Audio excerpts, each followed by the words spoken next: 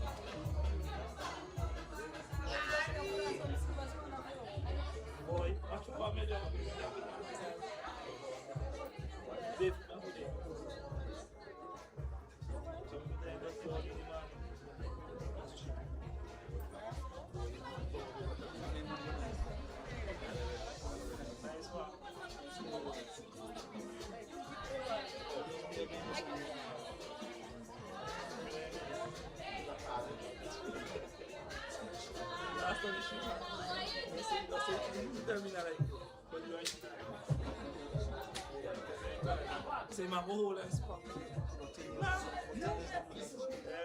So you might tell me I was spunk here. He said, now you can't put the hamburger.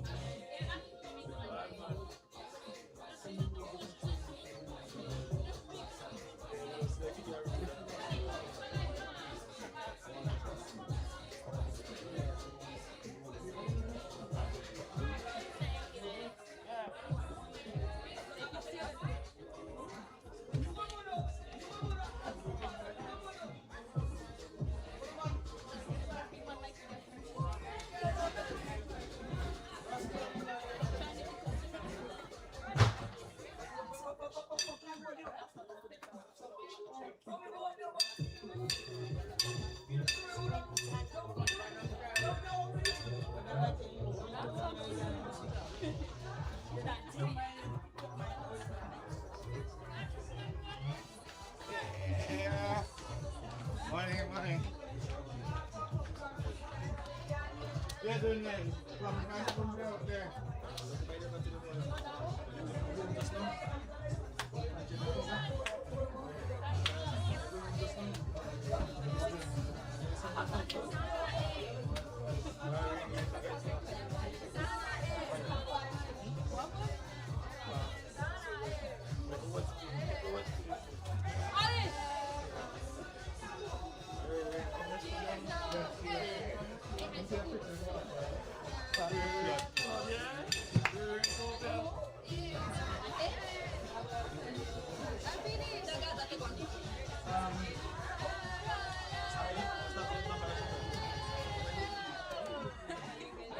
Because the thing is that you will have to protect it.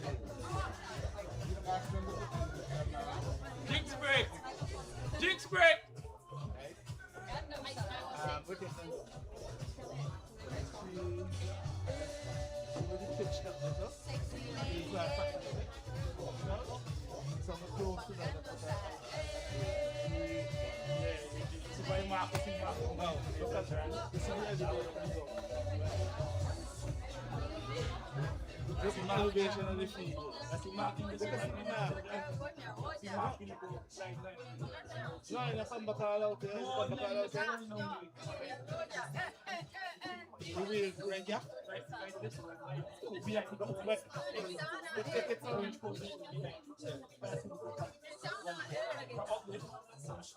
Straight down. So what you do? Now in here have a sink. Then I put the drain in the middle of that. I put it on the bank.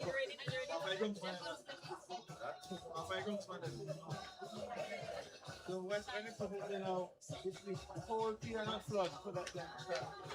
The man of two covers and empty covers. Can you go on now?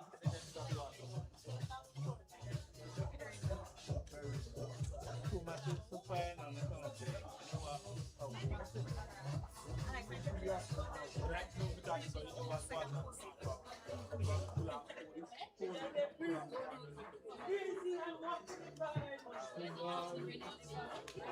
What they're supposed to do, what they're supposed to do is carry covers down there, empty it, and then bring it up.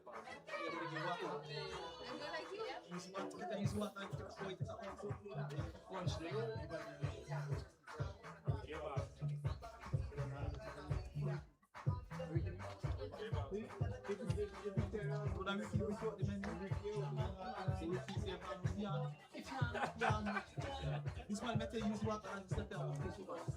So the man put come back from all the water.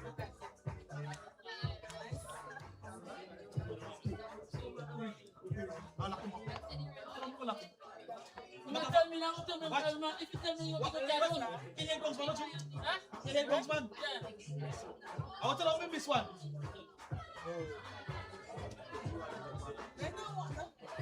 There's no water spot. Let's go. Come.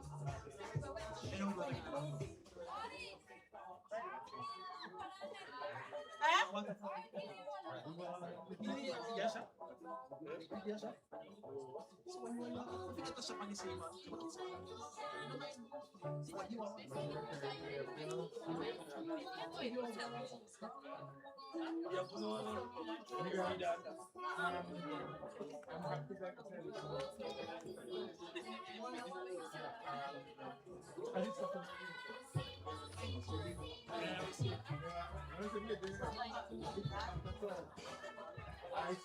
I didn't realize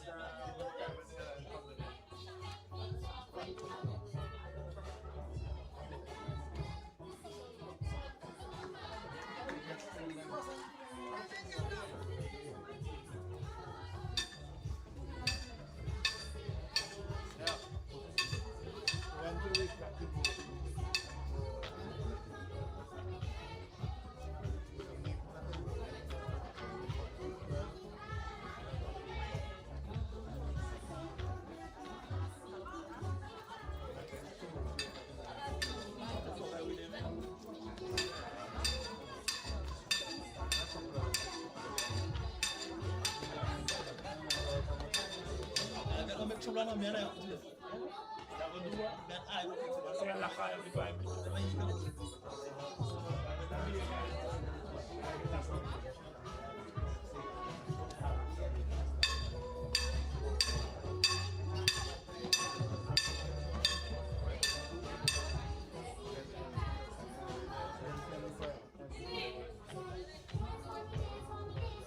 Check.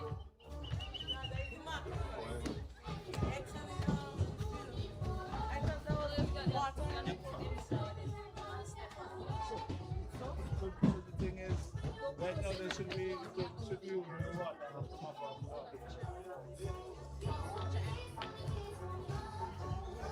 Where could the water? Well, the water. What the water? Not the water. Water. Yeah, I think it's that. With the water, Oh, they're not going to take off the cooling. You want to be in the cooling. so no water by the field. Nah, But water out there, so something because of the right, so this is the little one. but all the water they run back in the field.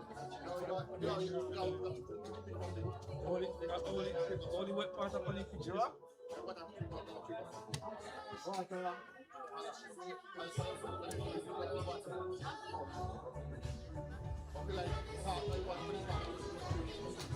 But then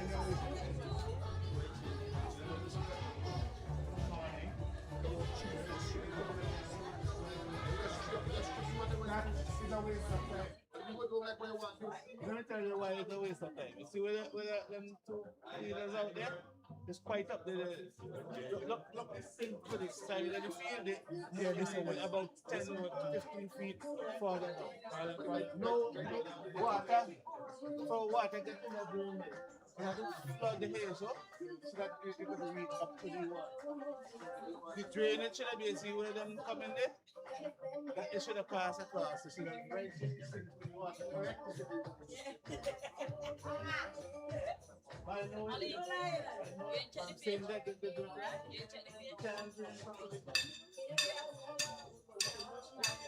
can't drain properly. You have to put it down in the sink there. Okay, now let's start.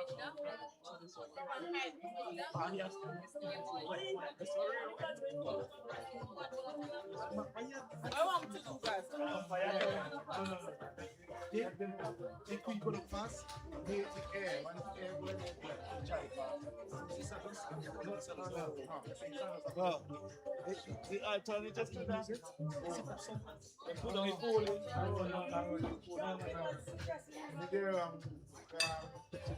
Tell you, the way he doing it, it will be more effective in the market, control, so that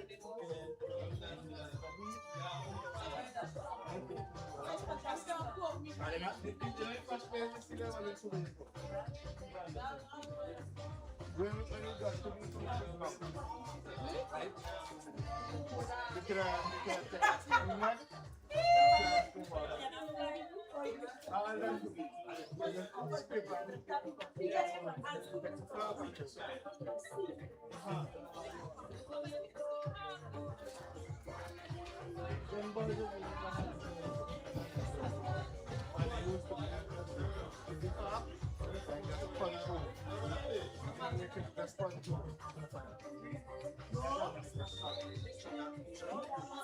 Alusha government to kill him. So what time to say like this is still in the world. Yeah. Coach got something once They fast. just sprinkle some vegetables, put on some dry grass and like. Try grab But the then- gas. Yeah, but just gas too much. Gas, much gas can take us like. Well, let me do it. Take off the water a bit. So and the water is Side up part will move it. Let me see if I some James contract. so when I was excited Water does run back. when I heard that is in this way. When I came to saw the location, Shy, I'm to sing a song for you. Hang on. Shine, you need sunshine. Right, so don't come in there. But then, I try to make some lesson there.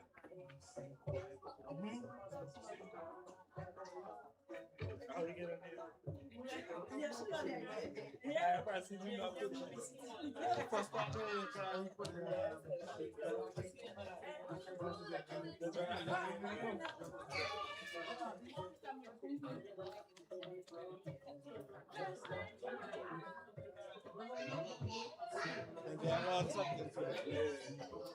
that's very important. So everything is very, very important.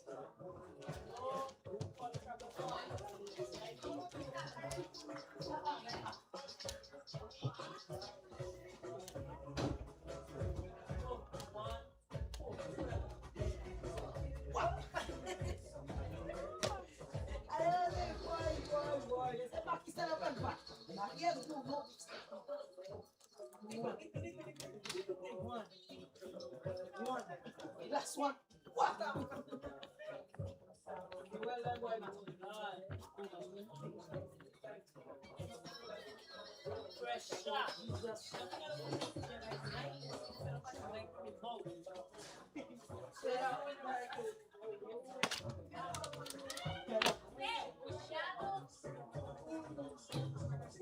Get up.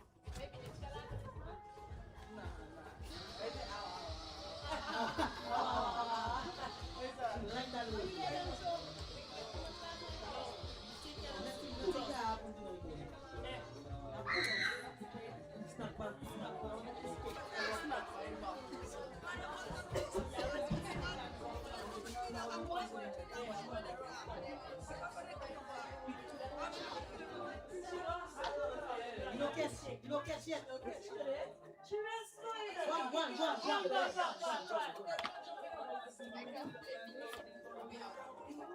No, man, no. No, you mean, no, after you.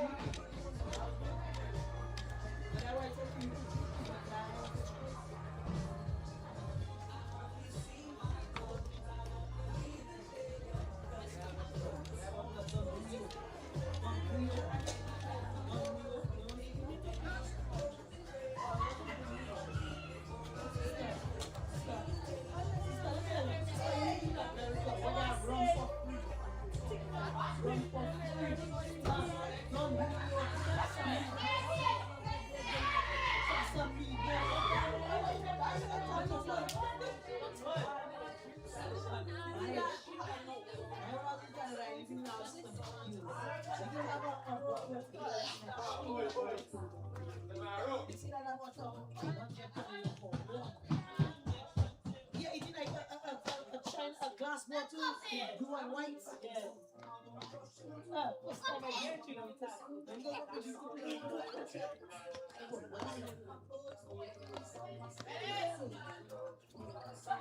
When I say try.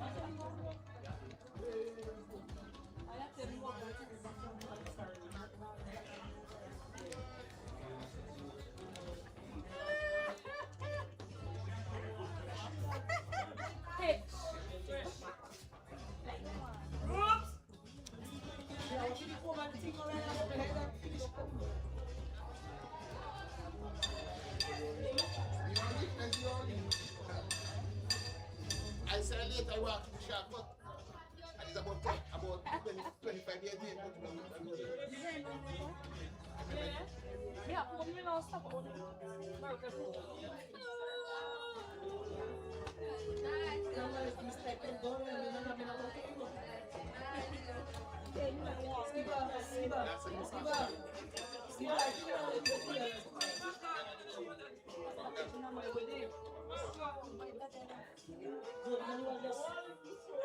Just right for them to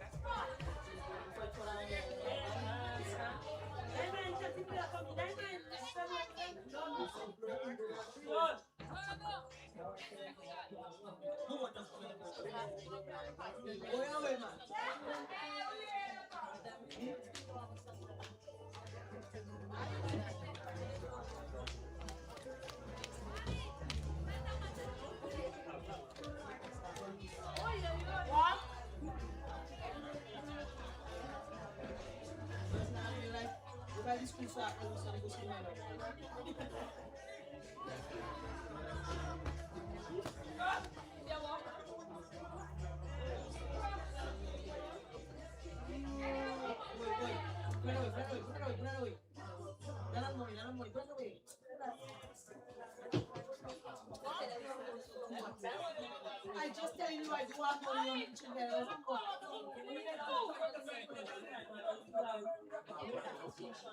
Whatever I tell you. What do you mean that?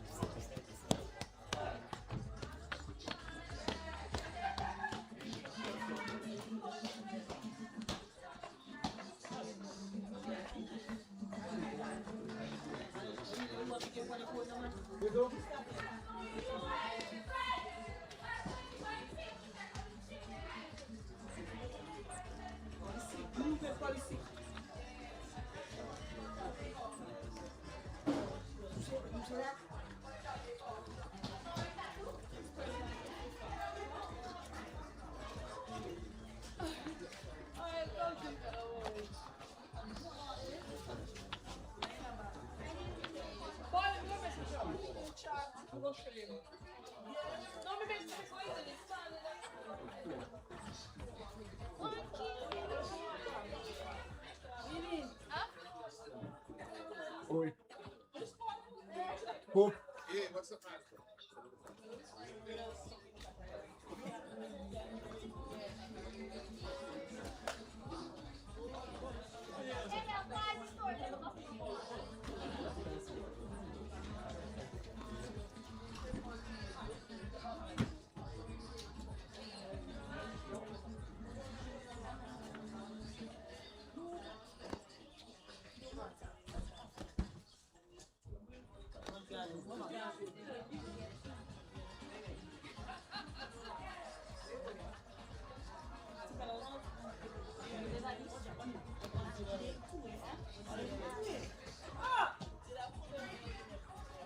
Hey, you must stop doing so, man. What can I do for you?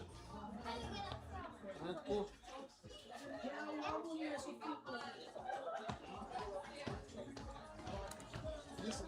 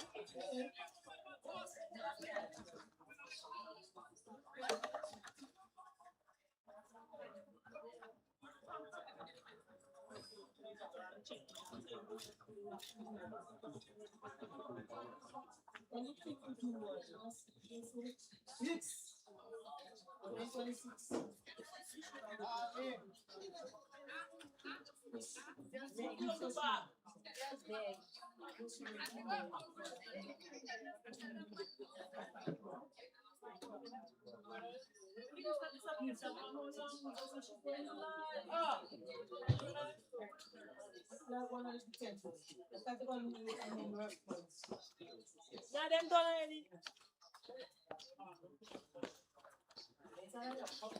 You don't think that we have nobody that can move in.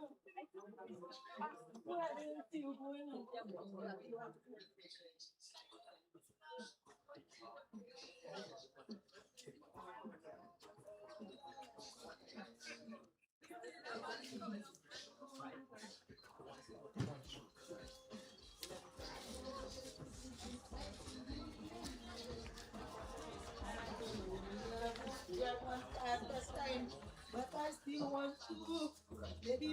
phone.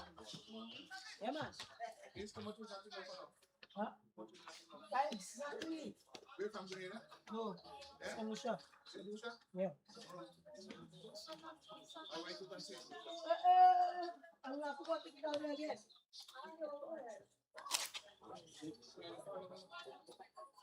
All I want to do is leave a little, free a little, and one in your life.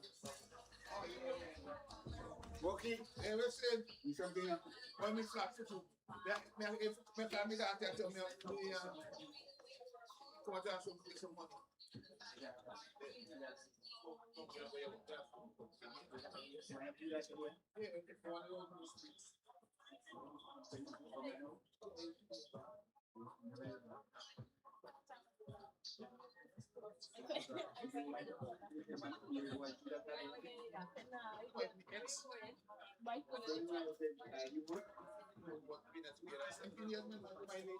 Same thing.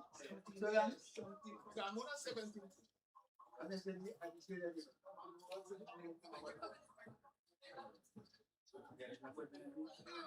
We don't mind that. I think so.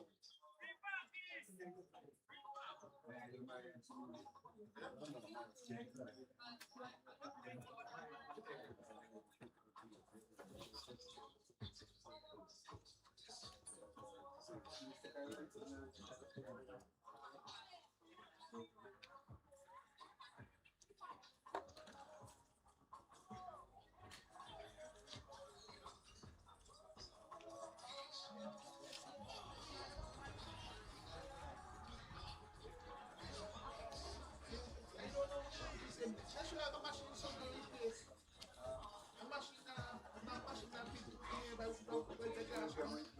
Yeah. Everybody know I just put the car when you need money to come back to anything. I'm getting one.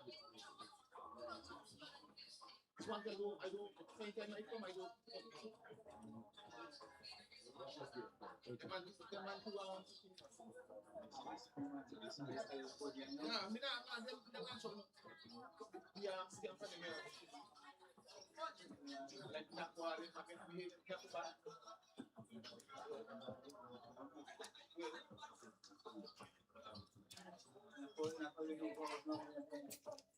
What I tell you now?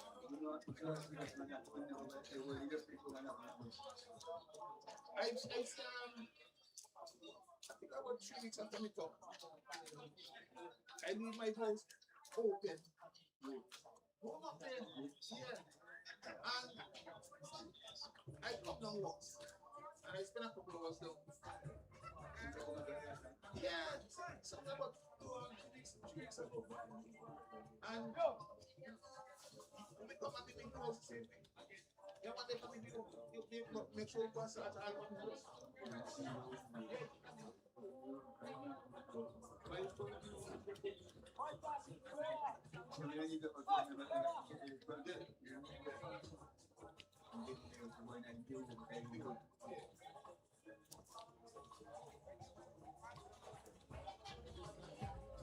¿Tú no también, Joan? ¿Qué? ¿Tú no también, Joan? Not yet, man. Let me talk to you. Yeah, it's gonna happen. Going soon.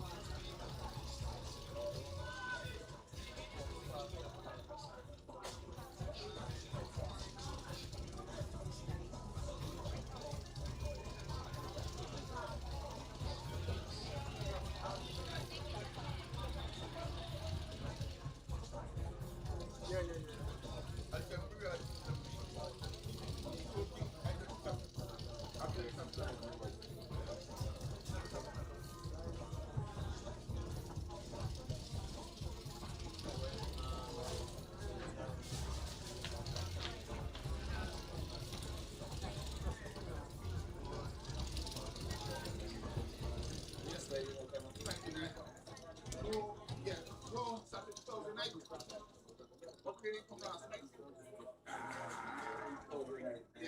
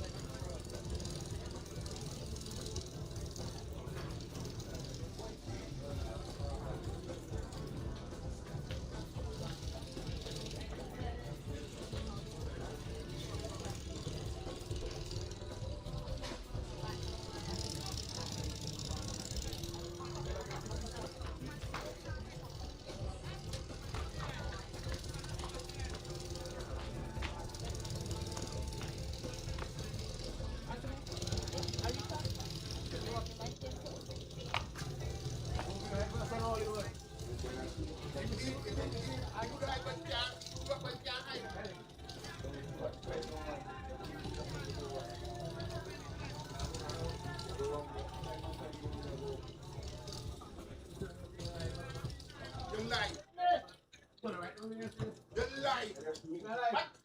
You're lying. What? You're lying.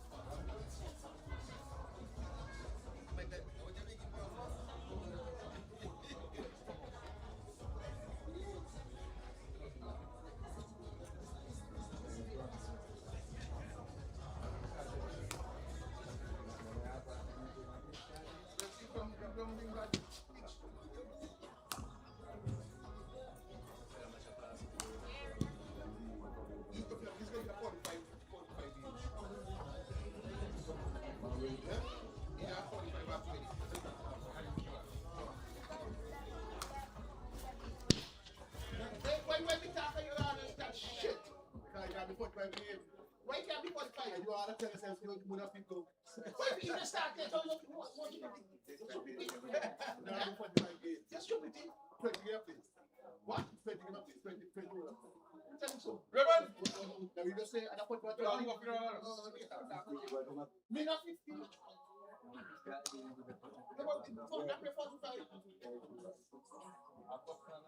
Yeah, just chat shit. Man, what I did, I don't get to. But they come here and they say, you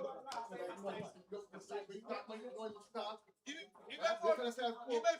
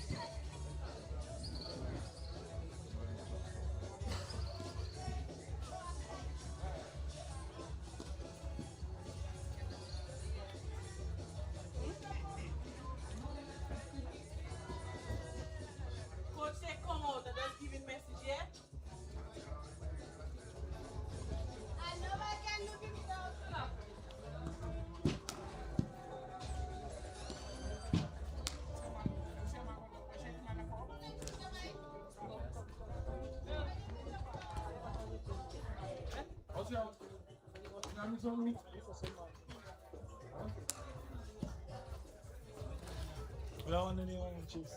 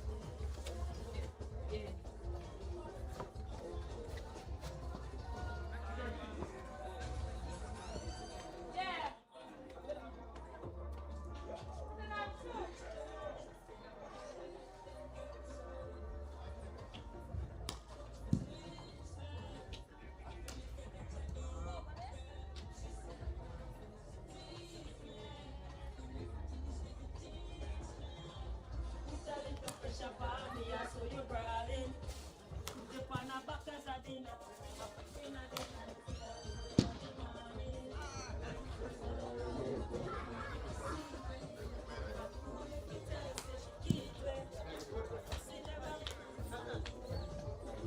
bring him back.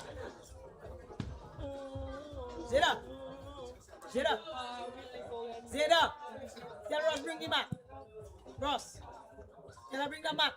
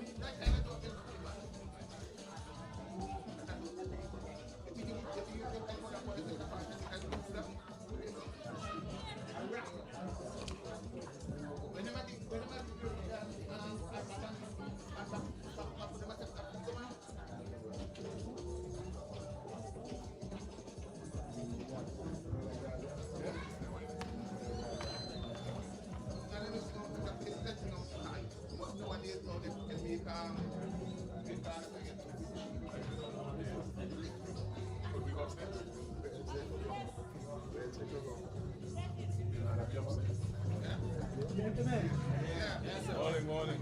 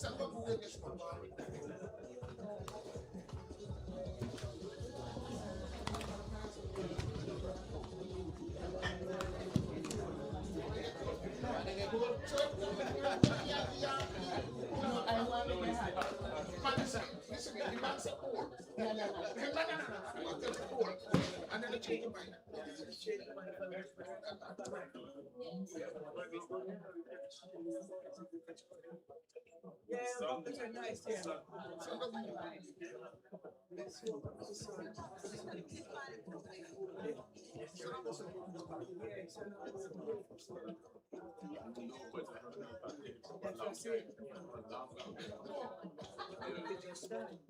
Right.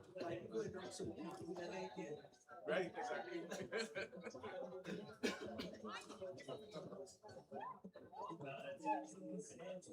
What time they gonna start? Listen. Yeah, no, it was start 9:30.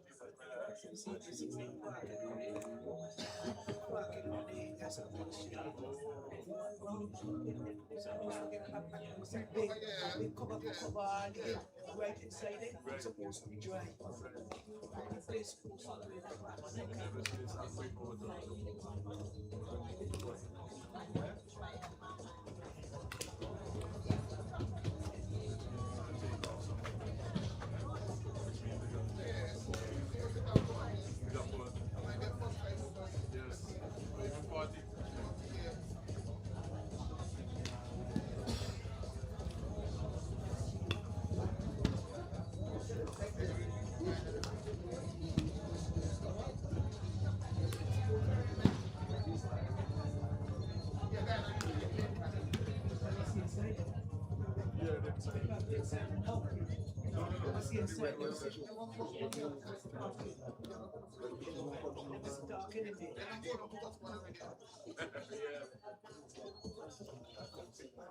That was okay?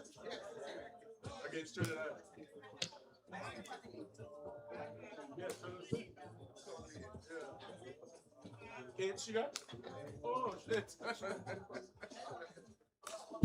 They have Trinidad holding the uniform in me like, yeah. 8? Jeez. But, yeah. Yes, we were there. So, Cumberland, they went down Cumberland. Yep. Trinidad. Where was? Only one. Right. And I signed it. Right.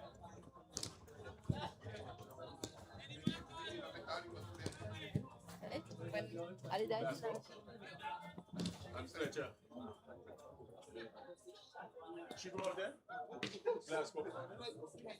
Oh, okay. No. Glasgow. What are they talking?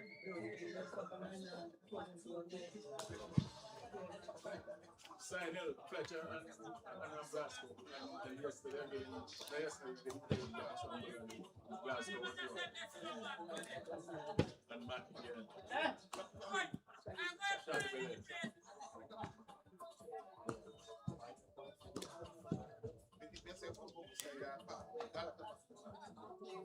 I'm all around they soft. They didn't cover it well.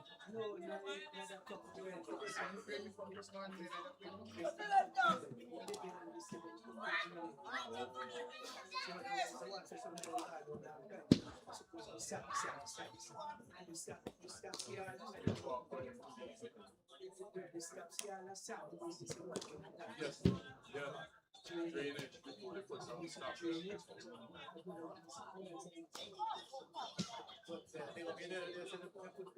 Oh, did they fix drainage? Oh. The World Cup time, you mean? The World Cup.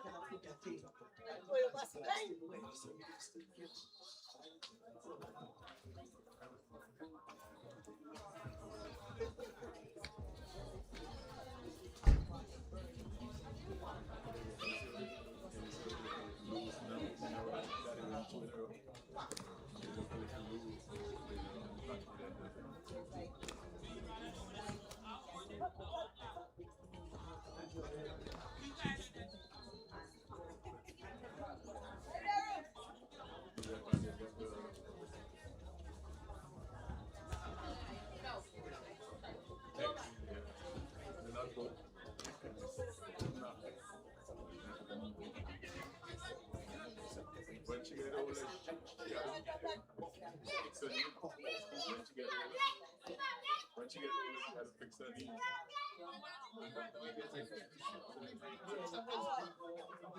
No, the oldest she gets is in more now. Yeah. You got a guy who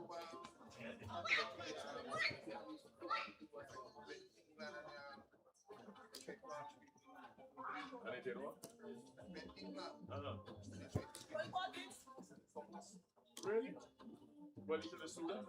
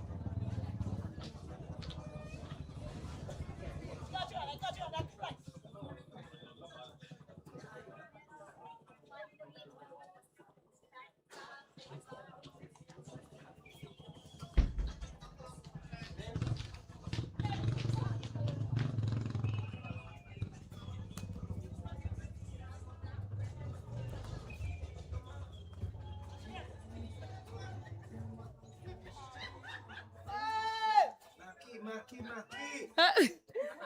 Video para ver se me quer abrir vai ir. Yeah. You good? Hey. Yeah. Keep up the good work, you know. So she remember you.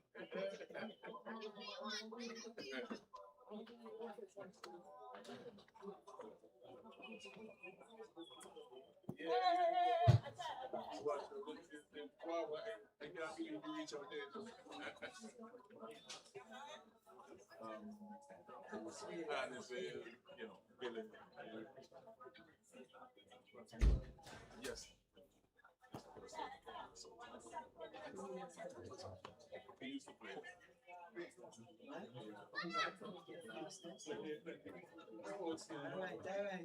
Alright. You want me to? You're home with the home, right? Yeah.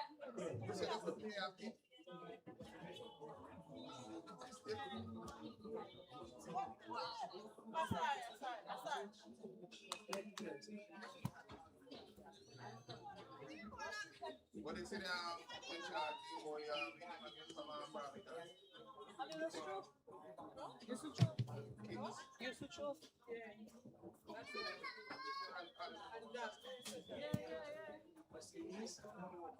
Yeah.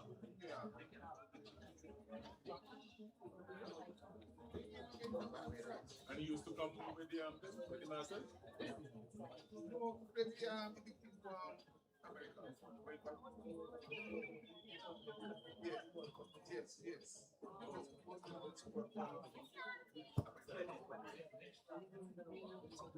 know we're talking about, I don't remember his name though.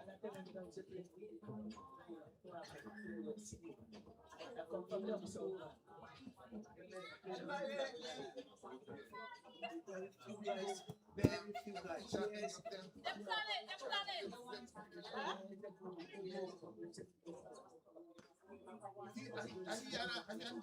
I chased me. Was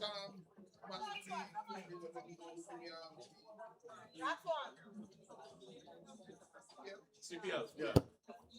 We played by the CPL. I know what you're talking about. No, you play for the Kings. Yes, I know what you're talking about. I just don't remember his name. I know what you're talking about. Barbadian. I know what you're talking about. I mean, used to open, right? no, we come from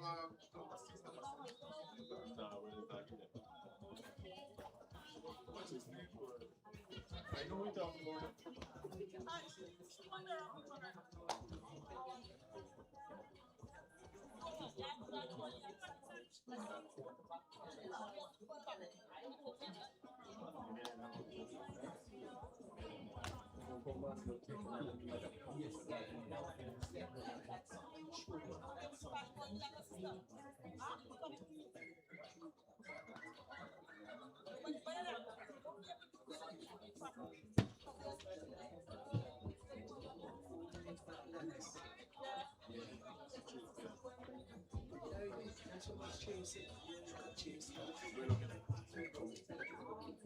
Oh, because okay.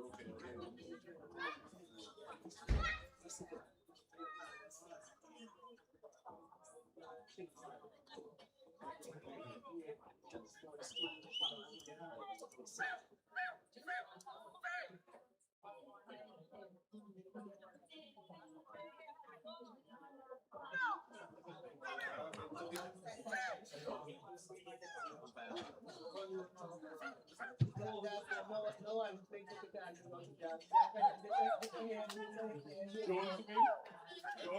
John? What happened? For what? Oh, shit. You heard that recently? Yes, I didn't hear that song. And they think this man and everybody else.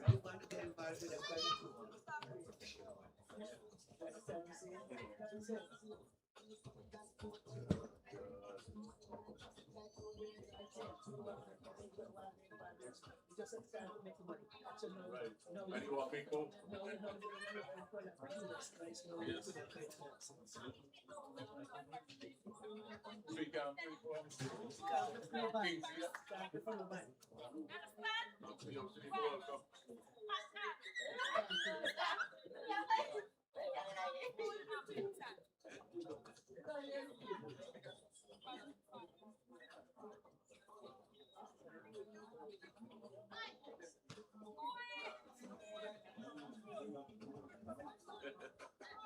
So they can't take it.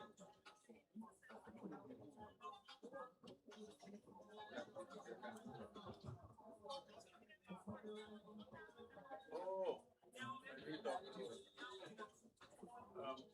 what's his last name? That's it. They used to play for our thing here, BPL. Yes.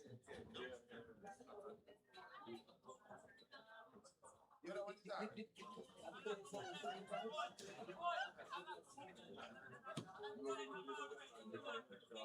I never walk that young one, 12 bucks in the house right now.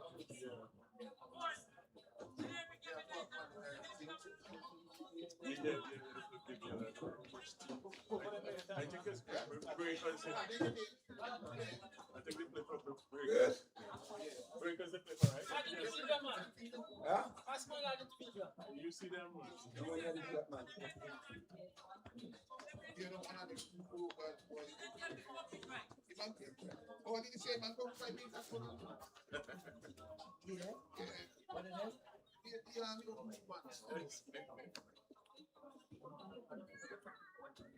So why do people trying to get into the water to go down?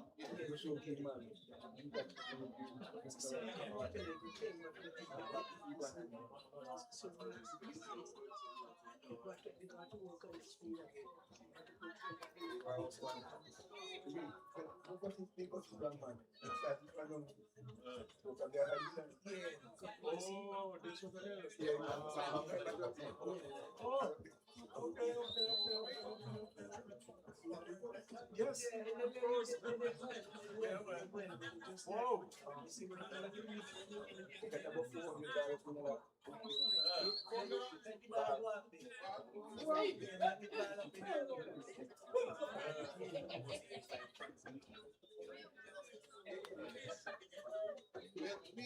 We didn't have a nice taxi people, hotel, and says the most they ever paid that business. Okay, thanks. It's when you know that we Oh, they ready? yes. And then one the minister said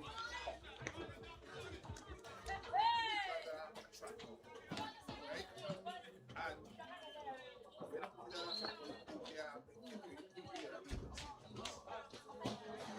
and say The cricket is in now. yes.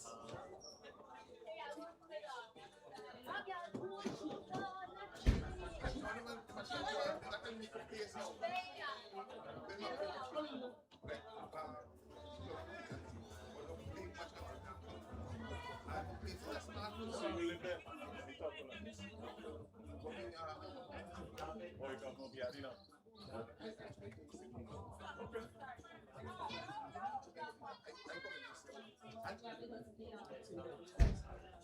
That's it.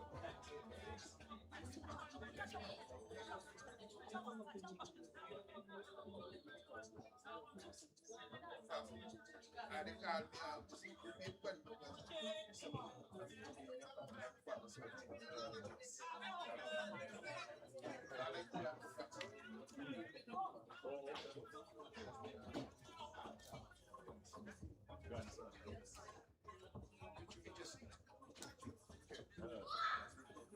Oh yeah? How that happen? How that happen?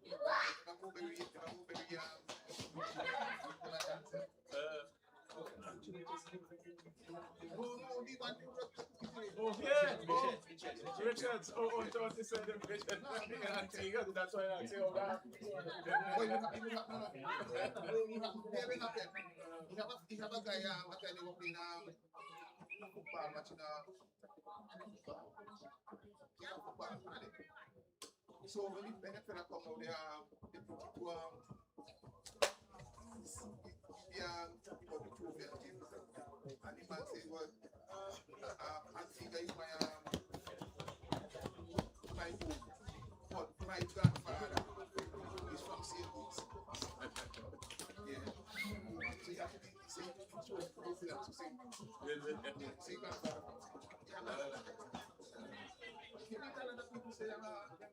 from Mix, yeah. In Santa Domingo, people are telling me, say, my grandfather from St. Louis. Yes, my grandfather from St. Louis. I'm sure that I like if one Guyana tell me the parents from St. Louis. Panama too. Yeah. Because people leave it to go to work in the oil. I got meeting. I think on 1991. Them asked me where I from. I said I from St. Louis. I say no, I went to a church. I said the only person I meet there. They introduced myself is a Vincentian and a Jamaican. Where is it? Can't remember where country says. It was a far country. Australia? No, not Australia. Different country. So what is one Jamaican and Vincentian like? Yeah, but they always say in Trinidad and it's a mixture of Grenadian and things like that. A Trinidad is a mixture of a Grenadian and a Vincentian. My father will be 5 years say my mother pay. Yeah. And he married 2 times. And he Trinidad? Grenadian. Grenadian, yeah. Yeah, but he was in Trinidad. Trinidad, yeah. They took out my mother in 2005 and they took out 6. You know, when the folks at something to be back down in Trent.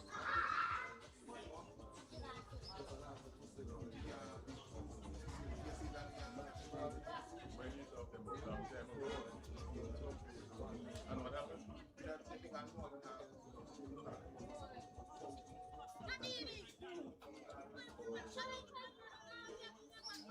That remember when they fire at the Caribbean? Yes. Oh, okay.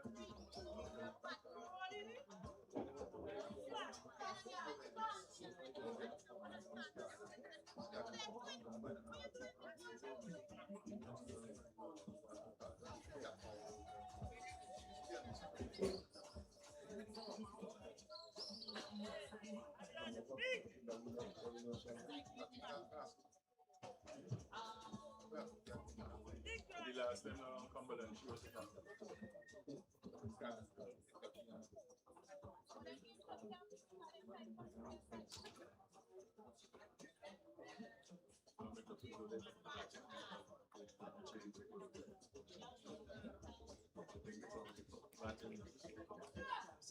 The entire set? Oh!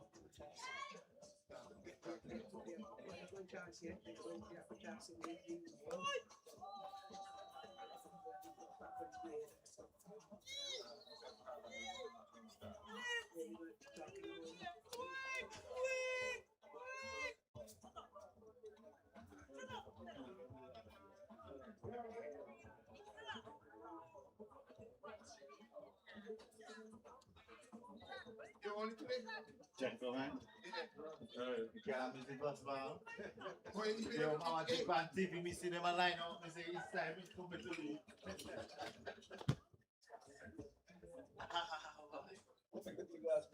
Huh?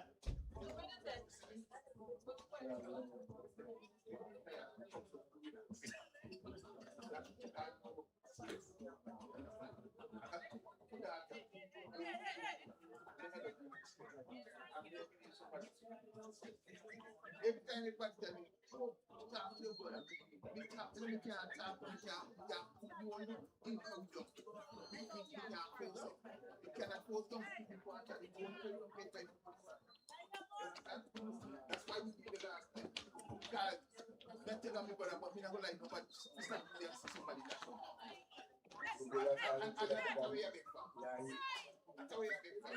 And you see them take one of them, you know, they man get on your bed, just tell them what you do. Hey, mama. Tell them, every old people talk, ask anybody. Nobody never talk about this. All about so you think you go make the list? Yeah. Banana is talking about to release it to man meet me, Mr. Pope, Mr. Pope. These are talk to people from and make them listen. Go put your dad. No, I'm not say that. Brother, I will come from one brother. Come from one brother. Come from one brother. Man, I stop some people. Yeah, want to. Yeah, Tony. Because when you want to die, there was a different easy. What this one? What's up? Cardigan again, the fan. Good on it. Yeah. Boy, me tell you that man did different boys. But we see you catch it on right, Memphis on right now. Boy, man time for parking and things up. Catch it back, come back up. Hello? They man jump on off the old road. Animal. They man say have a good day. Boy, man start with It's like when you coming off. Boy, something wrong with that one, man.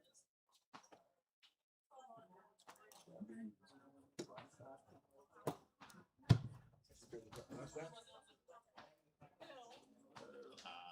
going to say about 11. Probably 11. You know we're going to do that cut down the oven.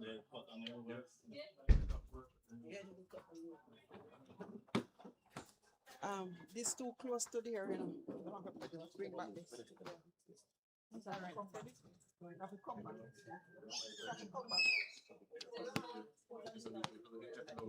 You are supposed to give me some information as to play. No? That is yet? No. Really? Oh.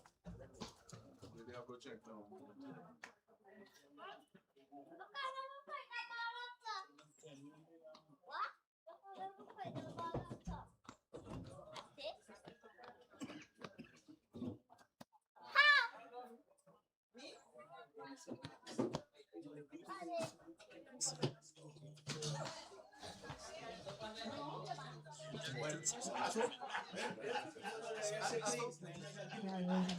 Yes, can I have the ball, please?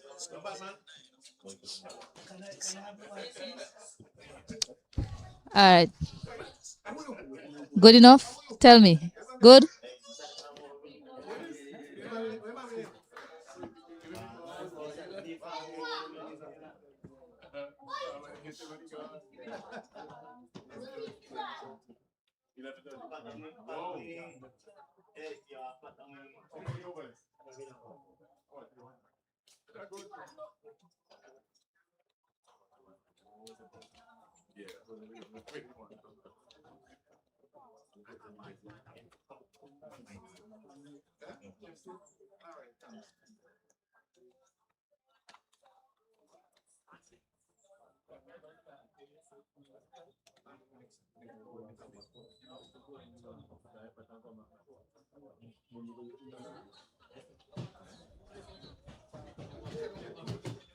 Well, you know, I don't cook at them.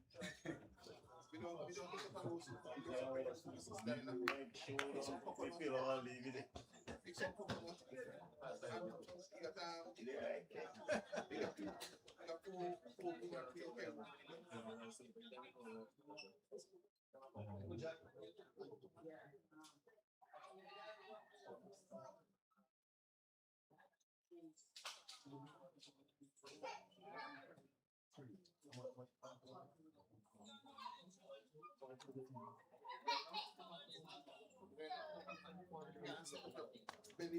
Belly vexing mouth.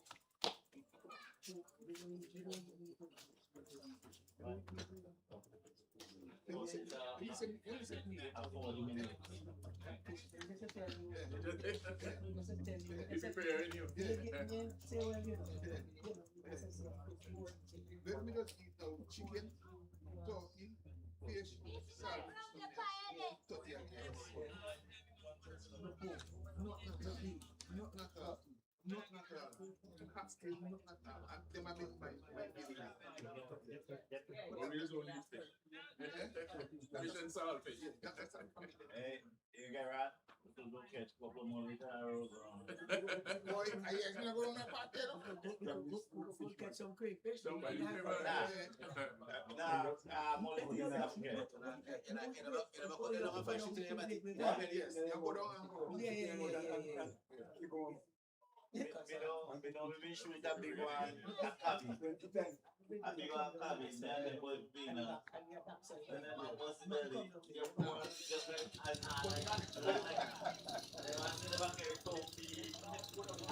What is that in it? Really? what's the belly? Which one did you say? What is it? And it's sweet.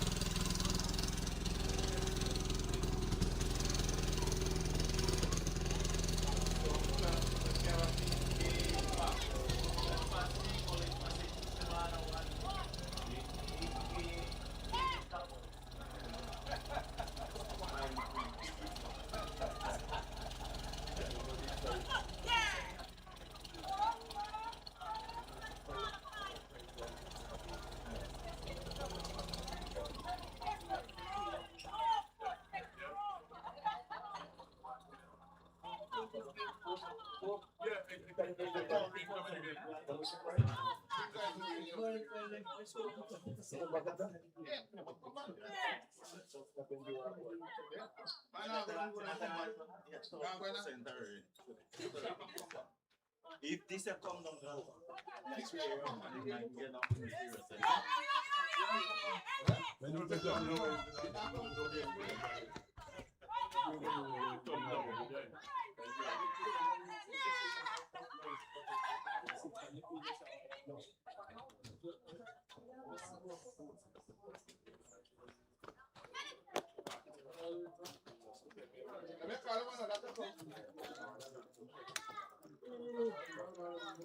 President.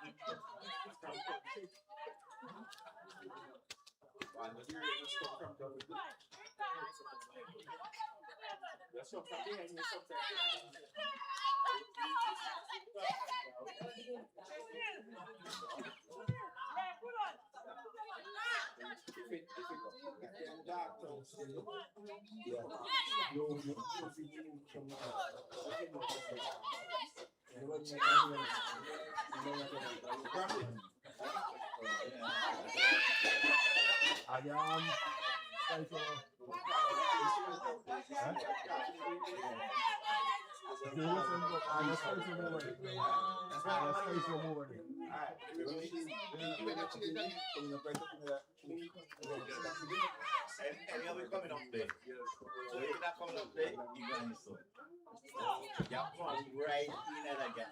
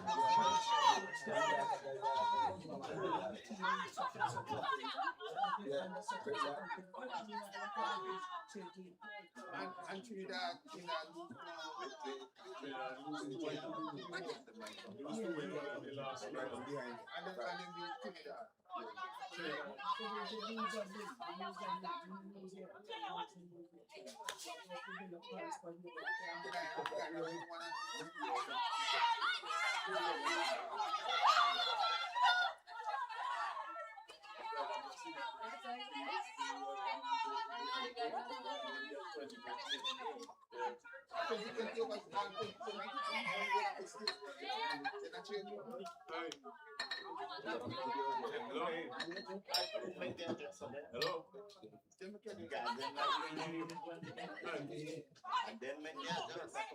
You just called me.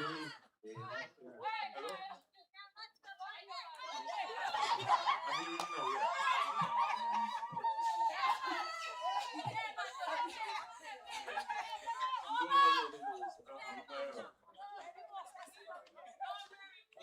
Oh, come on. Yes, all the way up here. All the way up at the gate.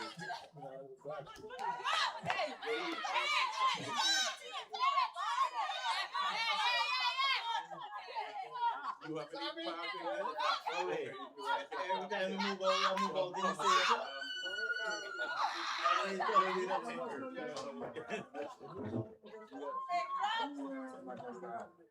Wait, hold on.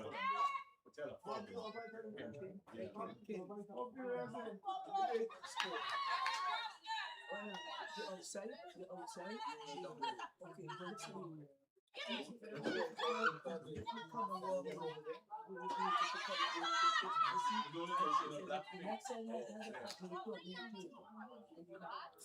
If you come in straight, you see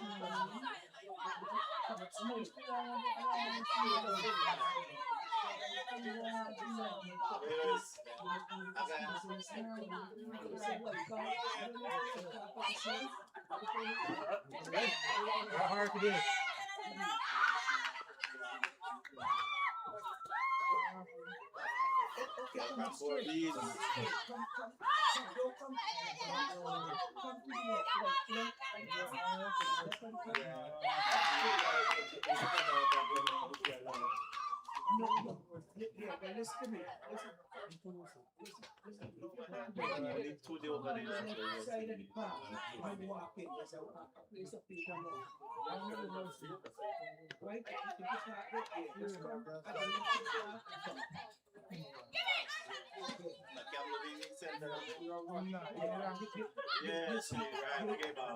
Yes, because she's a camera. Side screen.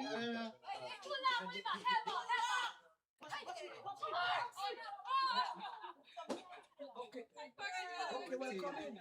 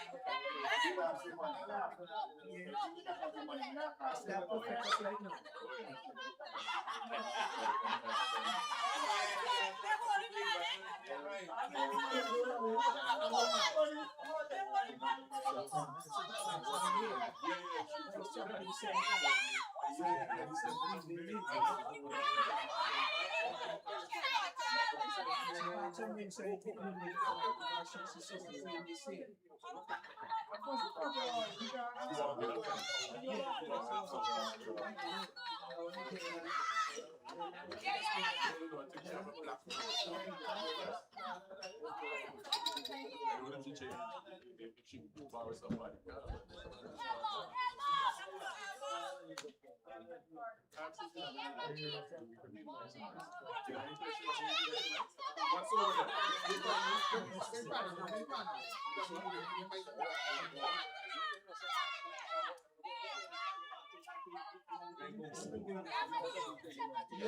I thought you were being a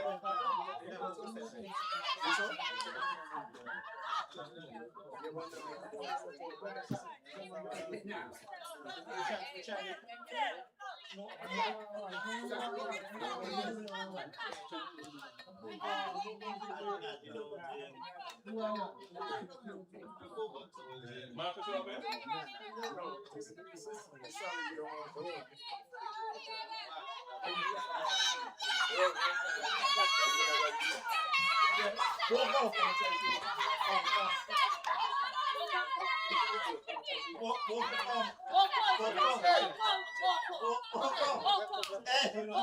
Hey, wait 20 cars. You're coming back. No, it can't go in there. Go back.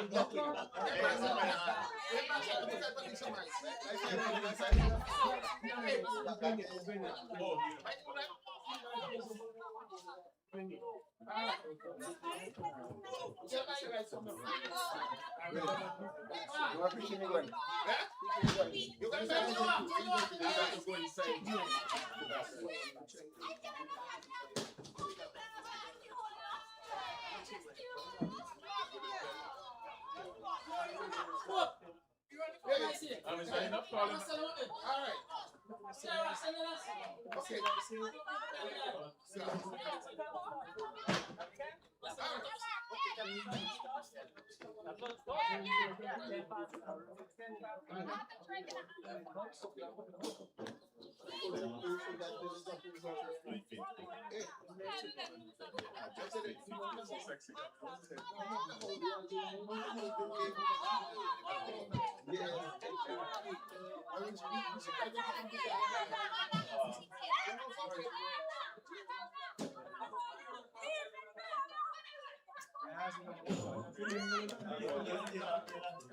Over Carlis.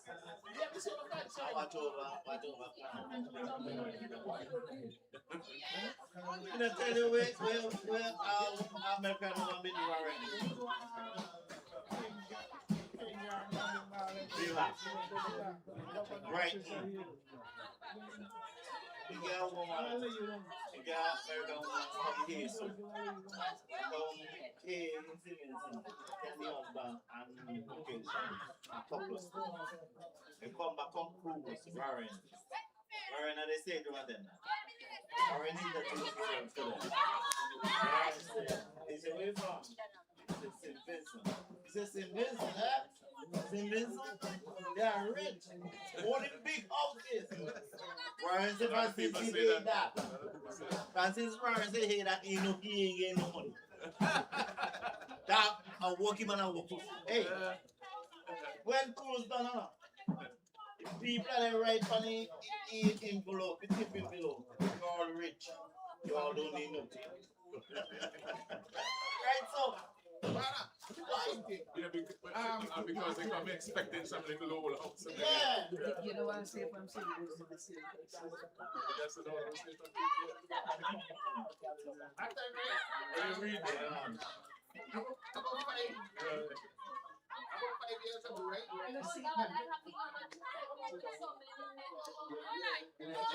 it's still early, don't worry. It's still early, don't worry.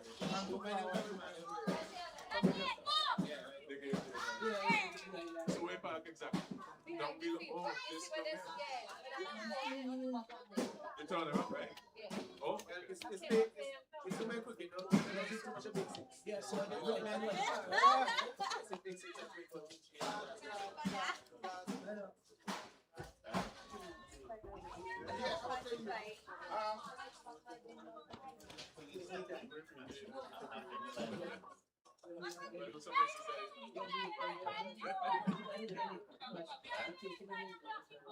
because this weekend.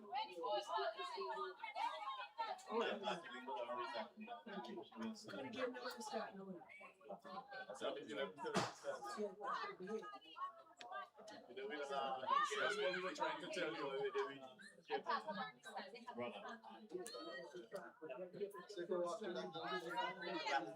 Right, so go through here, right?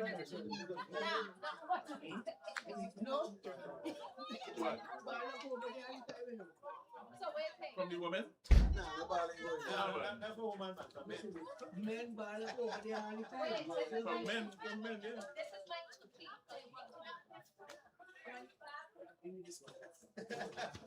Yeah, throw it that one.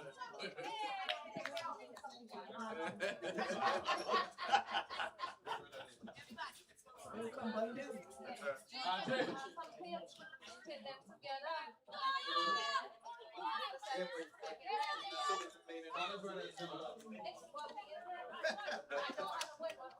We got two. We have got two in there. No, you're on the right past it. Oh, you can't do that. Choose one. Impossible.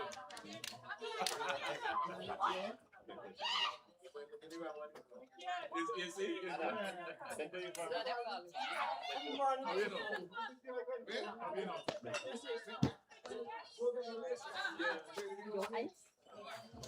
So you know that? How do you look? That's because of me there. Oh, you know that? There'll be no of course, yeah.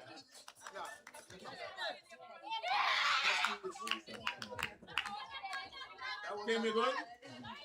You going? You could go through there, you know.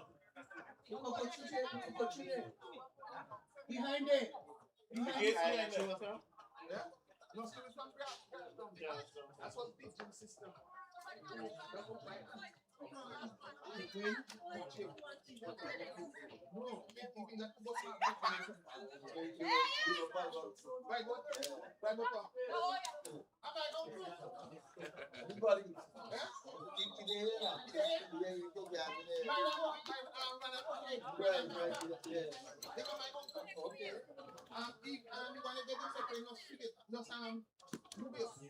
That's what my auntie does. So who's your mother? Man, I name Martin.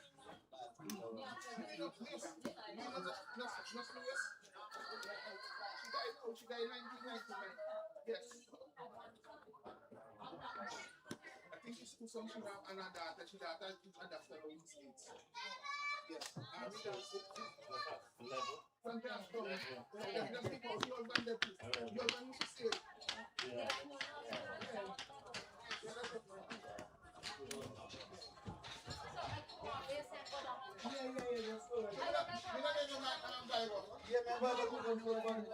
Yeah, just go down and come. I started yesterday. And you know the guy when he was gone down to, he can't see child inside it. That's why and father side.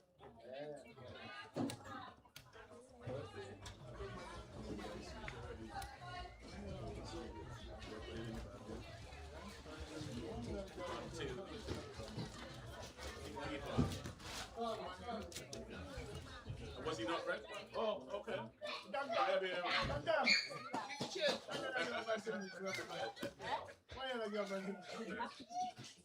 Thank you, bro. Thank you. That's you.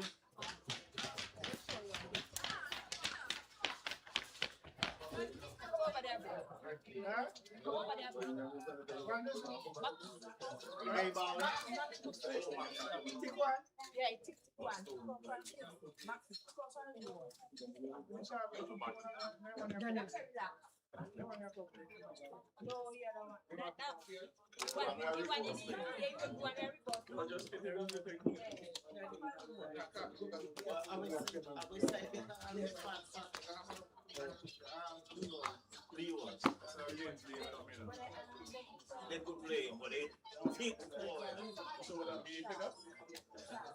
Yeah, 2%. If I'm being a call me, you probably ain't gonna answer me there. Because you know. Yeah.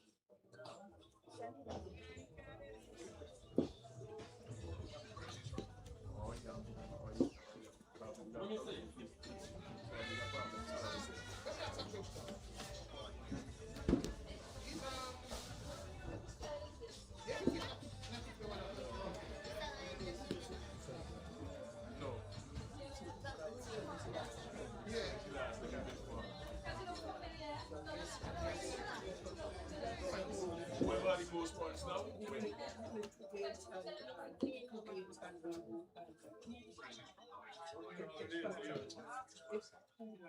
Try to call it this. Try to call it Stevie Anthony. Because I think it jumps that year.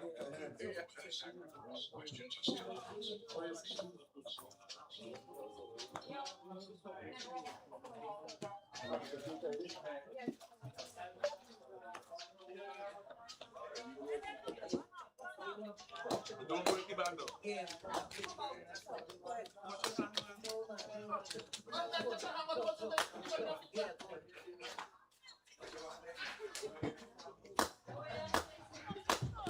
know the guy who was the answer back in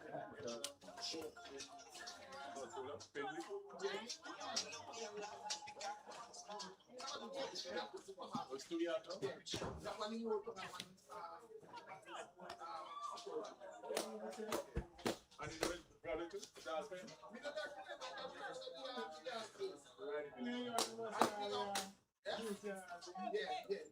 And he was brother we used to be music club.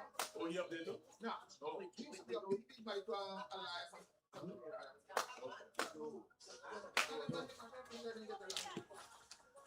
Because when I'm in a country, when I am inside the country,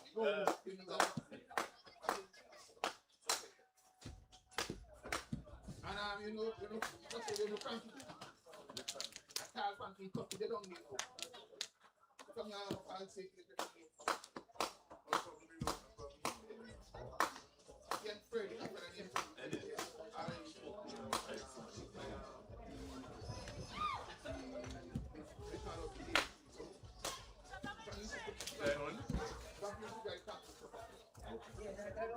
I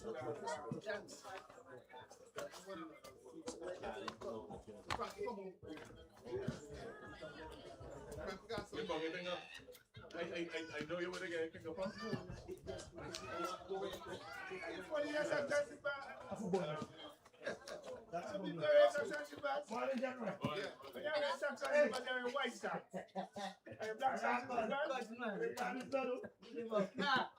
You look like a man. No. Oh. It's not like you must be able to play.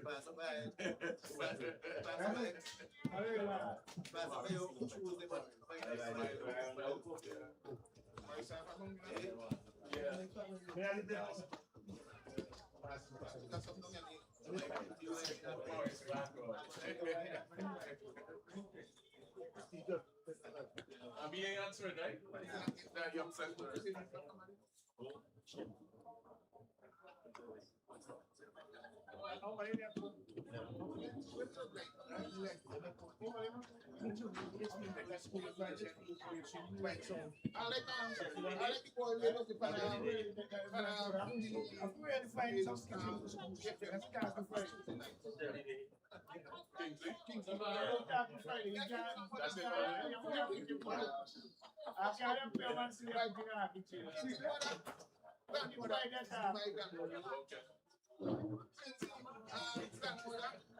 And my father, I like me and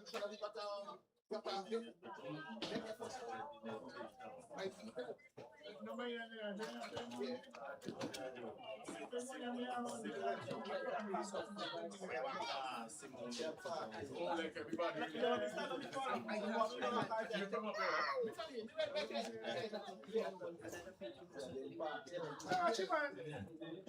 You are fighting myself? What? You might back to me, but I'm back to one.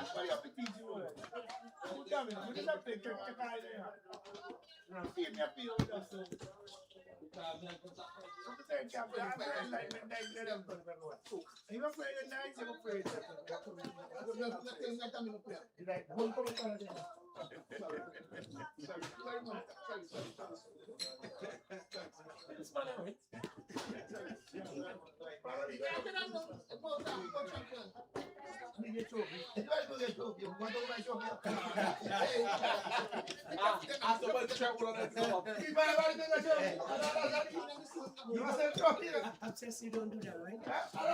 You don't do that.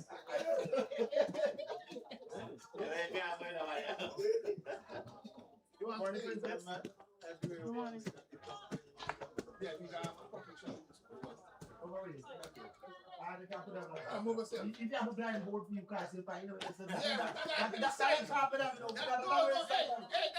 only coming. They keep with all this side. You don't know who's happening over Hey, that's only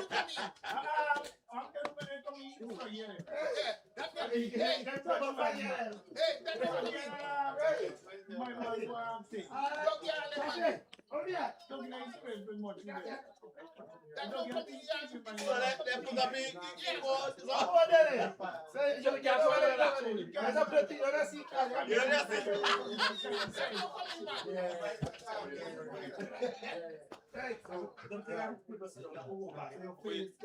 The lady coming back. I want to sit on That's here. important because she got it cooler. No, it's coming. It's coming away.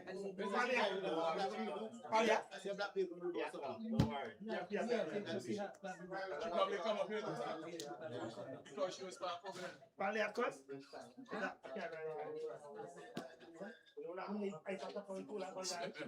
Virgin chicken.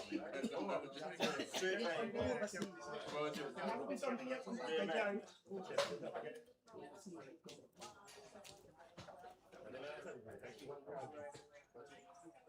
Come on, catch your ball properly. Come on, catch the ball above your eyes. Above your eyes. Above your eyes. Above your eyes. You make it, get it ready. Above.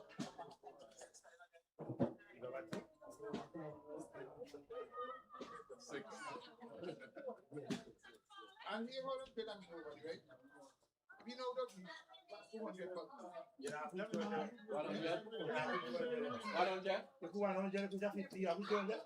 whatever over here. And here, we need to over. In 800 points is a game. And if you play now and you get suppose like you want 99, and you get 101. That's the game. That's the game, I know. No. That's the game. You get 101 points. It's the game. It's the game. And if I get all right, okay. If I get 100, If you go over 100, if I get 120, you got 99 already, and you got 121. right. You start from 20. You start from 20 go. No, it's just like if you rent the vehicle, you rent them and the vehicle 10 o'clock today, coming 10 o'clock tomorrow. You think everything by that time. And like parking too. Yeah. Simple math. Yeah. So if you come in 10 o'clock, 9 o'clock. Nah. Why you No. coming 9 o'clock? No. If you come at 9 o'clock, 1 hour before, they look at the gas. If you bring back the gas full, that's all. They could give back something.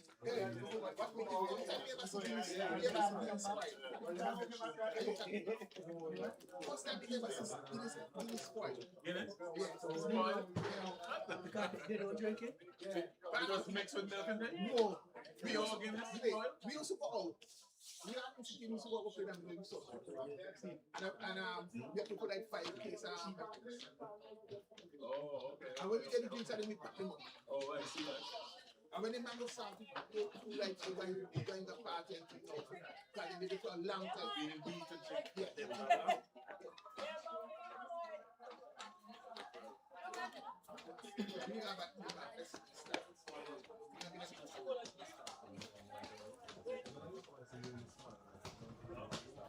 So what if you don't get the no? Take me out. I'm used to all about like beat people.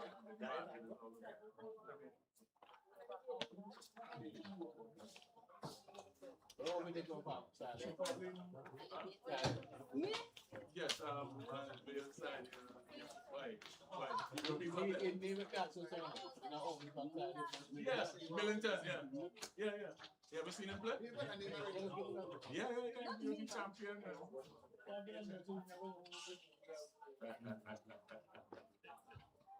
Yeah, that's what the situation.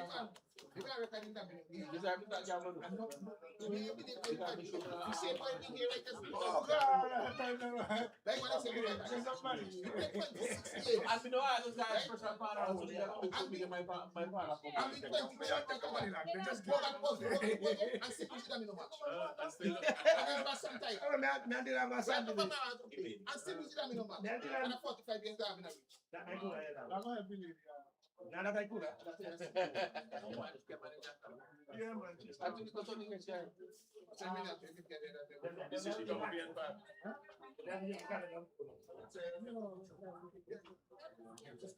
Pleasure. 5 wickets to the front. 60 runs. Alright? Alright. Put this and put it in the back.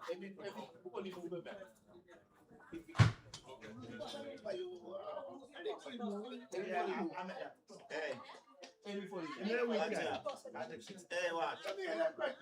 Hold it. No. Hey. Hey. Best side man at your brother. What I am. I joke. Best side man. I'm not Well, even no matter what I'm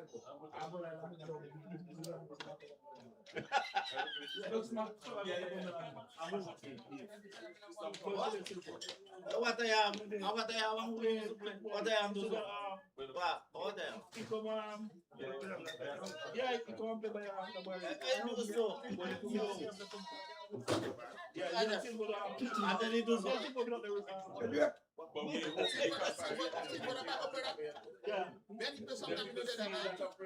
Okay. Marcus, I will try to take it out.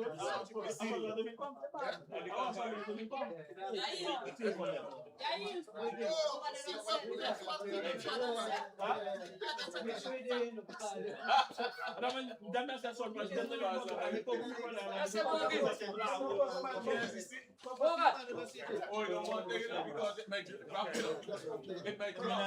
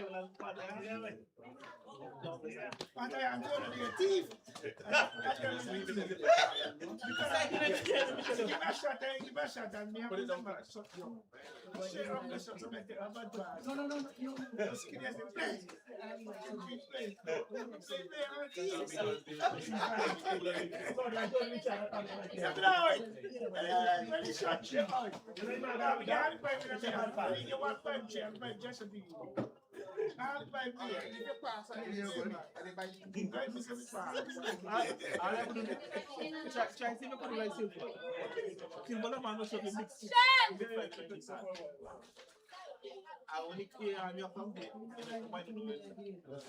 You are somewhere to send? If any days are back, I'm gonna get up when you get up.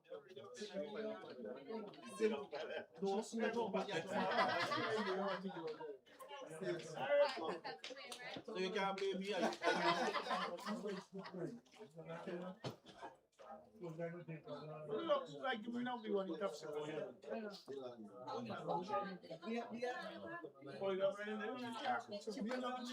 Okay. Access. I'm going to be in here too. When it get cold. Nah, bear man. One thing we sing increase in it.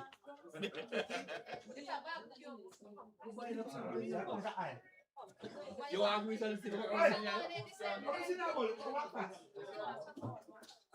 You want something soft. What do you got? You girls tonight? Got any girls tonight? Girls tonight. You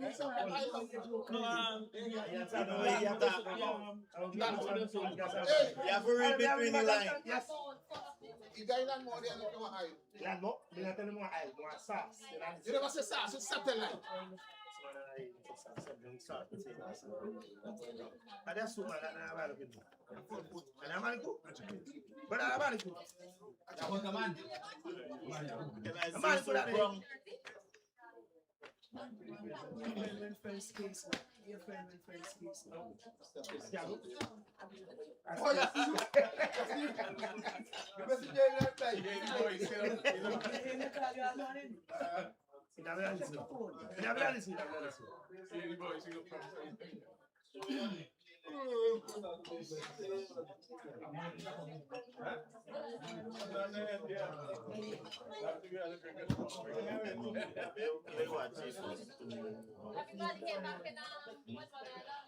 Everybody here.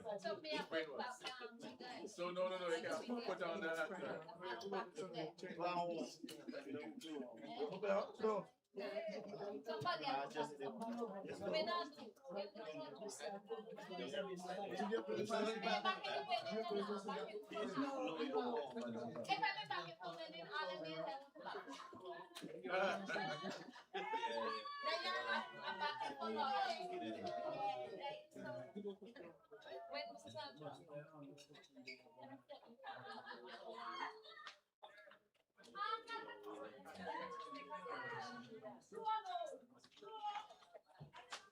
Ezekiel, how are you?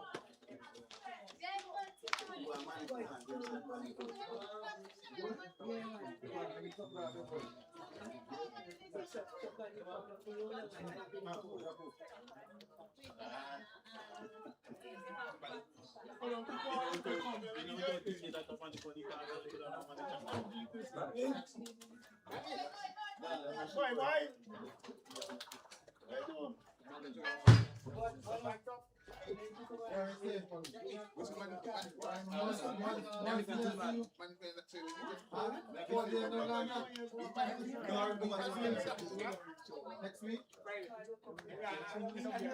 Well, man, when come here, me say me stop it. Wait, we go outside the bar. I want to bring a bowl of food with me. The first pizza me I talk, yeah? First pizza me dig up and talk. Boy, when me dig, we get pizza back leg. You don't start. When we come here, we say we stop 8 money. So we go up and we bring up all of food to me. So when we do so, nice piece of talk, you know? Nice. When we eating right now, when we do so. Yeah, you say, yeah, what's the big man? Yes, sir. You think so? If they be manipulated.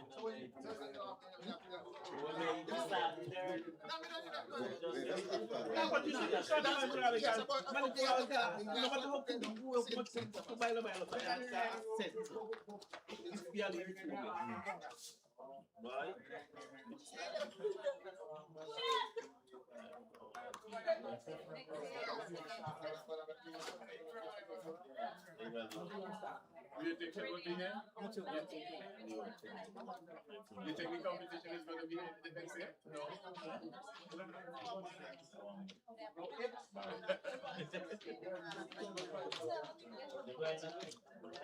One the other.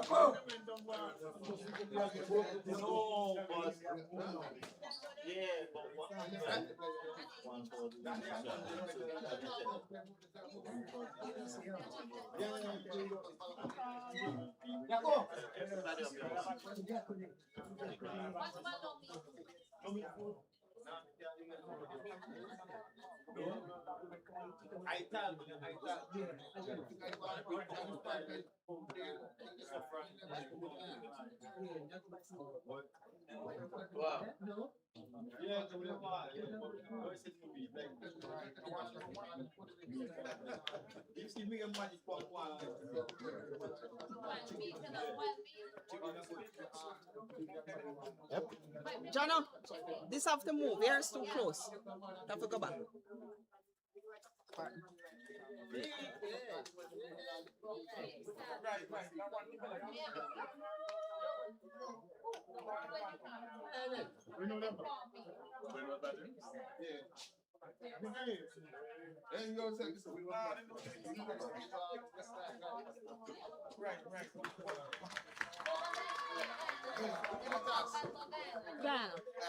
Guyana. Yeah.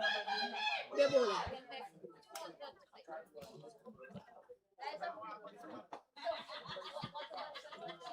Guys, come out and have support.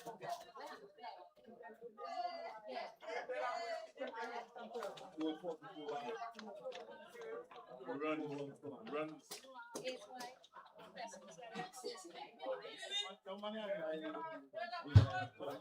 Manage. You have to pay me enough. You have money to me.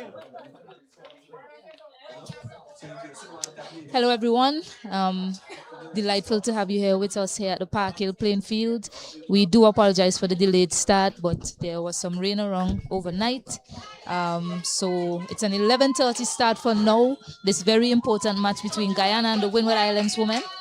Just to give you some information, early on, 41 overs will be played.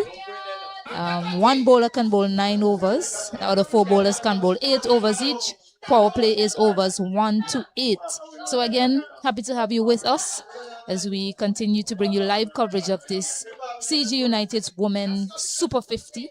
And alongside me, I have Mr. Osnet Cater. Good morning to you, Osnet.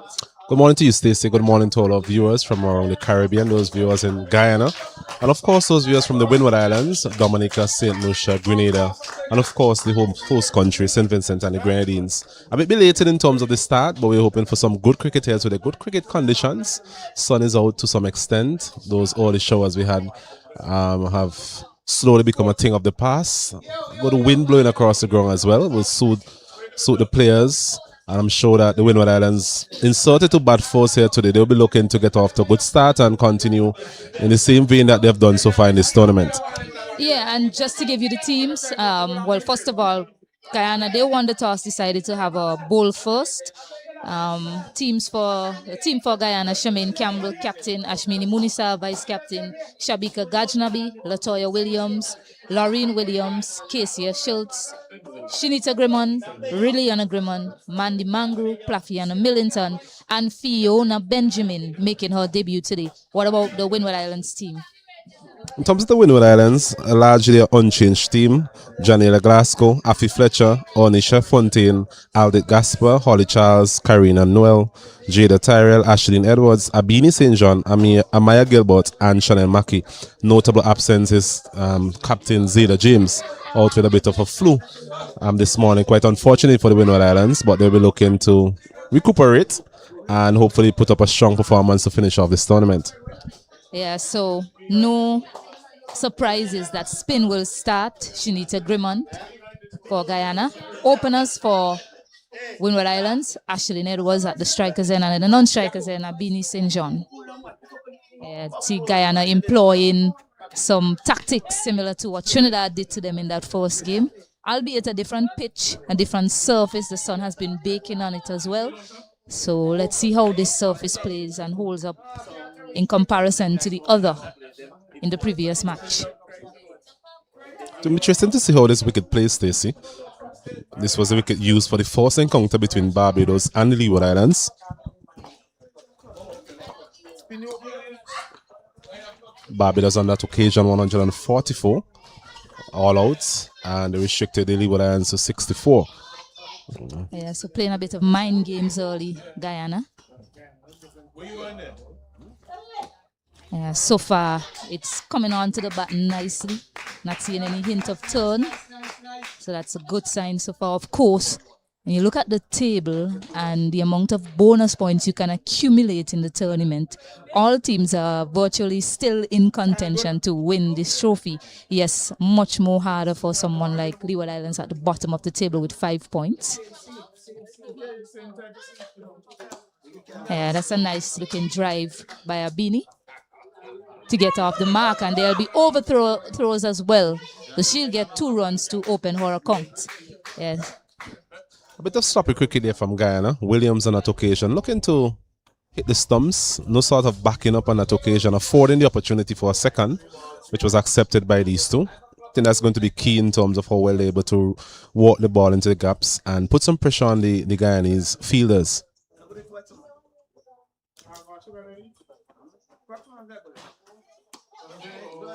It's a bit uppishly there by Abini. Abini opening the batting because of the absence of Zeda. Prefers pace, but has shown that she has capabilities against spin as well. Scored a 16 in that match against Leeward Islands. Yeah, nicely onto the back foot. You can see so far nothing really to trouble the batters. Yeah, stark contrast to what we saw in the previous game, albeit it was a different wicket as well. A bit more torn, a bit more bounce earlier on. So far, I haven't seen any signs of that as yet. That is. Yeah, you're hearing the sound off of the baton on the surface to end the first over. 3 without loss. Yeah, tidy over there from Grimman.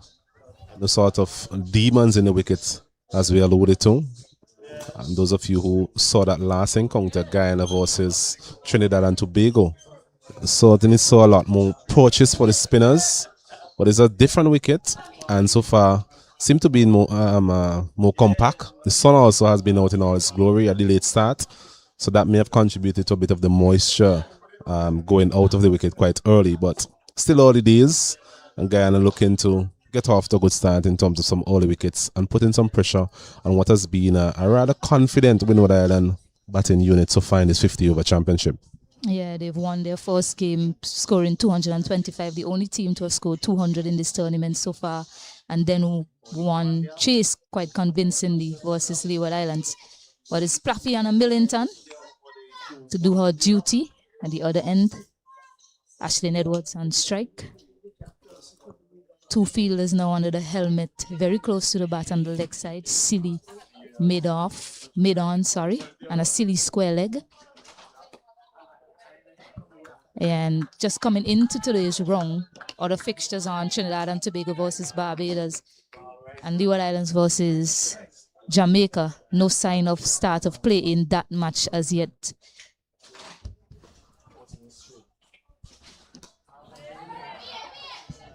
But coming into today's last and final round to determine who will be champions, Windward Islands were on top of the table with 20 points, Barbados with 13, Trinidad and Tobago with 12, and Guyana with 10, Jamaica 9, and the Windward Islands with 5.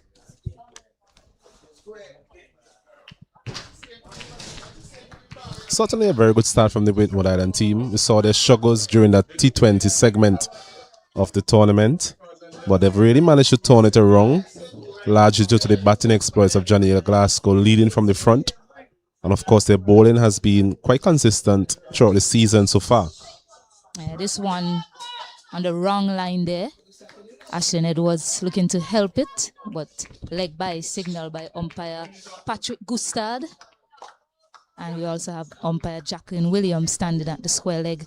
Fourth umpire in this match, Carolyn Brown, and match referee Jonathan Blades. I think Ashlyn Edwards would feel quite aggrieved in terms of her performance so far. Hasn't really covered herself in glory given the talent that she has. It's another opportunity for her at the top of the order to get her team off to a good start. Yeah, and it's a type of surface that she should enjoy. It's coming onto her bat nicely. Nice rock hard song when the ball hits the pitch, so that's always a good sign. It's a matter of applying yourself properly and giving yourself a chance. That completes that over at the end of the second, 4 without loss. Another tidy over there from Plafiana Millington, something that we've grown quite accustomed to. Always tend to give her team a good start. Doesn't give a lot away. Not the biggest turn off the ball, but does find good areas in terms of her operations. The Windward Islands looking to just get used to conditions. Coming from Cyan Hill where they played their first game, they also went to Cumberland, now in Park Hill. So 3 different sort of batting conditions. So it's all about adjusting and so far negotiating the threat of the Guyanese spinners. Yeah, and it's so important in the power play that you set that foundation, and I think that's what they did in that game versus Trinidad and Tobago at Cyan Hill. Yeah, almost in the game there, Shabika Gajnabi just prodding forward, and then there's an overthrow. The outfield is usually quick here, but because of the rain, it'll slow up. Some confusion again. Ashlyn Edwards looking for a third, not on, but Shabika Gajnabi almost in the game there. That one just landing in front of her. Yeah, coming forward a bit too quickly on that occasion was Ashlyn Edwards. A bit of bounce there from Grimman. And as you mentioned, just eluding the left hand there of Gajnabi at silly mid-on. With offer, that's the strength area of Ashlyn Edwards. Unable to find the gap on that occasion, though. Hearing the crowd saying to find the gap. They're firmly behind the Windward Islands today. That one full. I think she's gone. Yes, she is. Just drawing her forward with that length. And Ashlyn Edwards unable to get back. So the first blow for Guyana and an early strike. Windward Islands, Ashlyn Edwards has to go back. Yeah, Edward continues to struggle in this tournament. Once again, running past this one really. Maybe a bit of an arm ball. Hard to tell from our angle. But went past the outside edge. And good work there by the wicketkeeper Campbell. And Guyana, they make their early inroad into this batting lineup. And the Windward Islands, they're up to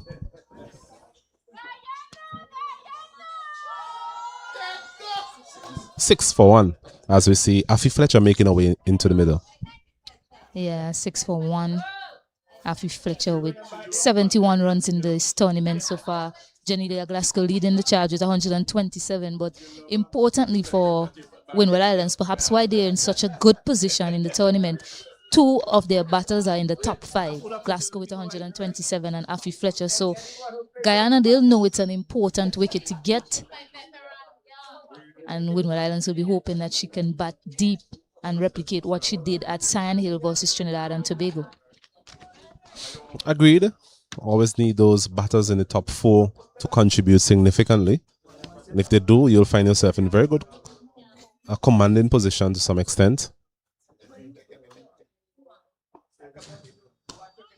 Yeah, Guyana will be saying to themselves, they came into this match with 10 points, but what Trinidad and Tobago was able to do to them and managed to notch up 12 points in that game altogether.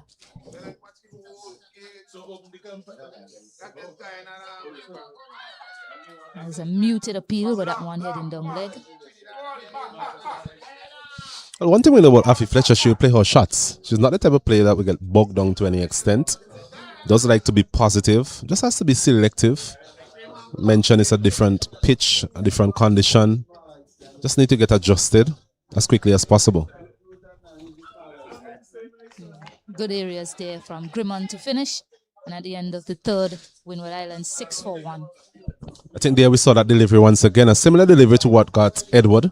That one just going on with the arm, as they would say. Going past the outside edge there of Afi Fletcher. So very good start there from Grimond, along with Millington. Not giving a lot away.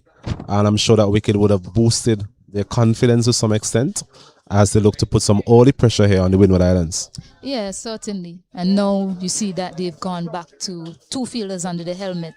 The previous over, they decided to go to 1. Perhaps looking at conditions and saying maybe it's not for that, but that wicket certainly excited them.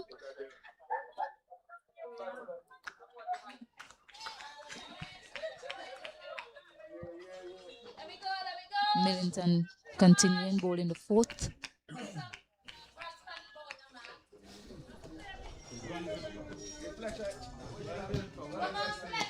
Yeah, that's nicely driven there again by Abini St. John. Has looked good, Abini, in this tournament with bat in hand.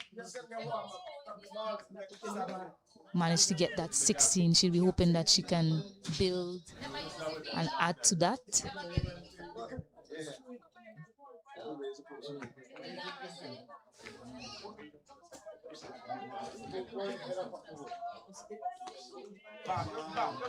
I think that's a better length there from Millington. What we saw from Anisa Mohammed, a bit more flight, a bit more guile in the last game. Used the conditions quite well.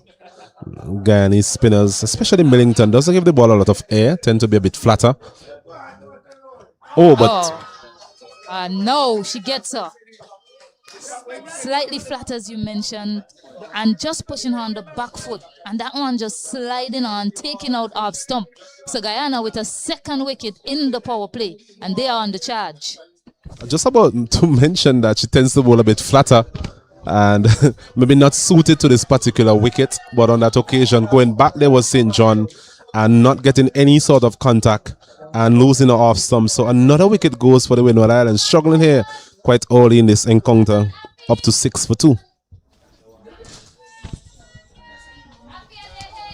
Yeah, Windward Islands came into this match knowing that their destiny was in their hands. They just needed to really win this game because the way the tournament has gone so far, the amount of bonus points accumulated, I know for a fact there was only 1 batting point accumulated. All other points were bowling points. So just a matter for Windward Islands just to hold on their heads, get that victory.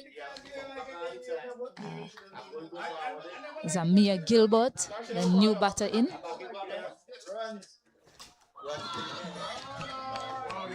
Yeah, suddenly 2 wickets have gone down, and it just looks like a lot is happening out there. A bit of nerves quite early here at the Windward Islands. I'm not sure if they're playing the pitch as opposed to playing the bowling ahead of them. But one of those young players that we expect quite a bit of in terms of her technique, certainly suited to this particular condition in terms of losing those early wickets. A period of negotiation for the Windward Island team, but it's up to 6 for 2 after 4 overs.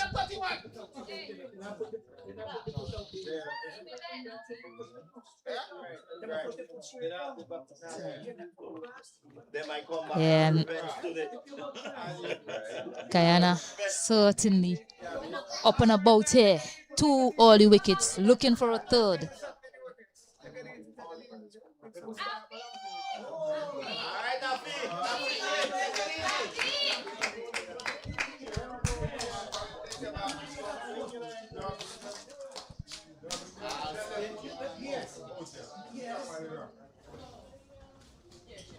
This one shorter.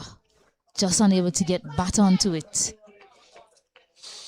Yeah, looking to be quite positive here, Afi Fletcher. Certainly, the nature of our operation so far in both the T20 and 50 over tournaments.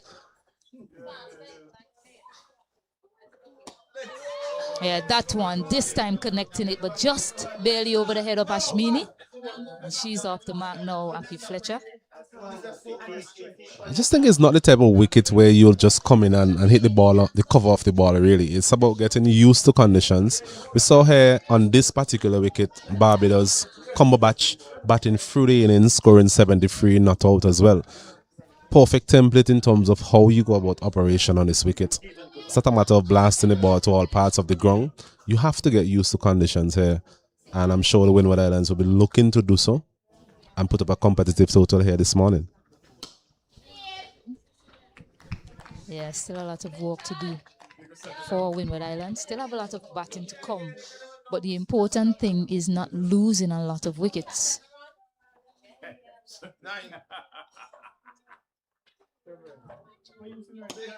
Striving this one, unable to put away that full toss.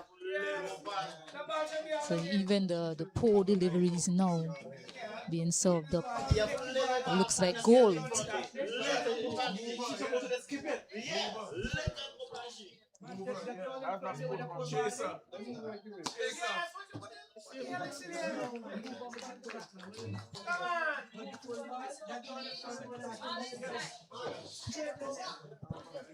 Yeah, just a single coming from that over. Total up now to 7 for 2. 5 overs completed. Quite sedate start here from the Windward Islands. But the Guyanese looking to rebound after that rather embarrassing performance last time around.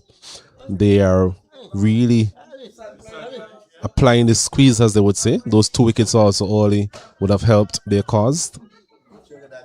As we see Millington continuing proceedings from that southern end.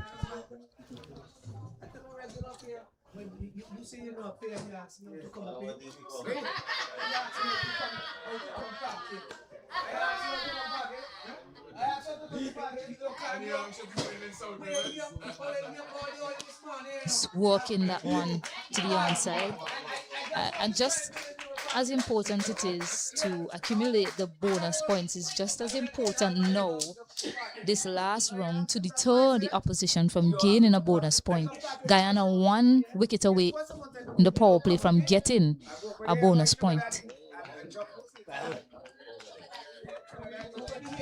Sure, these are things that would have been discussed beforehand from a Windward Islands perspective.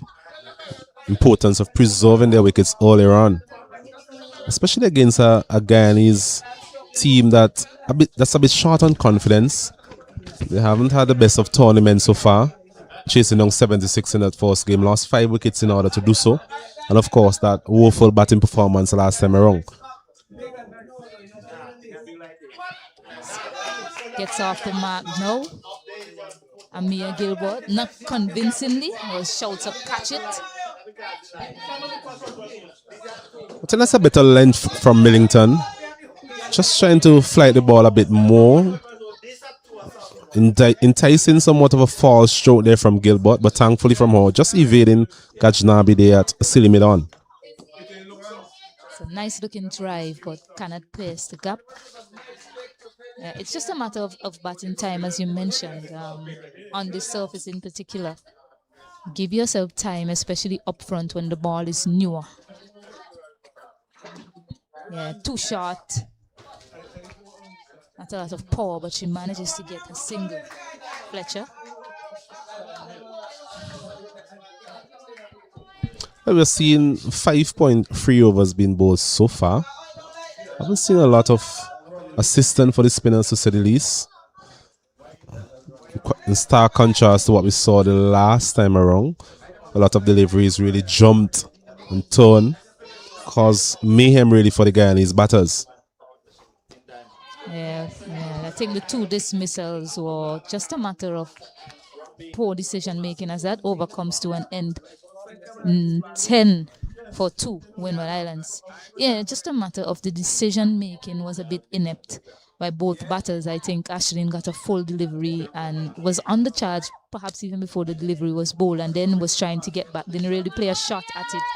Realized that she was drawn too forward and she was going to be beaten, and then was trying to get back and couldn't get back. And then Abini probably selecting the wrong delivery to go on the back foot too, and maybe coming down the wrong line as well. So just better decision making needs to be applied by these two. But Grimmon, in a matter of a good spell, and talking about decision making, again, just peeling off the outer edge. Afi Fletcher looking to go big down tongue. Luckily for her, Casey Schultz was a bit too slow to get around to complete that catch. Looking to take the attacking option once again, Afi Fletcher.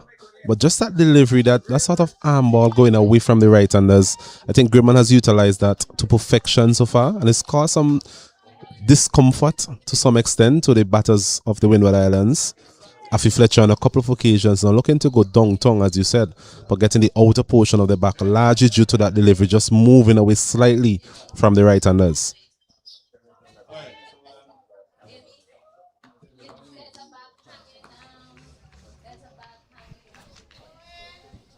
Move number 14 with the ball.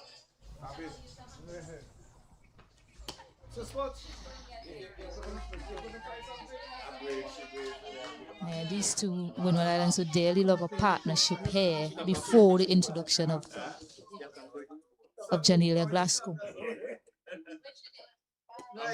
Yeah, just off the outside edge. Nicely weighted there by Amia Gilbert to get that single.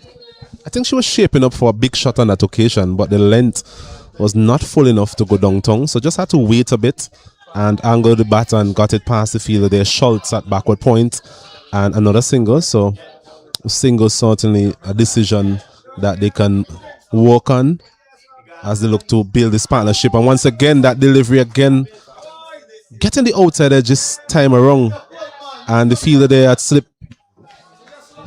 Mandy Mangru, not with the gloves today, but certainly a catch you would expect her to take at this level.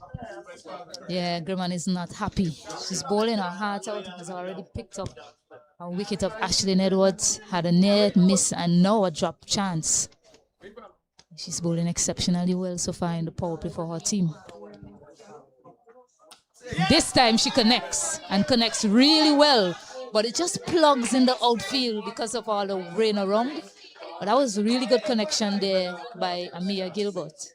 It's an area that she likes to target, Amaya Gilbert. Whenever she gets set, she likes to go down tongue, which is not a bad option at this stage. But as you mentioned on that occasion, just plugging in the outfield. Had some overnight rain as well, some rain early this morning. Better there by Fletcher, just flicking that one to the onside, but straight to the fielder to end that over. 14 for 1. A lot of action in that over. We saw a drop catch. We saw a couple of attacking stroke play from Gilbert and Fletcher.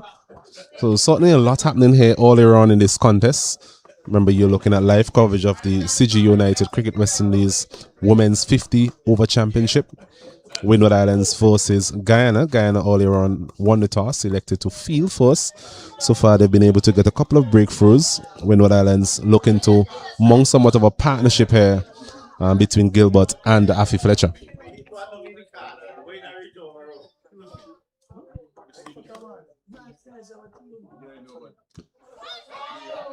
There's an appeal, but I heard 2 songs there, and also looks as if it was heading down leg. But interestingly as well, Windward Islands, 4 batters so far, all right-handers. And these 2 leg spinners and Ashmini to come, a number of left-handed batters to come. So it was so important for the right-handed batters to accumulate the wicket for a longer period of time.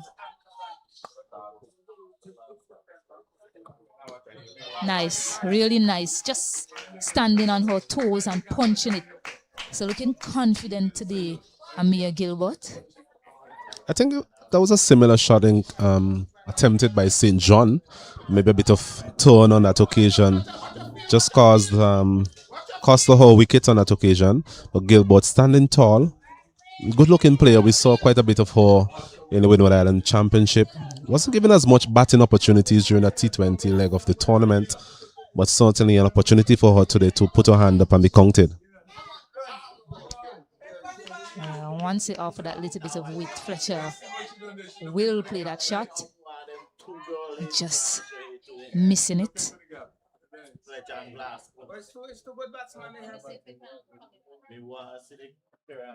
Goes tongue over the head of Grimmond. Won't get to the boundary. We've already seen that the outfield is slow. It plugs as it hits the turf. So just a single. It continues to chance Afi Fletcher. Not the best of option. If you look at the wind direction that is going against the wind, also the bigger part of the ground as well. So she has to be quite selective in terms of the areas that she wants to score, especially against Millington. But at the end of that over, 8 overs completed. And Windward Islands, they're up to 16 for 2. Just going along at around 2 runs per over. Not the most explosive start. But this sort of partnership is needed just to curb the enthusiasm of the Guyanese team this morning. Yeah, 16 for 2. They've managed to survive the power play without giving Guyana a bonus point, Windward Islands. Close once you're playing 40 to 50 overs, a bonus point can come by way of getting 3 wickets for the bowling team. They only managed to get 2. Windward Islands still desperately need a partnership here.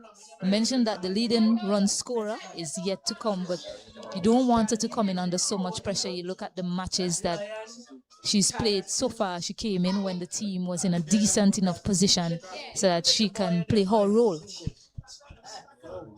It's critically important for these two to continue to build a partnership. This one just too short this time. She latches onto it, and that's the first boundary of the bat of Afi Fletcher, putting away that one with disdain. But she has known to play that shot on a number of occasions now, especially against Grimmond, but has missed. But on this occasion, a bit short again there from Grimmond and pulling this one in front of square, in the gap, into the boundary for 4. I'm sure that will give her some confidence, given the fact that so far she hasn't been able to find her timing. Afi Fletcher, could this be a start of something special for her?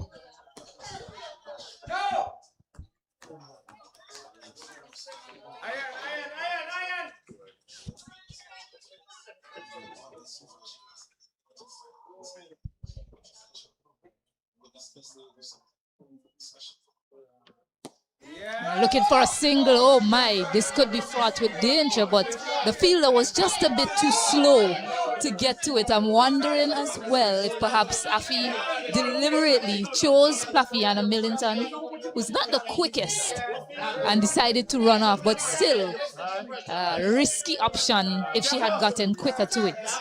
It's a risky single on that occasion, maybe closer to being suicidal as well. Let's hit straight to the field of the Millington in the cover region. I'm sure Greenman as well, if she had allowed that delivery to go past her, whether or not it would have been a direct hit. But all's well that ends well for Windward Islands and Afi Fletcher. Yeah, you'll say that's just a third chance as well. For Fletcher, she had a wry smile on her face, perhaps knowing that she just survived there. Yeah, that one down the leg side will be called wide. Good take as well from Shemaine Campbell. Quick hands to whip the bails off. A bit of frustration perhaps creeping into Shanita Grimmond. She has created a couple of opportunities to get Afi Fletcher especially, but hasn't been rewarded on any of those occasions so far. Yeah. This one is punched nicely off the back foot again. A shot that we have seen her employed with good success. And in the end, 2 more runs. Williams coming around there from mid-off to limit the batters to 2 runs. So a bit of momentum now coming into this partnership. Yeah, knowledgeable crowd here at the Park Hill playing field, giving instructions to the batters.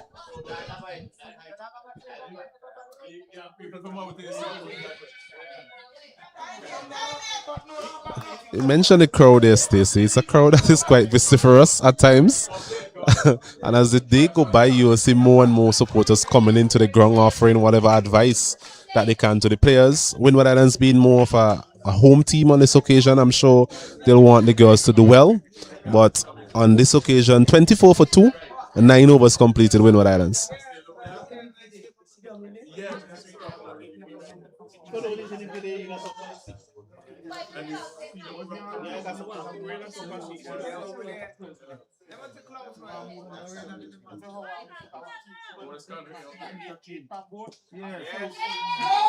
Yeah, it's quickly shouting no. They're doing all the coaching out there, the crowd. They're also talking about the weather. I heard them speaking about the cloud and if it's low and if it's high, whether that rain will come in. Great information we're getting here from them. Yeah, good footwork there by Pluffy and Millington. Ashmini Munisa, I was quite impressed with that. Certainly save a single on that occasion. Well played there from Afi Fletcher. Just trying to curb her natural instincts to be positive. As we see a change in the field, they feel that they're mid-off, now going back to a long-off position. Yeah, they were not too happy with the call for yes there. The crowd, but again, surviving barely. Another clean pick up and throw could have spelled danger for Windward Islands, but they're still there hanging in. I'll tell you what, I'm not sure if there's any sort of premeditation in terms of these singles. Amaya Gill, but certainly doesn't look like she's quite anxious to get down the other end. I'm sure they'll need to walk that one out. Afi Fletcher again looking to walk that one into the offside, setting off Amaya a bit belatedly, but in the end managed to get in quite safely. But the call in between the wickets will need to be spot on here against a spirited Guyanese outfit. Yeah, spirited indeed. Guyana, the way they've come out in this match. On the back foot again. Misfield, but good work by Grimman, good backing up. Getting there quickly enough. Had she not done that, it would have been a single. So they're showing that they're up for it today, Guyana. Looking to go down the ground, but the fielders are in the circle. Casey Schultz does the cleanup work. Keep the score to 25 for 2 at the end of 10 overs. Yeah, this partnership certainly coming into its own. Both players looking to get used to conditions. We've seen a bit of attacking intent as well.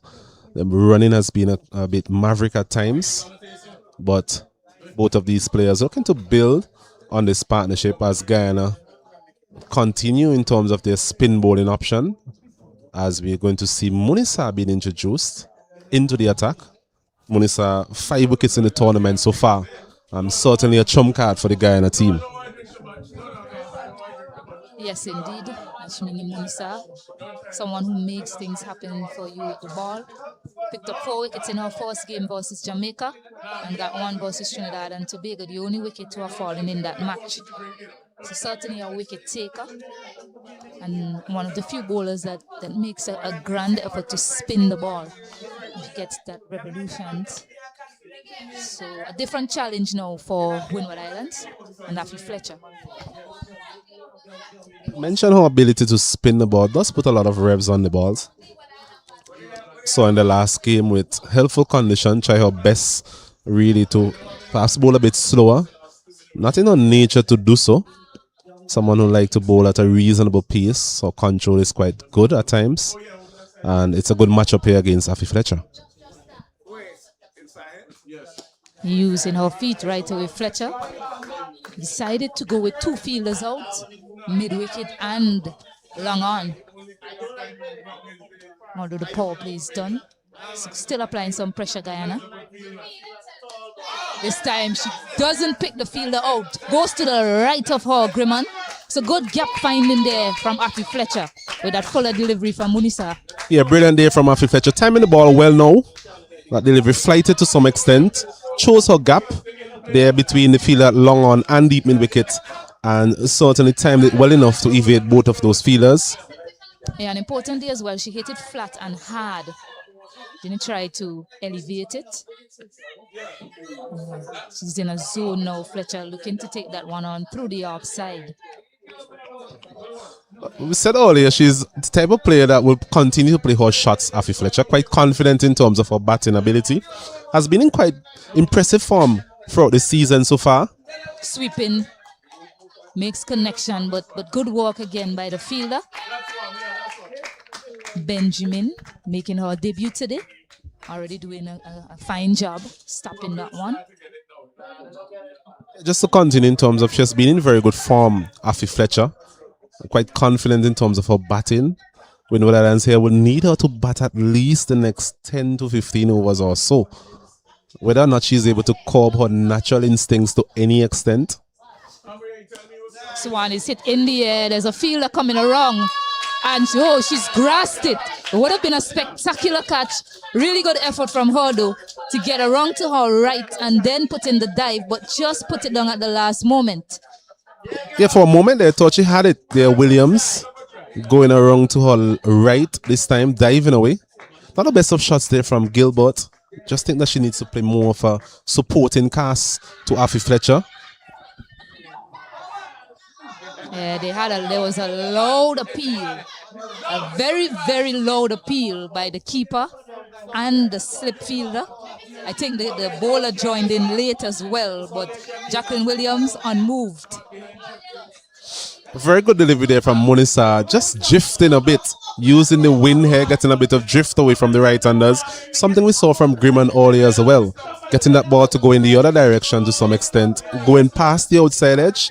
At least that was the interpretation from the umpire on that occasion, despite the comfortable or the confident appeal of the Guyana team.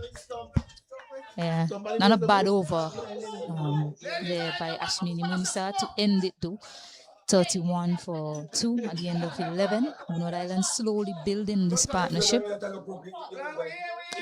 Yeah, gets it in the gap that time. Good hand there by Munisa to get down and cut it off to keep it to 1.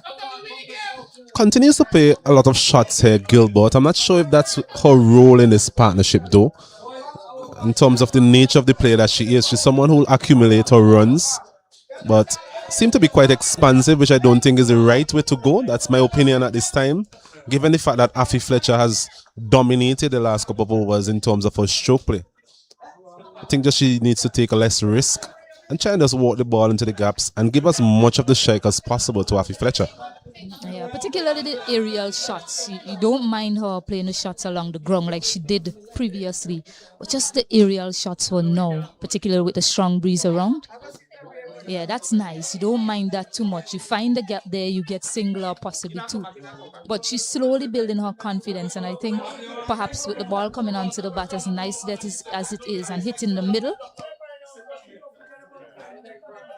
she's slowly growing in confidence, and that's what you want to see with this youngster, given the sort of technique that she has set up, very organized setup that she has in the middle. Yeah, still a very relatively young player, Amaya Gilbert, coming into her first season of first-class cricket. And Afi Fletcher quite experienced at the other end. I'm sure the experience of batting with Fletcher can actually help her to some extent.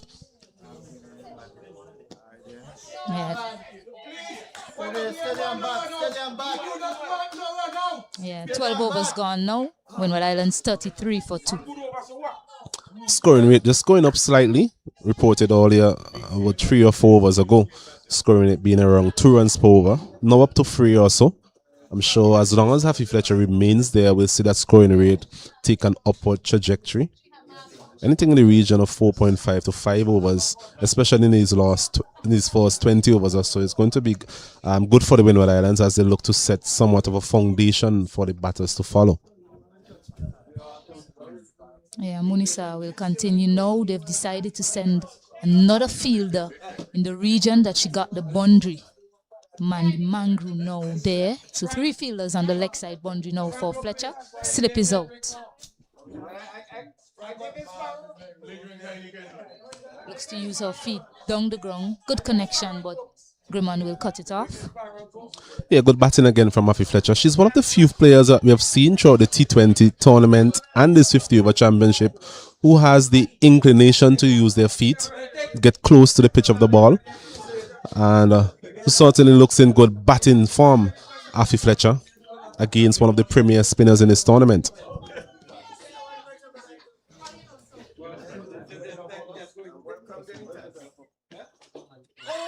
There is an edge now. There is an edge, and Gilbert was looking good alongside Afi Fletcher, just hanging her bat out there. Has to go back, and now the partnership is broken. Yeah, good piece of bowling there from Munisa. Once again, getting that ball to drift away from the right-handers. Bowled it a bit slow as well. Got a bit of bounce. Gilbert coming on to the front foot and just managed to get an edge onto it. Good take there from Campbell. Was being quite impressive behind the stumps. But certainly a much-needed breakthrough there for the Guyana team.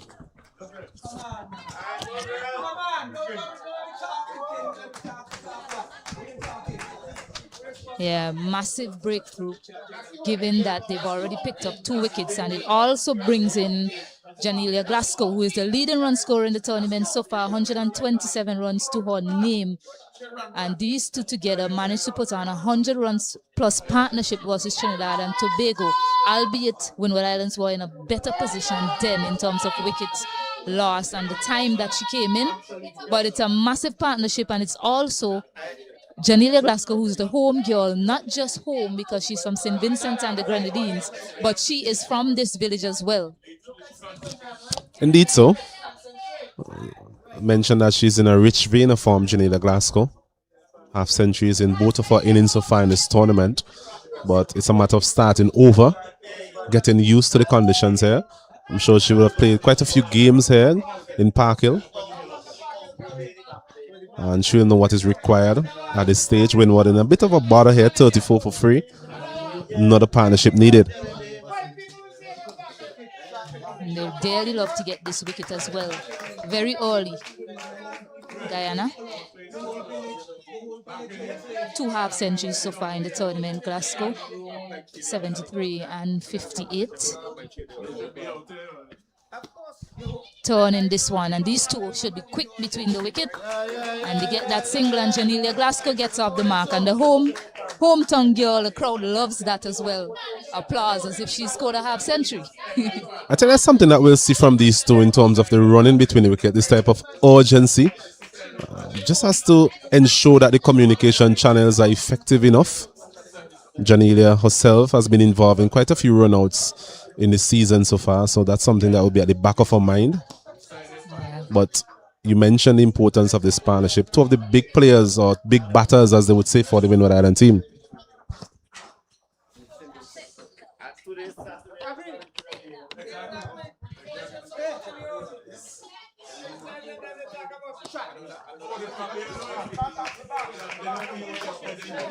A little bit shorter, just mixing up her length, Ashmini Munisa, and she gets the breakthrough in that over. Windward Islands 35 for 3. Yeah, crucial breakthrough there, the wicket of Gilbert in that over. That partnership was threatening to take the game back in favor of the Windward Islands, a partnership of 28 between those two.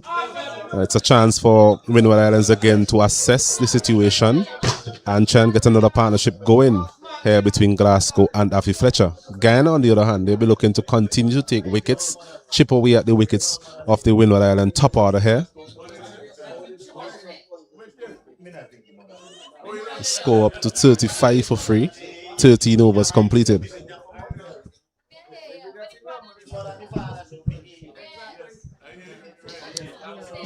Change of bowling.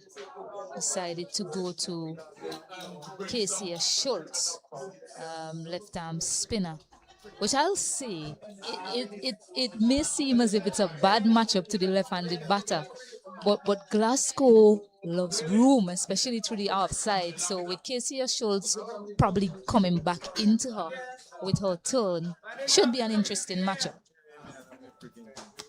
Gives her room to start. Okay, the crowd saying to find the gap. It's a good point you made there, Stacey, in terms of the strength of Janelia Glasgow. We've seen her throughout the season go through the offside quite confidently. Schultz coming back into the left hand, as you mentioned, will present a different sort of challenge for her. Not the best of starts from her in terms of the length so far, offering a bit of width, quite short as well. Yeah, so far she's offered up width. So far she's looking to take it away from her. But that's her strength area. They do have the field well set though, having that field on cover. Offering up more width, looking to drive it. can't make connection once more. Yeah, Glasgow has to be careful. They don't want to be too expansive too early, something we spoke about, especially at the start of Afi Fletcher's innings. As she has gone along, she has gotten more comfortable with the conditions. Glasgow will need to do the same in terms of get used to these conditions. Yeah, and one thing I'll say about Glasgow is she seldomly hits the ball in the air. Looks to hit it along the carpet, so that's one good thing in their favor. Windward Islands.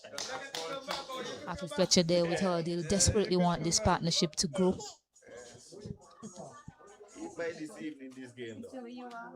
And getting some bounce on that occasion. A bit forward too early. Unable. Just getting a few deliveries to jump here at the left-hander. Schultz. No close infielders on the offside, something we saw employed earlier on. But captain rather reluctant against Glasgow to perhaps employ those close infielders. Only Mangurat slipped so far. Yeah, gets it this time in the gap. Was short, she waited on it. Shouts of two, but no need to stretch your legs there, Glasgow. Because with timing that perfect, you're always going to get four here.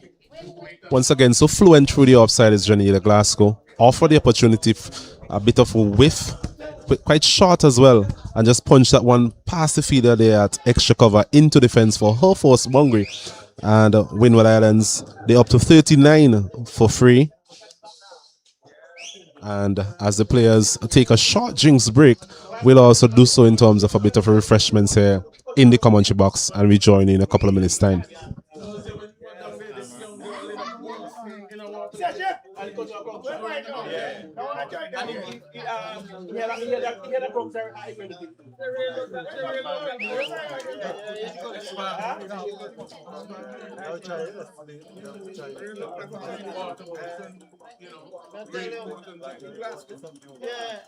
Anything like say.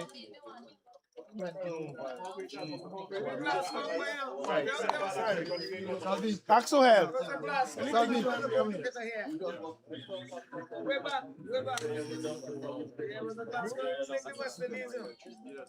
Way back. One big glass.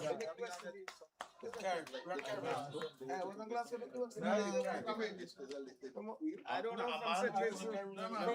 No man. Coffee.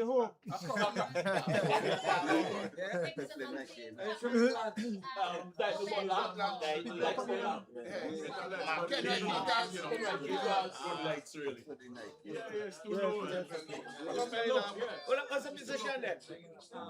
A musician, one glass of musician. I talk about a musician, man. You talk about musician. A musician. I'm a papa. Yeah, I'm a musician, man. Something, man, class. Yeah, you talk about musician. I'm the class of papa. Something musician.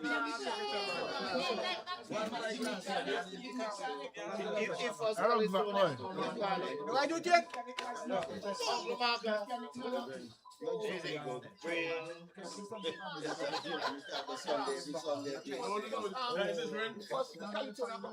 Yes, sir. You hear yet?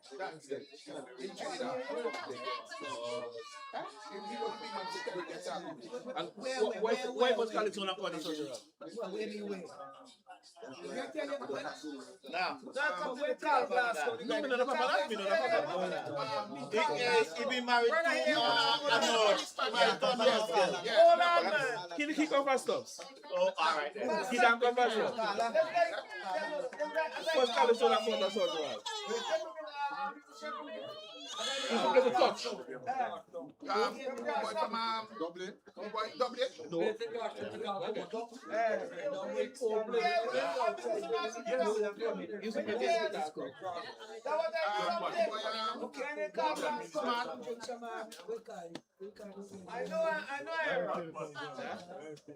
I feel shocked, man. That was my grandmother's sister. And Gideon.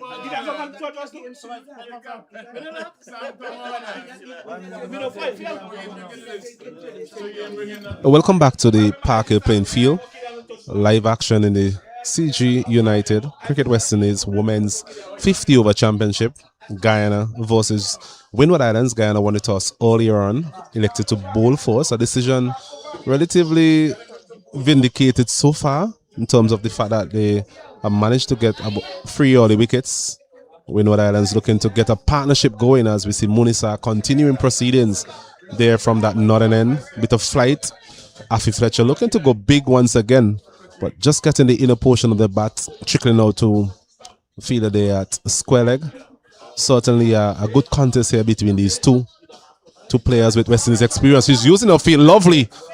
Couple of bounces and just pulling up inside of the fence.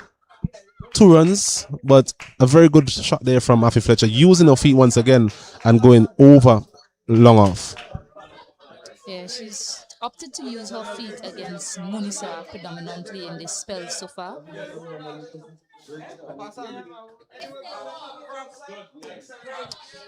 And then gets one just short of a length, but unable to put it away. So to some extent, we can say that Fletcher has looked in relative control of the situation at hand. We've seen her using her feet, anticipating what the bowler is likely to do. Is hitting this one straight to the fielder there at mid extra cover in the form of Millington. Just as I was saying, she has exerted a degree of control. Just hitting this one straight to Millington. A bit of a fumbler as well, but in the end, holding on for what is a crucial catch at this stage, a crucial wicket for Guyana to gain, and certainly not the type of wicket that the Windward Islands were hoping to lose following a drinks break. yeah, certainly not. A bit of impulse control just lacking there by Afi Fletcher. He managed to get 2 hits in the ball aerially. Just needed to bat deep, and batting deeper would mean you try to eliminate the shots, the amount of shots that you play in the air, giving chances to fielders. Millington, not the strongest of fielders, but she managed to hold on to that one. And Ashmini Munisa winning that battle. Also, was it the last ball of the over? No, in fact, there are more balls to come, but just lacking a bit of impulse control in that shot. Nonetheless, Guyana, they are buoyed by that wicket because it is a massive one. And that partnership, as they know, would have been so important to Windward Islands getting up to a massive total or a competitive one. Having said that, they do have batters to come. Onisha Fontaine, new batter in, who has threatened, hasn't really been able to bat for a long period of time. They'll be hoping that she, along with Janelia Glasgow, can take things deep. Indeed so. I think that should be the plan from the Windward Islands from here on. 41 overs we're playing, so still all of 27 overs remaining. So we'll need to bat as much of these overs as possible. That first encounter, they managed to bat all 50 overs. So they'll need to replicate that sort of effort. But it's going to be a challenging, as we said, a spirited Guyanese outfit here on display this morning, as the 11th over comes to an end and it's 41 for 4 Windward Islands. Yeah, Windward Islands, they have to be careful here. They came into this match top of the table, 20 points.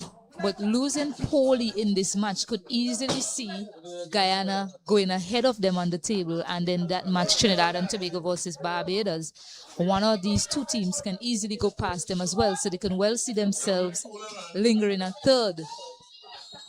It's going to be Schultz again. But still a long way to go in the game yet. Lots of overs to play, batters to come. Schultz hasn't been able to find any sort of consistency so far into a second over. So trying to get used to conditions. This one is hit officially, just evading Schultz there. Maybe a couple of inches taller, and she would have been able to effect that sort of catch. A full toss and driven quite powerfully down the ground for another single for Janelia.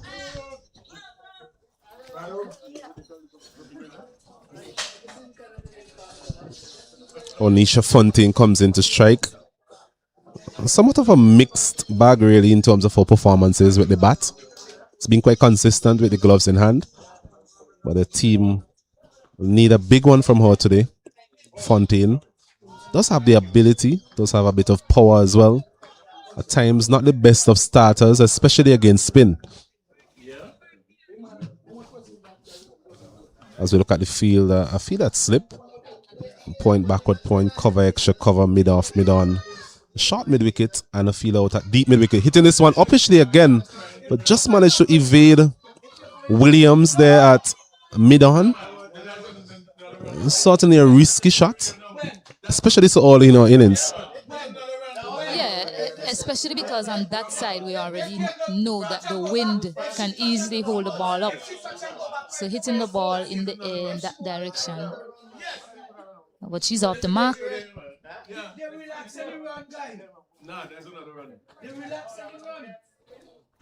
Glasgow again through the offside. Timing it quite well. Latoya Williams there at long off.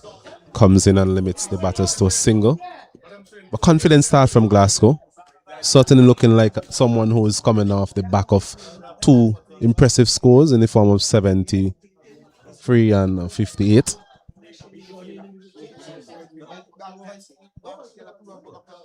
This one again is hitting to the right of Williams this time around.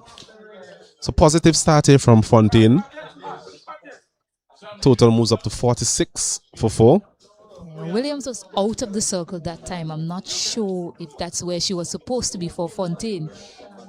She was there previously, just where that ball landed. She was pushed back for Glasgow, thinking perhaps she didn't get in time, Lauren Williams. Back in the ground, the song there on that occasion. Expansive drive again there from Janila Glasgow. Just they bat it in the ground. A bit of a song. Not really a confident appeal there from Captain Campbell. But it's the end of another over. 16 overs completed. Windward Islands reeling a bit. 46 for 4.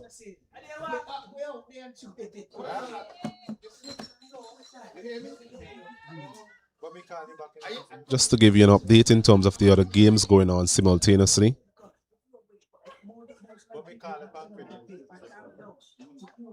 Trinidad and Tobago women versus Barbados women. Barbados women batting first. They're 96 for 4.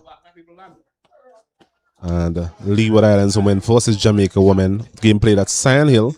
They're 27 for 2. Both of those games started belatedly, similar to what we have here at Park Hill. But it's Monisa to continue proceedings. Bowling to Fontaine. Monisa picking up a couple of wickets so far. Has bowled quite well. Yeah, she has. And picked up 2 important wickets. One breaking the partnership between Fletcher and Gilbert, getting rid of Gilbert, and then picking up the big fish of Afi Fletcher. Flighting this one and hitting it quite powerfully. But Latoya Williams there at mid-off, preventing any sort of run. But a good strike of the ball is Fontaine. At times just need to be more selective in terms of a shot selection. This one is a good delivery. Something that we have seen all day from the Guyanese spinners, that delivery just going away from the right-handers, and certainly presented a lot of challenges for the top order of the Windward Islands so far. Just bringing her length back a touch as well. Just a smart bowler, realized the ball before was slightly over pitch. Just bring her length back a touch. And then that tempting wideish line angle to the batters. Changing feel as well from that previous delivery. Both fielders were originally in the circle, mid-off and mid-on. They're now back on the boundary. Yeah, they're trying to starve Glasgow up to strike. So they want Fontaine to get a strike, get a single and get on strike for the next over. Ooh. Missing everything really. Delivered from behind the crease, something that we saw from Munisa quite a bit during that T20 championship. Bit slow as well. Looking to go across the line this time around was Fontaine. Looking for that big shot. A bit ill-advised at this stage, but in the end, missing it completely, and total remains on 46 for 4, 17 overs completed. Yeah, and just for the viewing public, and just to know how you can accumulate bonus points, overs 40 to 50 if you're playing a 40 to 50 over game. In the first block overs 1 to 10 or 1 to 8 in this case. If you're batting first, you score 5 runs per over and losing less than 3 wickets, you get a bonus point. In the second block, overs 11 to 40. I'll continue after this delivery. 11 to 40, if you score 4 runs per overs and get less than 4 wickets in that period, you gain a bonus point. In the third block, overs 41 to 50, you score at 6 runs per over and don't lose all of your wickets, then you gain a bonus points. And if you score 250 runs in the entirety of the innings, you will gain a bonus point. Also, if you complete a chase with 90% of your overs intact, you will gain a bonus point as well. A tidy over so far from Schultz. This one is punched down the ground from Janila Glasgow. Has batted quite well Glasgow, but I'm just looking at her technique, and I think that she can even become a better batter to some extent. At times, I think that she tries to go through the offside a bit too much. If she's able to develop her onside play a bit more, I think she can even be more destructive as a batter. So in the early days of her career, and I'm sure as time goes by, she'll certainly add certain things to her game. But for now, it's working in terms of her contributions to this Windward Island outfit. As we see another swipe really from Fontaine, not the best of shots, not the best shot selection at this stage. He's swinging this one, but connecting well enough. Couple of bounces into the fence. So she'll say to me, well, Kato, I've connected on that occasion, but certainly needs to be selective in terms of these shots. Yeah, and the gap finding as well on that occasion was good. There were 2 fielders in the deep mid-wicket and long on. Was able to find the gap on that occasion. Brings up the 50 as well for Windward Islands. 51 for 1. But on the topic of Glasgow, I do agree with you. There's room for growth, and the good thing though, what you say, from tournament to tournament, she's showing that growth, and I think the trajectory is it's only going up from here, from what you see and from her in this tournament. The consistency is good, and I think importantly, she's one of the most determined persons I've met. And that determination will always keep pushing her and keep her pushing to excel her game. We're looking to disturb this consistency is Munisa. She continues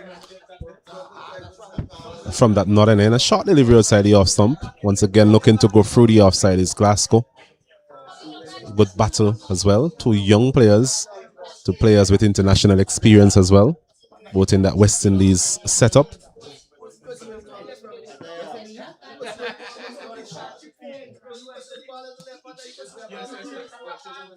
And so in the last over, Glasgow perhaps gesturing to Fontaine that they need to be a bit more selective. Don't give it away. Try and bat as deep as possible. Certainly good advice given the stage of the innings. This one is punched nicely, but straight out to Williams there, deep extra cover. Yeah, you have power to come, but you don't want your power hitters like Karina Noel and Chanel Mackey to come in to a situation where they have 20 or so overs left to bat. It's not the sort of role that you would assign to them. Yes, you'll want their players to be adaptable, but the sort of game that they play, they will come in and hit the big shots for you. So you need this partnership to go a little deeper. Try and get to that 100 runs or so. Yeah, false start there by Munisa. Not sure if she slipped. It's an interesting field as well. We see in the fielder there long on now into the circle. As we see the physio making his way onto the field. Looking at the fielder there is Gajnabi, yes, at square leg. Not sure what's the issue, but some attention needed certainly. Yeah, Munisa left her bowling crease and came over right away. Doesn't look good for Gajnabi. She's down on her hunch. She's not sure what went wrong there. I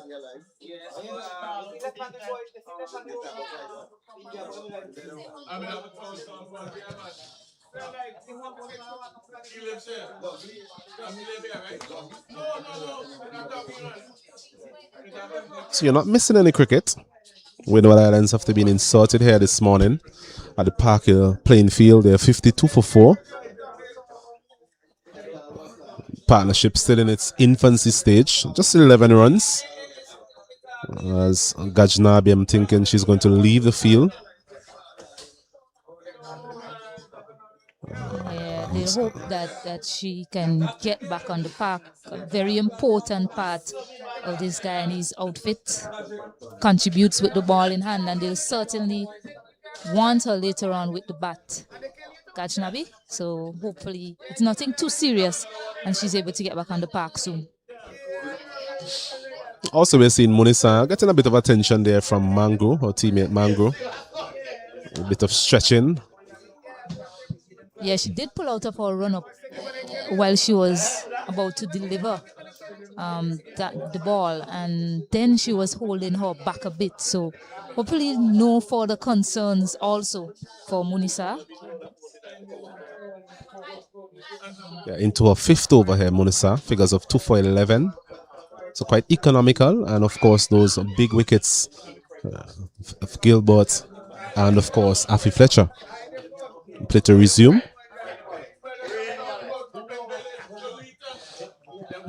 Fontaine here looking to curb her natural instincts in terms of going through that onside. Tends to favor the onside, Fontaine to some extent. Once again looking to pepper that region, timing it well enough to get it down to long on for a single.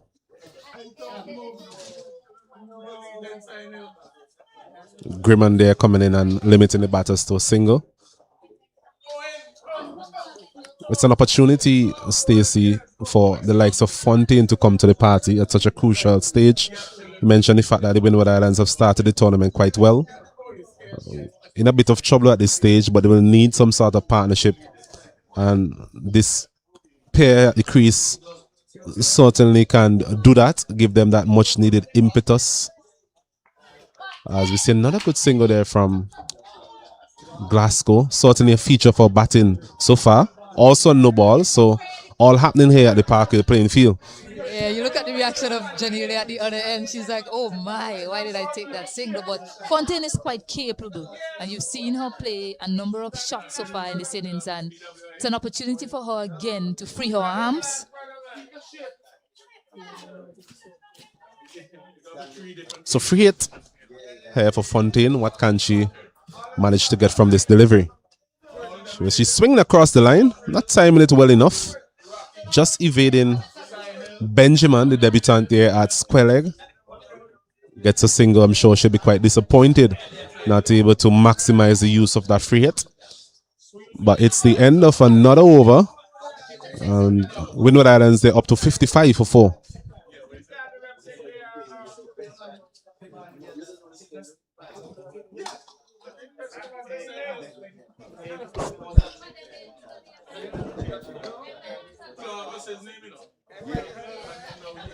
Yeah, you're from this region, Osnet. As I sit here, I feel like a summer day in England. You go to England, the sun is out, and you have to wear your jumper being from the Caribbean. It is so cold there. I am freezing. It's a quite sheltered area. The situation of the playing field is somewhat in a valley of some sort, so the wind as well, quite consistent at this time. Certainly the players will enjoy that sort of wind blowing across the ground. As this one is hit quite officially from Fontaine as Schultz starts another over number 20. Yeah, you mentioned it, trying to curb her natural instincts. Just hard hands there, almost playing it to Plafiana Millington. This one is hit powerfully down to long on for another single. So she's timed the ball quite well in that particular region. The singles got a boundary previously. Yeah, and that's not bad from Fontaine. It was hit hard, it was hit flat, not giving any chance to the fielder. So while you're looking to curb your natural instincts, yes, you can still play aggressively along the carpet. So that was good there from Fontaine.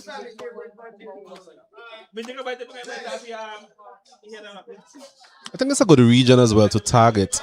The issue might arise if she tries to go a bit too square.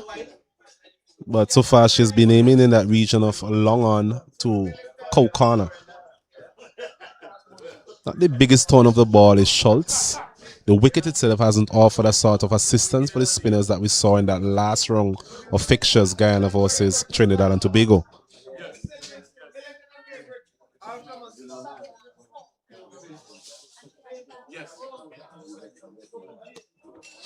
Glasgow walking this one neatly into the onside. Millington there at mid wicket. Choosing their fielders here wisely. Glasgow and Fontaine.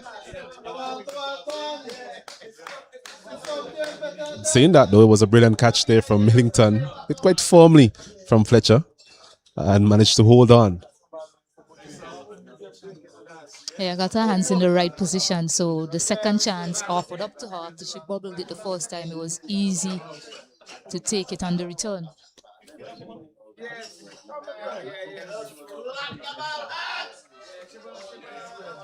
So it's the end of another over. 20 overs completed. Windward Islands, they're up to 58 for 4. Just slightly below that 3 runs per over mark. I'm sure they will be looking to just get that scoring rate up without taking any sort of undue risk. Anything beyond 4 runs per over will be considered quite acceptable here at Park Hill. Still a long way to go if you are to get up to that particular rate.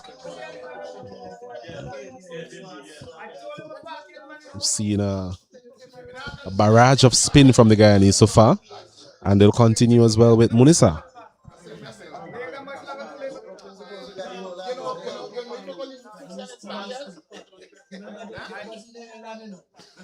Change of angle as well for her, looking to come around the wicket to the left-hander. This one punched again quite powerfully through the offside. Well set field, Laureen Williams patrolling that deep extra cover boundary. Certainly gets through a lot of work. Both Williams, Laureen and Latoya Williams, even through the T20 championship, seem to be designated outfielders for the Guyana team. I remember Laureen Williams took a brilliant catch in one of the games also in the outfield. Grim and very safe hands also. He's swinging at this one and getting the top edge. Opportunity for a second if they are able to push, and they'll do so quite comfortable in the end. Another one of those big shots aimed at the onside there from Fontaine, but thankfully from her, no slip in play, and she was able to get away with it. Yeah, lucky there, Fletcher. Fontaine. A bit edgy, but you take those runs still, given the position that Windward Islands are in. Into a 6th over now, Munisa. It'll be interesting to see how our captain uses her going forward. And Fontaine also has to be mindful of that. They want to give your wicket away at this stage, having negotiated quite well so far. This one is up actually, but should fall safely. Williams there again at deep mid wicket, comes around. But there's certainly a lot of attacking intent being shown here by Fontaine. So far, she's been able to get away with it.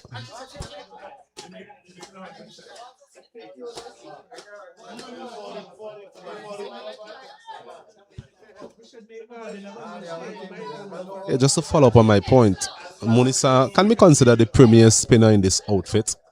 So just about batting smarts really in terms of choosing your moments. Try and minimize the amount of risk you take against her. Glasgow on this occasion just coming forward, maybe quite cognizant of that fact. As another over completes for Munisa. And at the end of it, 62 for 4, Windward Islands. Yeah, Windward Islands, they'll have to be strategic here. you look at the bowling unit so far, they have used 4 bowlers so far. They have to, at some point in time, find a 5th bowler. Perhaps that might be Mandy Mangru, given that Gajnabi, who usually bowls those overs, is off the field at the moment. But they'll have to look at that and target that 5th bowler if Gajnabi doesn't come back. So something for them to look at. They have to pace the rest of this innings where they have 20 overs remaining.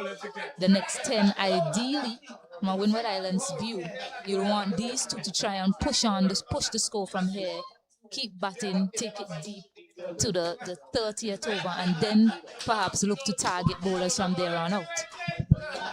Certainly, Stacey. Just in terms of a good score, a competitive score, batting force. We'll get back to that after this delivery. As Schultz continues. This one is short and just punch out to the offside. Yeah, just looking at what Schultz is bowling. She's bowling a back of a length shorter. You've seen that Fontaine is content to come on the back foot and just prod those deliveries. Perhaps she needs to be a bit more tempting and just loop it up a bit fuller to her. This one is well played. Timed well enough. Shouldn't rush into the boundary. In fact, does so. And a good shot there from Fontaine. Just sweeping that one a bit misdirected there from Schultz, but taken full advantage of there from Fontaine. Yeah, excellent selection from her. It was on the line of the leg stump, and the placement was great also, ensuring that she beat the fielder Benjamin to her right, to her left, to ensure that she got full toll, getting a much needed boundary for Windward Islands.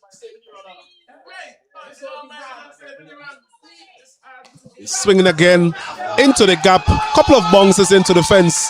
So Fontaine on the charge here at Park Hill playing field. Windward Islands getting a bit of momentum now into their batting effort. Yeah, Fontaine, she is a dangerous customer if she bats wrong. She is someone that plays her shots similar to Afi Fletcher. I don't mind that length too much from Schultz to her, because you've seen that she's prepared to take on that length. Janilda Glasgow just letting her know the fielder is now there. You have 2 fours in the over so far. What do you do here now, Fontaine?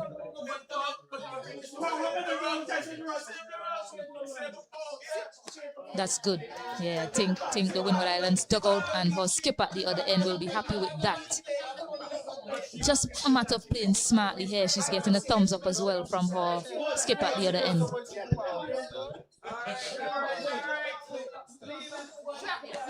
This one is swept again, but Williams here deep mid wicket comes around. Actually, it's Max, the substitute fielder there for Gajnabi. Comes around and limits the batters there to a single. So good over so far for the Windward Island team. Score now up to 71 for 4.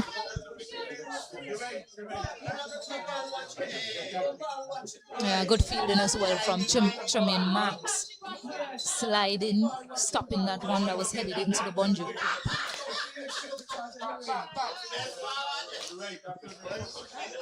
Well, 9 runs from the over so far. And it actually 10. So easily the most productive over of the inning so far. And Windward Islands getting a bit of impetus into their batting effort. They're up to 71 for 4.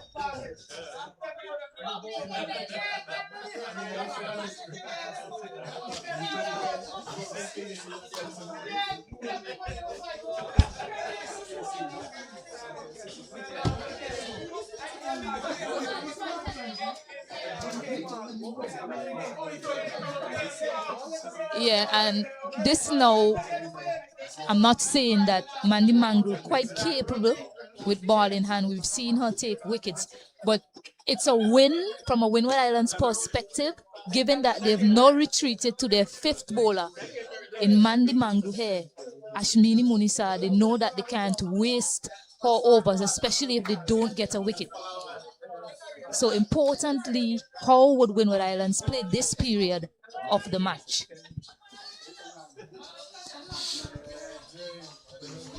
It's a critical junction in terms of the match. 22 overs completed, still 19 overs to go. Ashmini Munisa coming off a 6-over spell, 2 for 19. So able to get a couple of wickets for her skipper. Skipper opting for the option of allowing her to get a bit of a rest and maybe reintroduce her later on into the contest. Mandy Mangru, a bit of a jack of all trades for the Guyana team. Also does some wicket keeping, bats in the top order. So can prove to be a useful option for Guyana at this stage. Free dot deliveries to start proceedings. Yeah, good start here by Mandy Mangru. It's important now for Fontaine just to continue playing her, not to give it away. This one is hit up actually, but should fall safely. Yes, it does. Williams there at long off. Not able to get anywhere close to that one. Fontaine there, after being bogged down to some extent, opting for the attacking option. And thankfully for her on Windward Islands, just falling short of the fielder there at long off.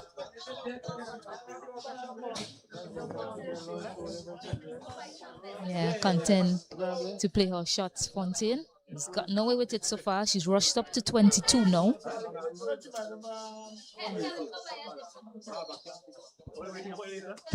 With offered, and Janelia Glasgow will capitalize on that all day long. Won't get to the boundary. They're looking for two. Oh my. Could have been a disastrous. Could have been disastrous for Windward Islands had that hit. Grimmon, a very good fielder, accurate, strong arm. Janelia Glasgow just managed to get back. The crowd is in an uproar here. They know that would have been a massive wicket. But I mentioned earlier, Stacey, in terms of the running between the wickets. Janelia has been involved in a couple of run-outs so far in the season. So she has to be mindful of the fact that Fontaine is not one of the swiftest in the wicket.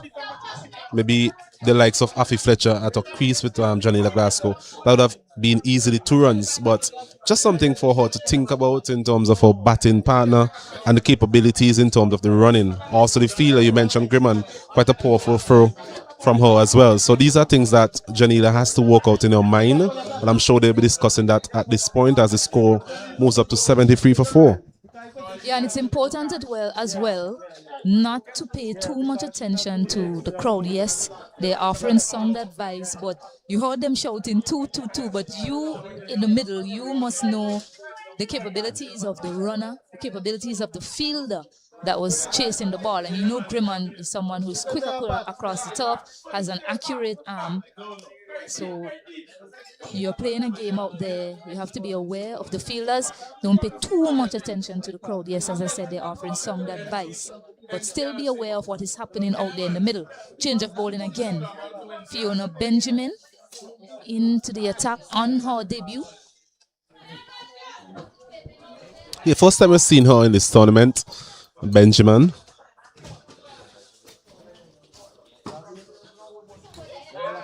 Appears to be a bit of a medium pacer. Glasgow once again looking to go through the offside, quite attacking, and missing it completely. This partnership though slowly blossoming into something that the Windward Islands will appreciate. Up to 33 runs so far. 1, 2, 3, 4. Fontaine, of course, doing the bulk of the scoring. She's on 22. Just offering up that width to Glasgow that she enjoys, but she hasn't been able to connect on any of those deliveries. Keeping a bit low as well.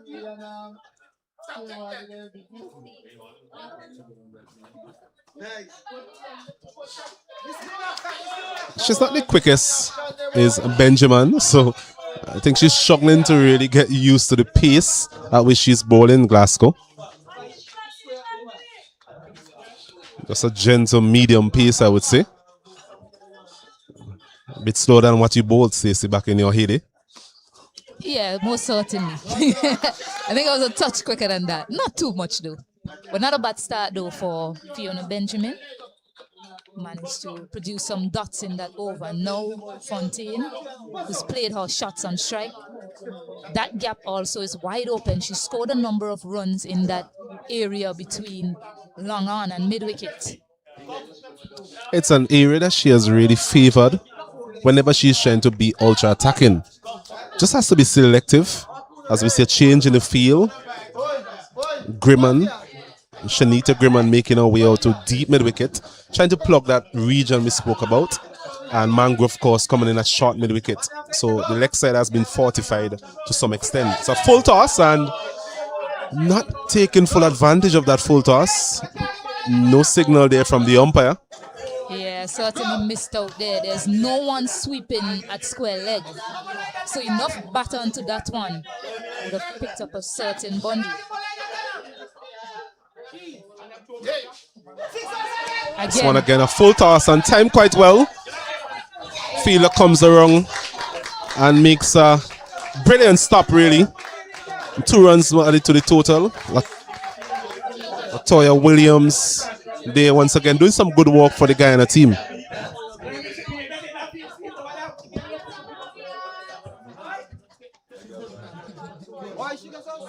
Yeah, the crowd appreciated that as well. Look at that. And that's what you love about a Caribbean crowd. The appreciation that they show to any team once you do something well. Came around and stopped that well sliding effort. And you hear the crowd just telling her, you did well there, you did well, really good stop. Certainly saved too. It's a quite knowledgeable crowd here from the Park Hill playing field as well.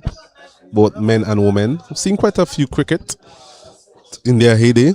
A lot of cricketers, St. Vincent and the Grenadines cricketers produced from this area as well. So they will know what good cricket is as we look at Mangrove continuing proceedings to Glasgow. Hitting this one a bit uppishly there is Glasgow. It's not been the most fluent innings from her so far, Glasgow. But most importantly, from a Windward Islands perspective, she's still there. 14 from 30 deliveries so far.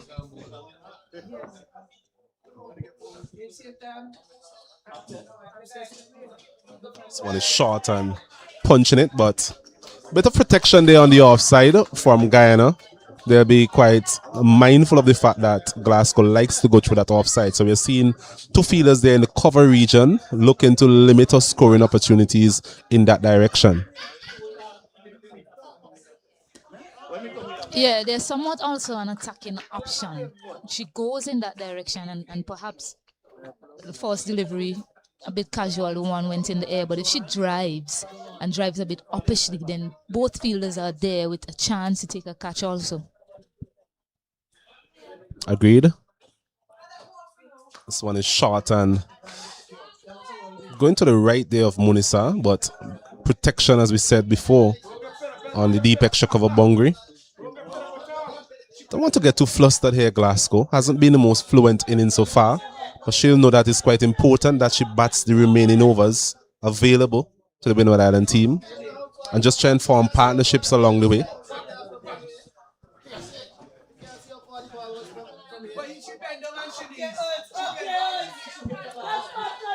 It's also quite important. You mentioned the use of the 5th and 6th bowlers in tandem here from Guyana. The Windward Islands are quite mindful of that. Don't want these bowlers to get through their overs going at 2 runs per over, 3 runs per over. We want to be more positive without being overly reckless. Yeah, and you also don't want to give them a wicket also. Options that she went to because she had to really. Campbell brings the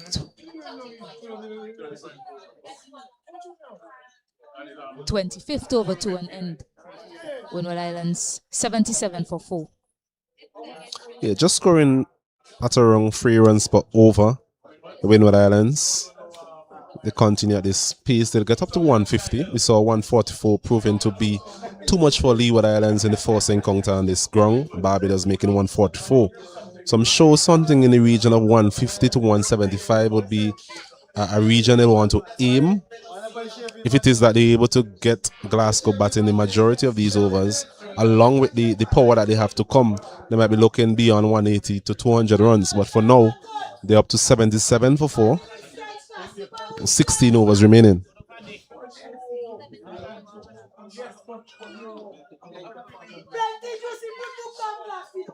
Seeing a change in the bowling attack once again.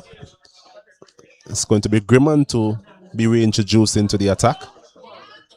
Saw her bowling from the opposite end to start proceedings. Bowled quite well. 5 overs, 1 for 18.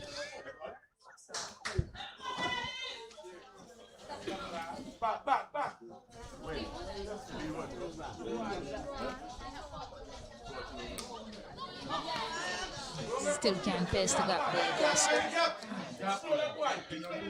The presence of those two fielders once again. Just a mirror feel to what we saw in the previous over. Max and Munisa there in the cover region. This time again. Timing it well, Glasgow, but straight to one of those fielders on this occasion, that being Max. Trying to go in front of square. Maybe a better option might be just playing a bit later, going behind square. It's an error ball, Cave. That one was a bit of a drag down, but still unable to get it away. It's been a bit stuck in this over, Glasgow. It's important now with one ball remaining. Two balls remaining rather, that just don't give it away. Tempted to execute what I spoke about in terms of trying to play that bit later. Grimman tends to push those deliveries through. Looking to go in front of square. The majority of that over was Janela Glasgow. That last delivery going past the outside edge. Bit of frustration for her, but a good spell here for the Guyanese as we see Mangru and the introduction of Benjamin and now Grimman really putting a bit of a dampness to the progress of the Windward Island team. Yeah, well crafted over there by Shanita Grimman. Almost picking up the wicket. Built some frustration in that over. Yeah, maiden over there from Shanita Grimman. Just what our captain required at this stage. Both players, Windward Island players, we mentioned their attacking instincts. Looking to be positive and try and get a bit of impetus back into the innings as we see Mangru starting proceedings and a drop catch. Difficult chance. Hit quite powerfully there from Fontaine down the ground. Diving away to her right there was Mangru. Just couldn't hold on. Yeah, and if someone could have pulled it off, would have been Mandy Mangru, known for her efforts in the field. But good signs for Guyana as Shabika Gajnabi has retaken the field.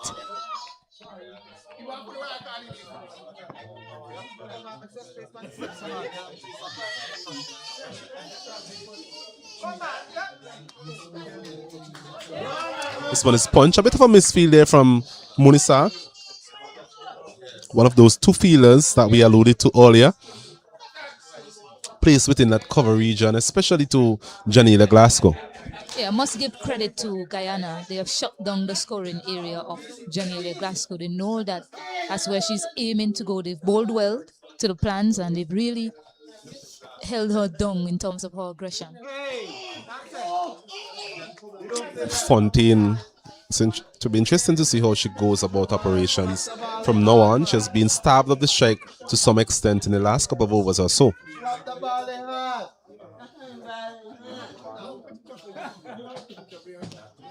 Yeah, I don't think it'll change too much what we've seen from Fontaine. Once it's fuller, she's gonna play her shots. Anything back of her length or slightly shorter like that and a good length, she's respecting it.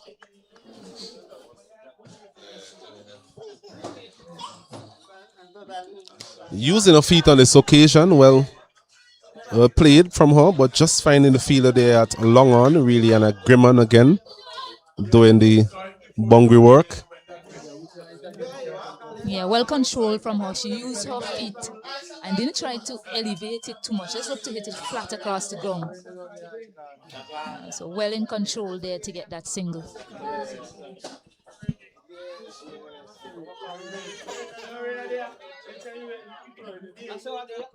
Another tidy over so far from Mangru. And ends on a positive note, a dot delivery to finish proceedings. Score up to 80 for 4. Windward Islands.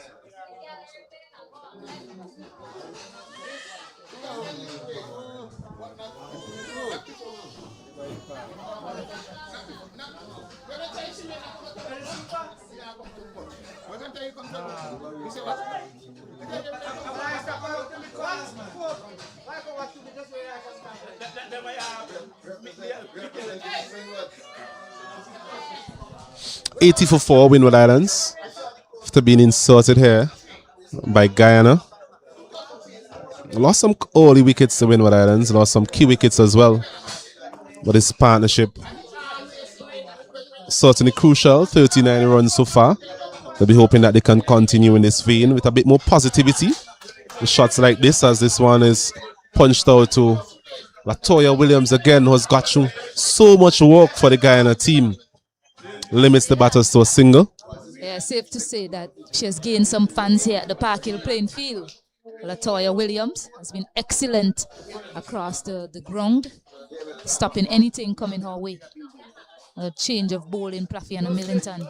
Campbell ringing the changes, looking for a breakthrough. This one is punched nicely, but once again, Latoya Williams doing what she has done on so many occasions. Cleaning up things there on the deep extra cover boundary. Her sister on that deep mid wicket. Apologies. Her sister on that deep mid wicket boundary.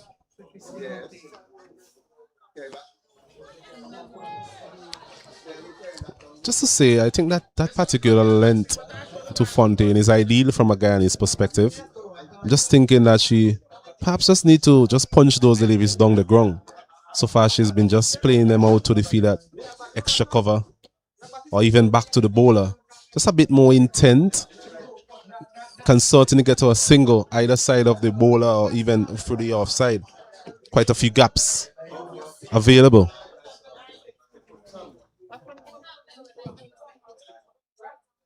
Using her feet on this occasion again. Looking to go across the line. A long way down. Umpire Gustad not answering in the affirmative for the Guyanese. Yeah, a bit of frustration building now for Fontaine. She wants to play her shots, hasn't been able to so far in this over. Once again, not timing it well. So the Guyanese spinners here putting somewhat of a stranglehold on the scoring of the Windward Island batters. Two players at the crease, Janila Glasgow and Nisha Fontaine, finding things difficult in terms of getting any sort of impetus into the innings, but they're still there. That's the most important thing from a Windward Islands perspective. They're 82 for 4 as the players again will take a break for some refreshments, and we'll do the same here in the commentary box.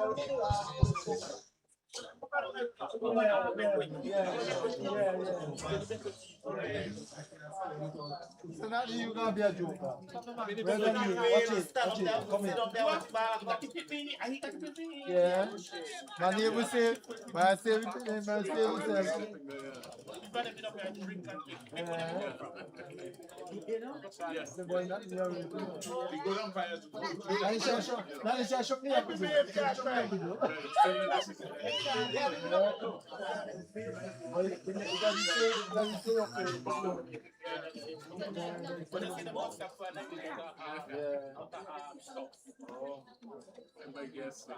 Let me stop it.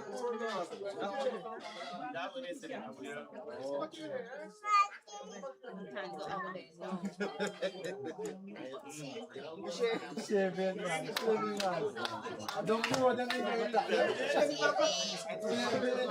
Windy.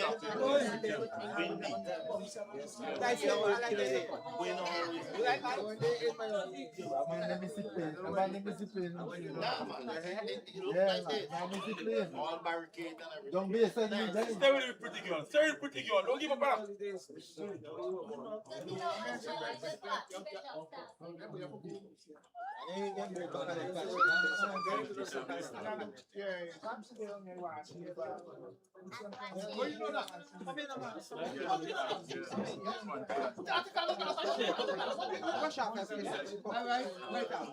You boost up now. You're going to get the same base now.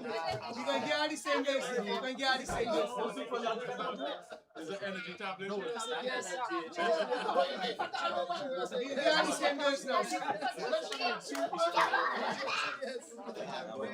She moves. Oh, okay.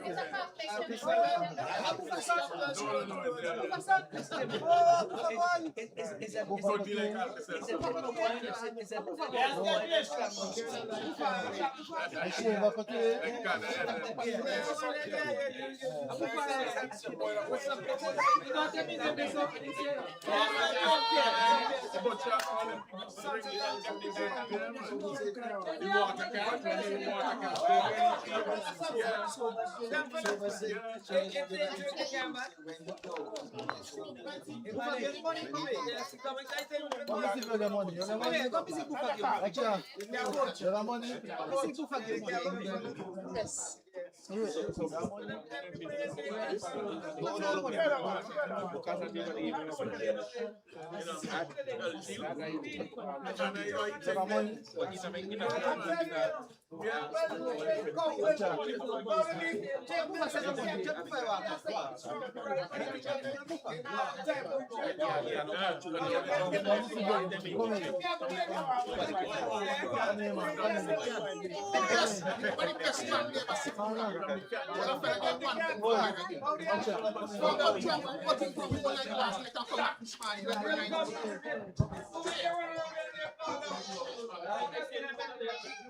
Yeah, so welcome back here. Beautiful background here at the Park Hill playing field. Mandy Mangry to continue to Janelia Glasgow. It's been looking to pierce that gap. Manages to do that now. And it, oh, brilliant stop. A bit of brilliance on the boundary. They managed to get back for 3 though. But a bit of brilliance again by none other than I believe it's Liliana Grimond. She's so electric across the turf and in the outfield. Safe hands also. You don't want to hit anything to her. Yeah, brilliant again there from Liliana Grimond on that long off boundary. Had quite a few distance to travel here to her right. Glasgow on this occasion finding the gap quite powerfully as well. Certainly was threatening the boundary for a while, but that brilliant intervention from Liliana Grimond saving a team a single. Yeah, takes our score up now to 20 or 44, and good partnership between these two. 44 runs now. Anisha Fontaine 27 or 43. Sitting this one in the air but in space. So she survives, gets a single for her efforts. Yeah, that delivery again, a bit short there from Mangro, and Fontaine not able to get enough bat on it to threaten the boundary. Just looping out to that mid-wicket region brings Glasgow back into strike. And what do you think the team talk during that drinks break would have been, Stacey?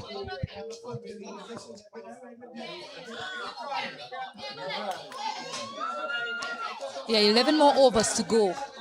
I think they'll be asking these two to try and find the gap a bit more from here on out. Put any bad balls away. But it's important now that they faced as little dots as possible. They've rebuilt the innings quite well, these two. It's a matter of pushing on and try and get them to that 35 overs mark or so before they look to take on the bowlers again. Yeah, Fontaine, she's continuing to play her shots, but this time straight to Grimond. You don't mind that. Along the ground, it's a safe option, but it's been powerfully struck. But as long as these two continue to stay in the middle, Windward Island should be hoping they can get up to at least 140 from here on out.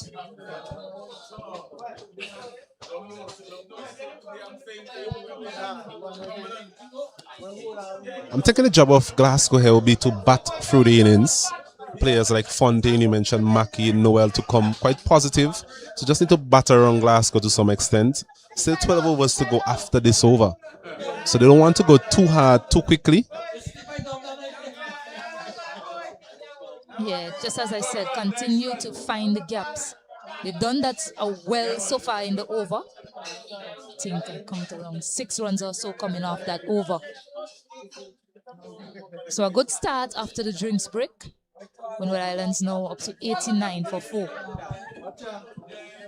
I think they will need to continue in that vein.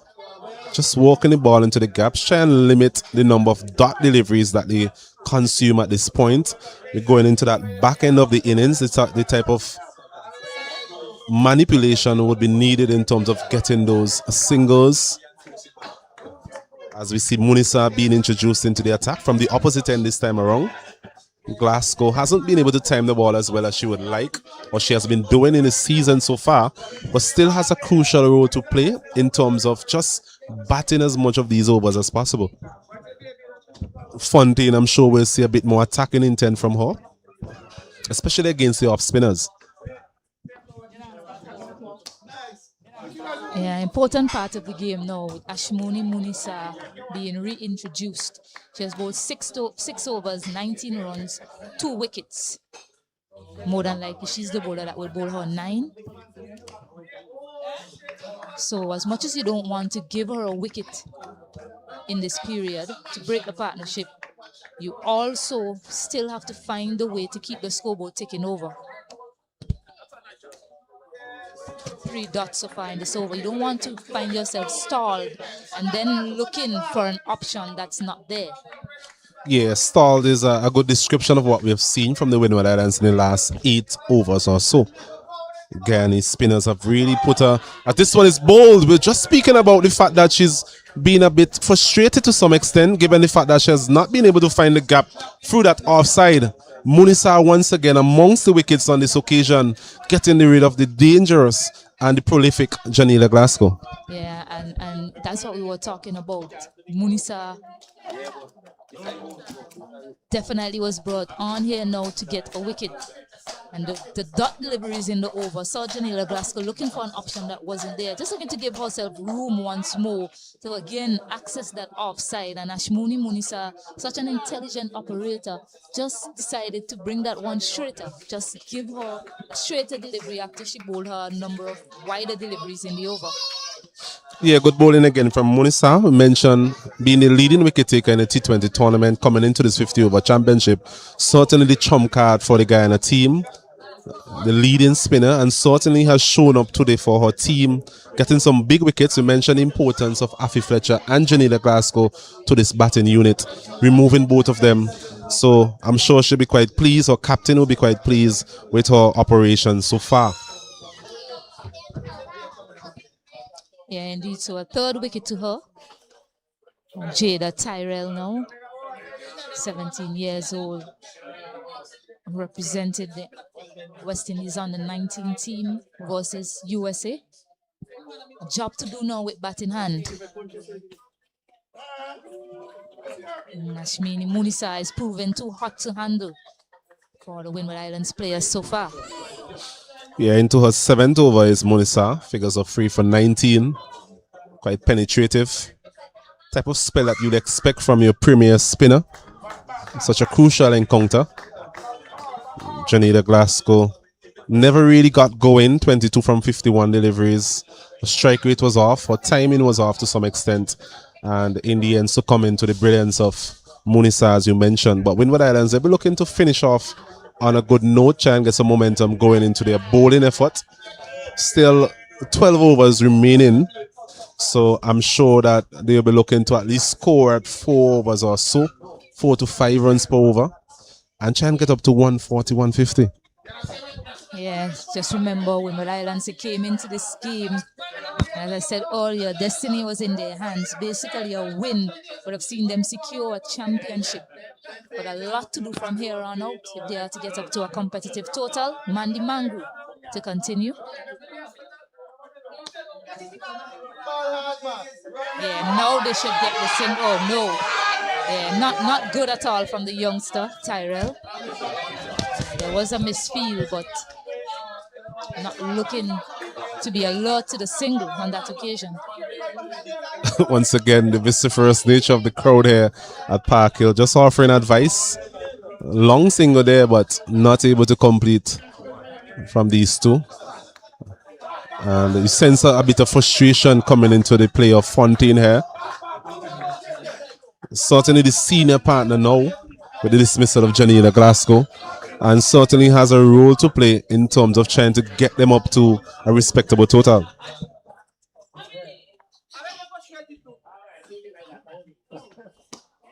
Nice. That was nice from Fontaine using the feet, coming down to the pitch of the ball quite well and hitting it along the carpet. So as you mentioned, an important part of them getting up to a competitive total, Fontaine, who's now up to 30.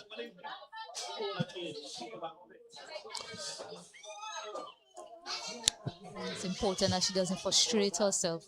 Because the last thing you need here from a Windward Islands perspective is to lose another wicket so quickly. And there you go. Mandy Mangru just looping that one up. And as I said it, wicket number 6 has fallen. So Tyrell has to go back without troubling the scorers.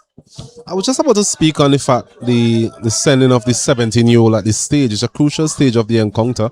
I was thinking maybe a more experienced Karina Noel would have been a better option at that stage. Left-hand combination as well.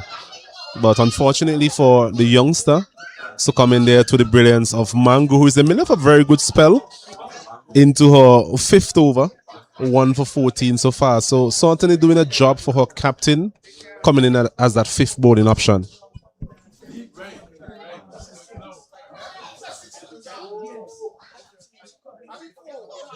Yeah, importantly, keeping the stumps in play. Karina Noel now. It's 11 overs remaining. Still 11 overs remaining. So important now to bat the remaining of those 11 overs, Windward Islands. Fontaine becomes increasingly important. Been there for a while, 50 deliveries. So should have gotten used to conditions by now. 30 from 50 deliveries. A couple of boundaries to her name as well.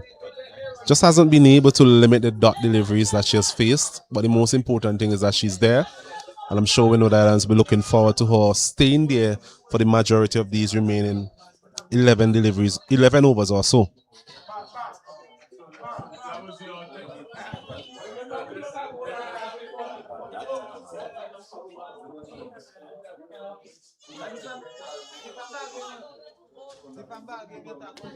Yeah, can't bowl there to Karina Noel. She will punish you all day. It's just a hit me ball from Mandy Mangru, and Karina Noel is off the mark in style. Not the best of deliveries to finish that over from Mangru. It was over where she got that wicket of Tyrell, but offering that scoring opportunity to Noel. We mentioned that she's one of those efficient sort of players, not the most elegant, Karina Noel, but does know her limitations. And on that occasion, a full-length delivery on the line of the leg stump, she said, "Thank you very much." Off the mark. Score moves up to 94 for 6 Windward Islands.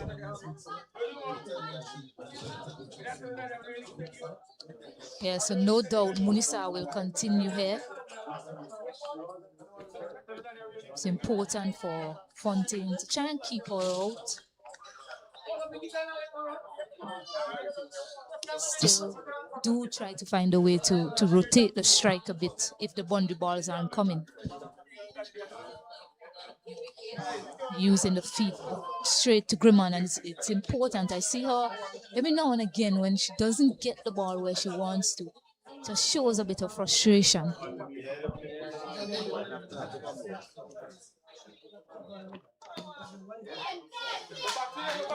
She's played some excellent shots. Fontaine, a bit of drizzle around, but no sign of the ground staff looking to get the covers.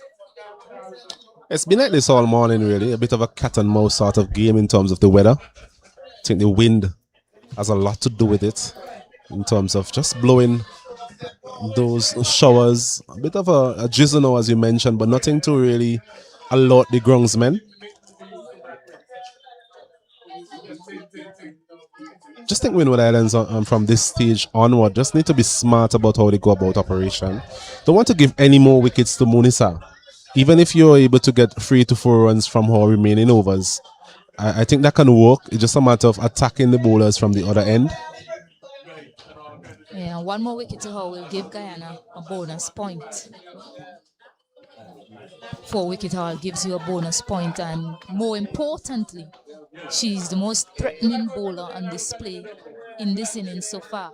Yes, Shanita Grimman and Prafiana Millington did well. Mandy Mangu picked up the wicket.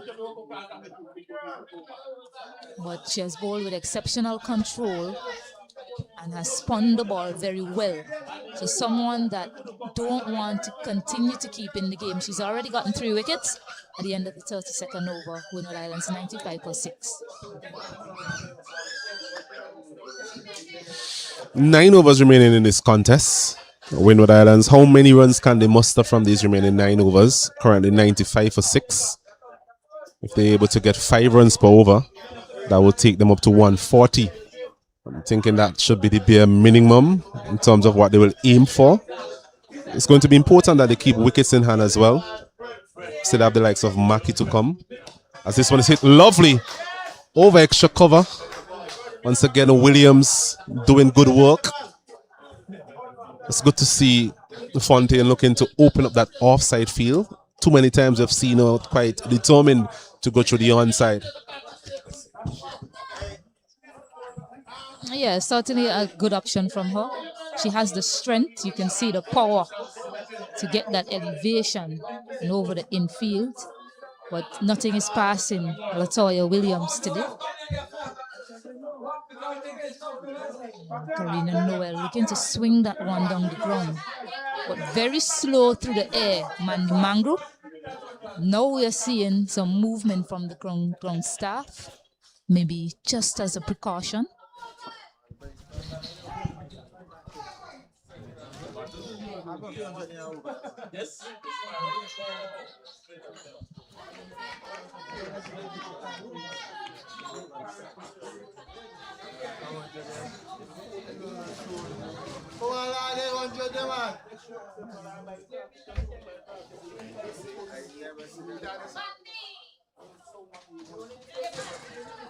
Yeah, still can't get it away in this over.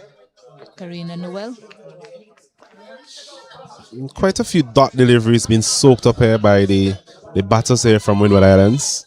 Mandy Mango continues her impressive spell into a 6th over, just consuming 19 runs so far. Yeah, and then the pressure. And then you look to hit it aerially, but straight to Grimmon, safe hands, an easy catch taken. So another wicket goes down. After some pressure being built up from the bowler, Mandy Mangro playing a supportive role here, picking up another wicket. Yeah, after a series of dot deliveries there, Mangro once again amongst the wickets, her 2nd wicket of the evening, coming in at such a crucial stage for the Guyana team as their 5th bowling option, and has done herself proud, her country proud so far, limiting the scoring opportunities quite miserly in terms of her 6 overs, and of course getting those crucial wickets as well. Last one being Karina Noel, just punching that one straight to the fielder there at extra cover.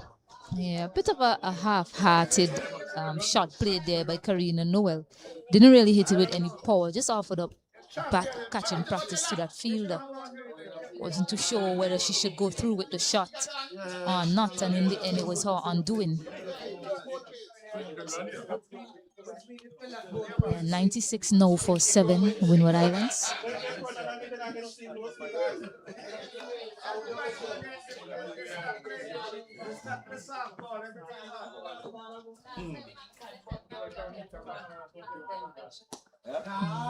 Nice forward defense.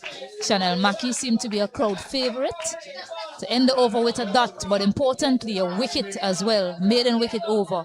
96 for 7. The Guyana continues to chip away at the wickets here of the Windward Island team.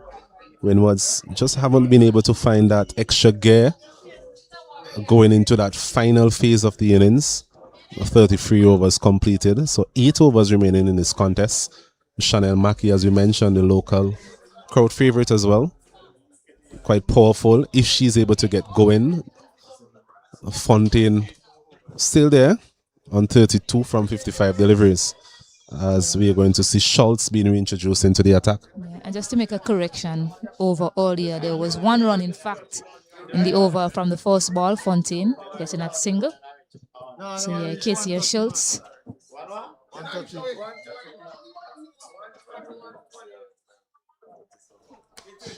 Looping that one up. Ashmini Munisa in business, she's never gonna put that down. Just that loop. You know that Fontaine was always gonna play that shot once it was looped up to her. And good plans coming together for Guyana. The 8th wicket goes down. Windward Islands falling apart here at the Park Hill playing field. Certainly losing their way here, the Windward Island team. The last of the recognized batters, as you would say. Onisha Fontaine was been there for 55 deliveries. Just taking the option, the aerial option in the end, not timing it well enough, and presented a simple opportunity there for Munisa, and the Windward Islands lose another wicket. And we're going to see Holly Charles making her way into the wicket. Another attacking player, along with Chanel Mackey. Both of these players have the potential to be match winners for the Windward Island team, but it's going to be difficult, especially against a spirited Guyanese bowling attack so far today. Yeah, they've come out here, Guyana. They won the toss, decided today that they will have a bowl first. And has restricted Windward Islands to 96 for 8 so far. Holly and Charles, as you mentioned, an attacking option. Fielders in the deep are in business, but she does have power. Holly and Charles.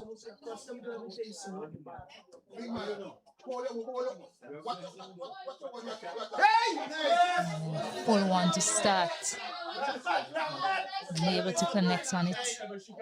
Holly and Charles. A juicy full task to start proceedings, Holly. I'm sure will be quite disappointed with her effort there. Just the type of delivery you need at the start of your innings. Schultz will catch it from a fielder in the deep. His hard hands pushing that one out to cover there, Holly. Does favor the offside. Hits it quite well aerially also. No one sweeping on offside.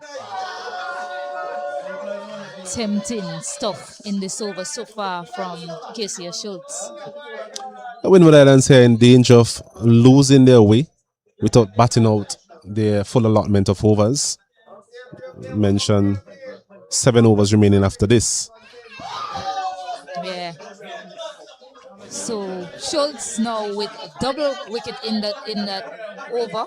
So Holly and Charles now has to go back. And they're also in danger of not getting to 100 runs. 96 now for 8. Guyana on top. Good bit of bowling there from Schultz, left arm spinner. Bowling it a bit slower on that occasion. Bit of tone as well. And going through the defense there of Holly Charles.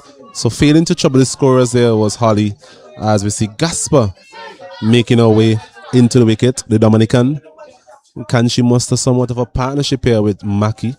Windward Islands will be hoping so. Guyana, on the other hand, will be looking to finish off proceedings as quickly as possible as they look to get their second victory of this tournament.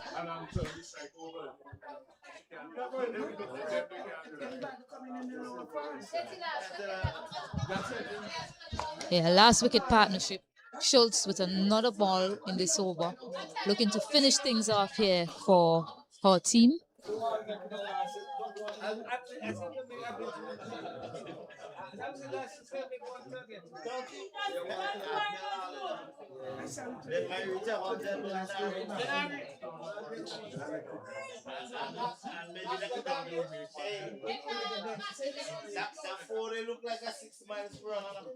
So Albert Gasper, last batter in, starts with a full toss. So a successful over. Double wicket maiden for Casey Schultz. Windward Islands 96 for 9. Yeah, that wicket of Fontaine would have really put a dagger in the heart of the Windward Island team. Last of those recognized batters, as we mentioned before, been there for a while, soaked up a lot of deliveries. Really needed to take it as deep as possible for Windward Islands, losing a wicket on the first delivery of that over. And 1 wicket left. How much more runs can they get? The Windward Islands, Mackey facing up to Munisa, certainly a difficult task, but I'm sure Mackey would show some attacking intent, just the nature of her batting.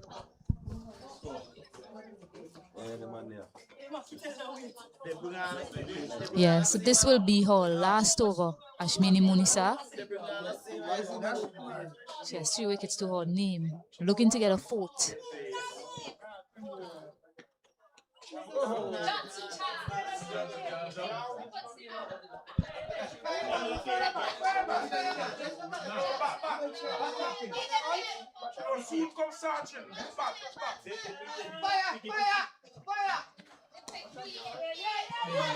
Yeah, they take that single there. Maki off strike. Albeit Gaspel's not really known for her batting. He's been picked as a spinner in the side, a slower bowler. It's now been exposed to Ashmini Munisa. Certainly an interesting decision there from Maki to take that single, especially considering the batting credentials of Gasper.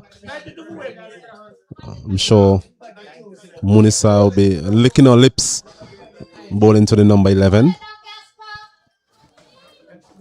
There's some encouragement from the crowd.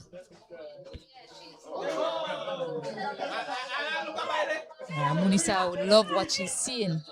3 balls remaining for her to get 4 wickets, give her team a bonus point, and also finish up the innings. Of course, if you bowl out the team, you also gain a bonus point.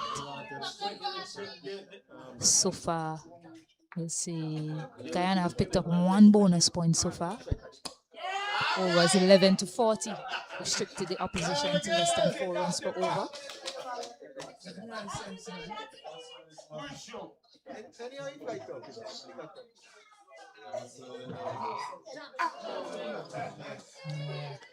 So close, Ashmini Munisa.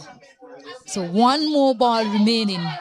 Can she wrap things up with this delivery?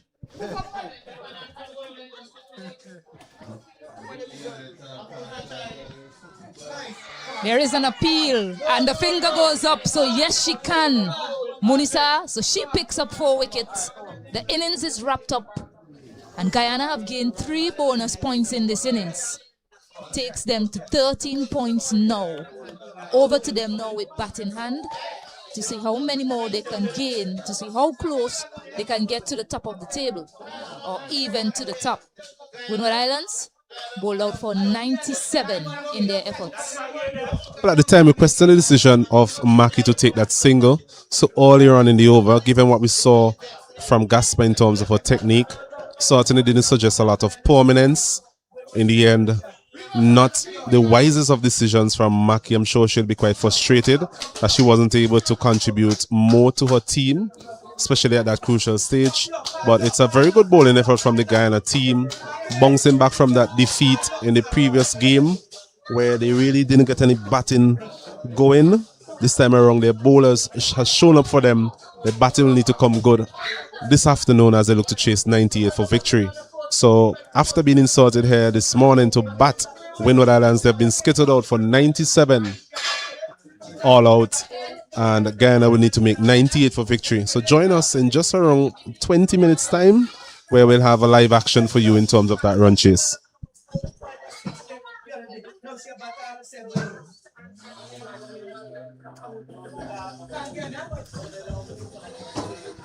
No, that's the point. Watch an experiment. Watch an experiment.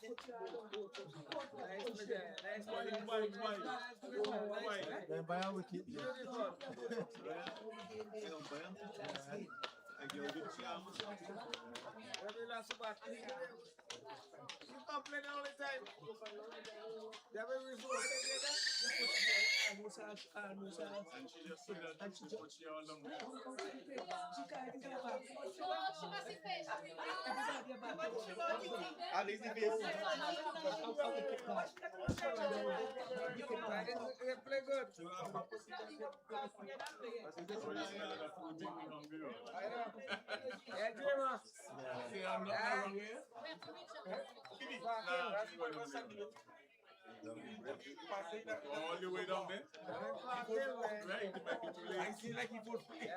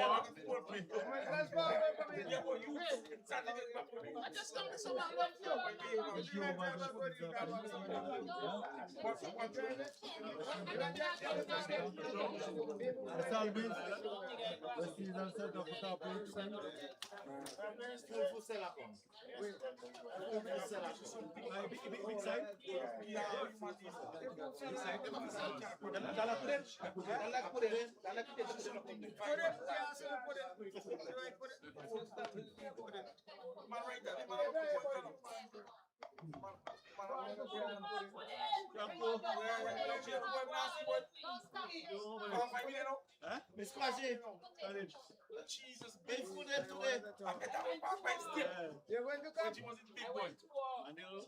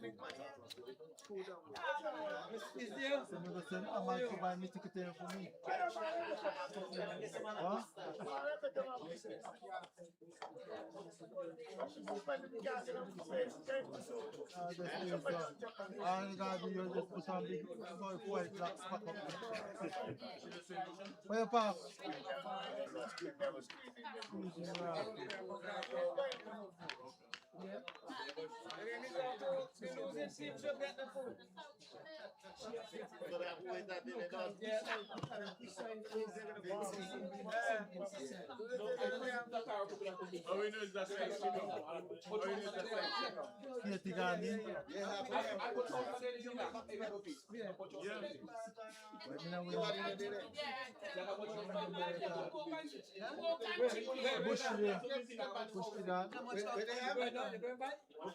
Somebody bring them up.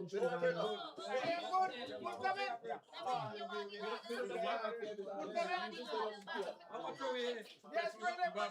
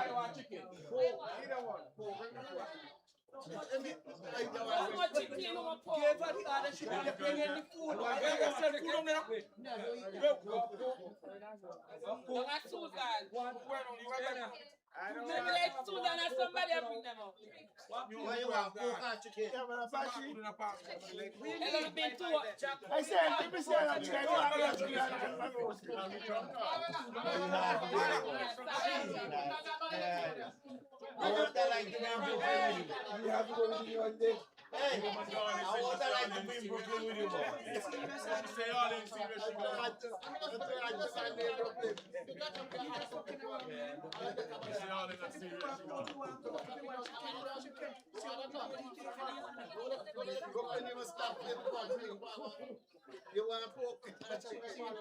You're selfish.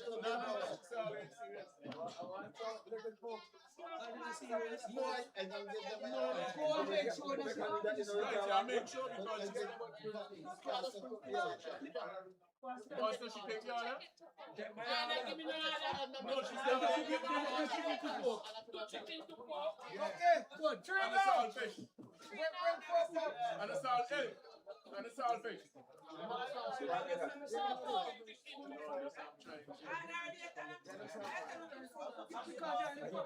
Yeah, yeah. So if you want the pork shaver,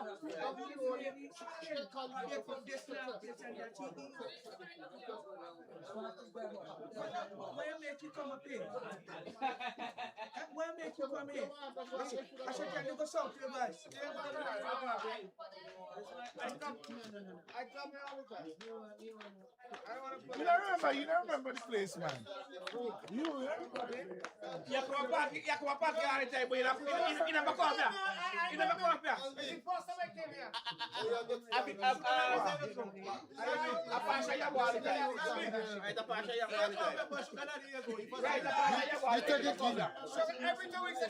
You want to put something in your car, right? And you take it here and no, you want to put things on me. I back it. I say, watch the man.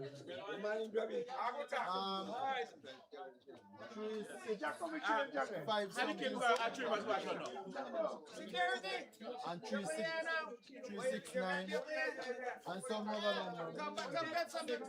969 something.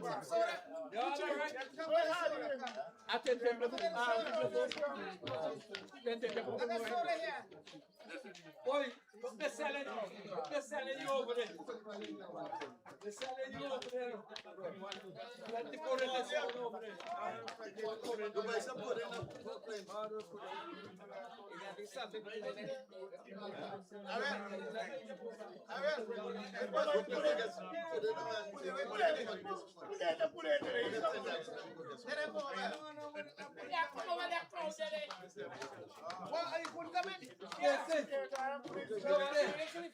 Before we come,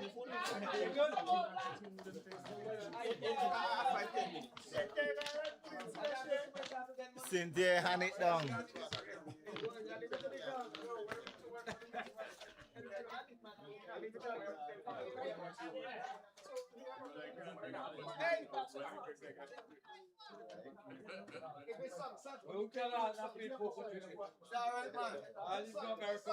You ain't gonna make me feel with that. Put something in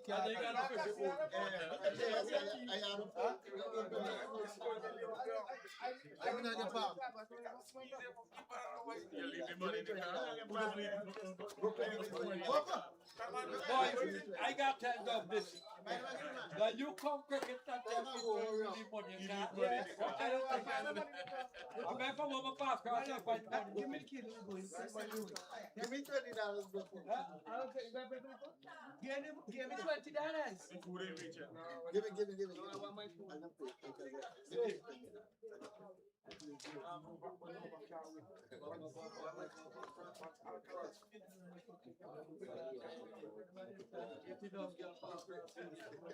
Yes.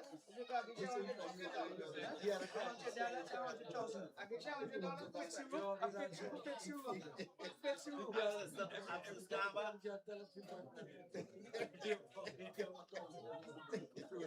Brooklyn, you get next man.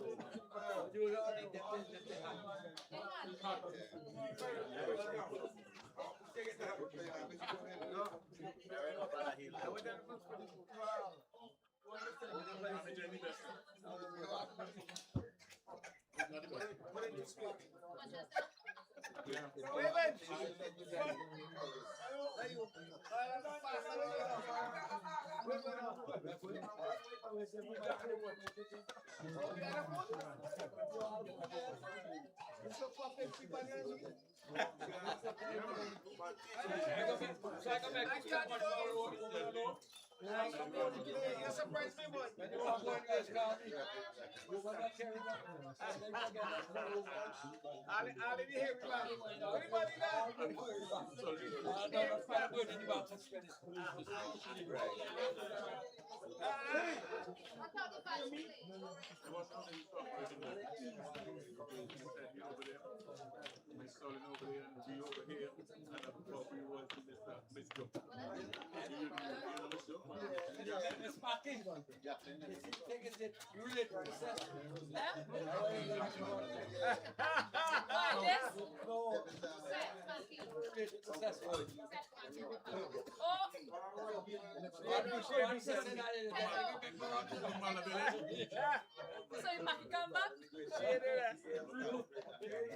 Listen to me. You guys spent a couple of kids from me.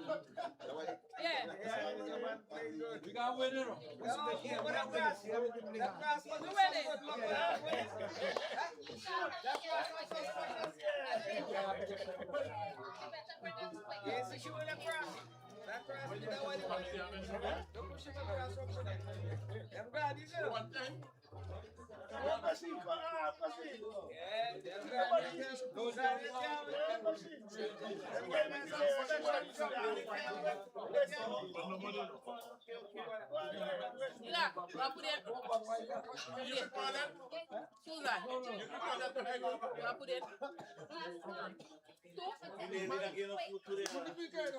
I know already like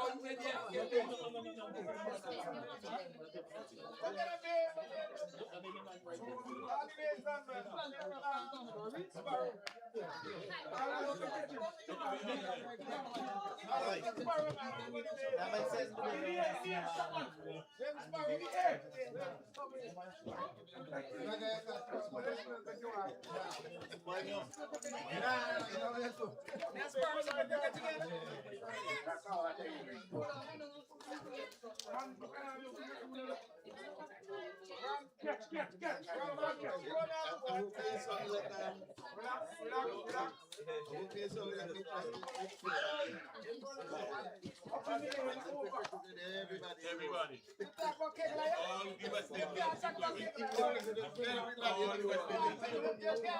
Everybody. I don't know wrong with you. He said he was in Port Douglas. He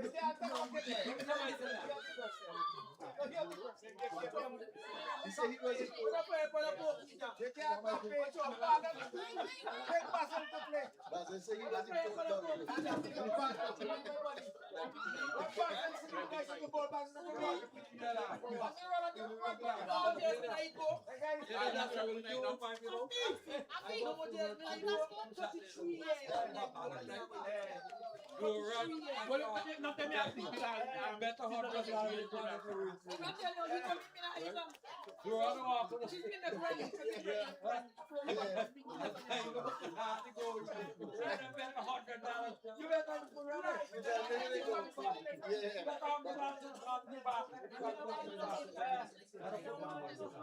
That's why they didn't do it.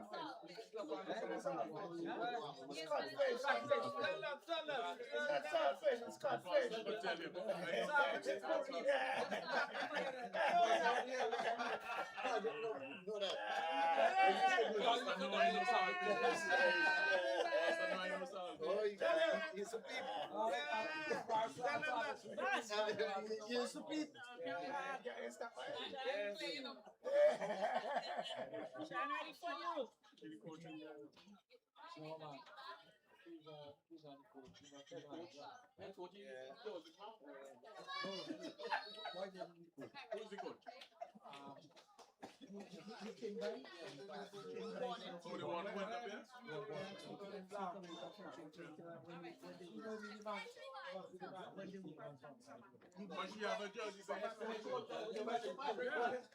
the coach. You know him? Oh, that's the guy. I'm your son? On the beach?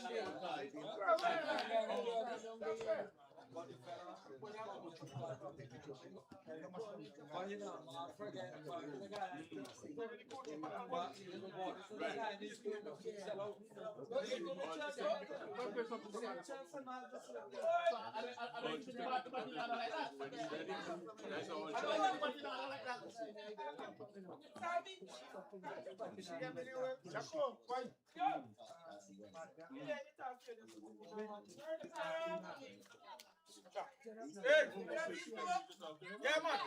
You want some?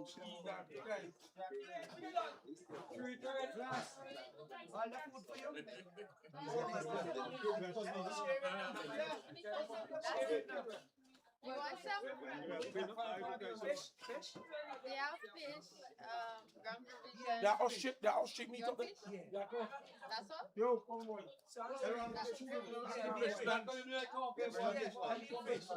I didn't even put it in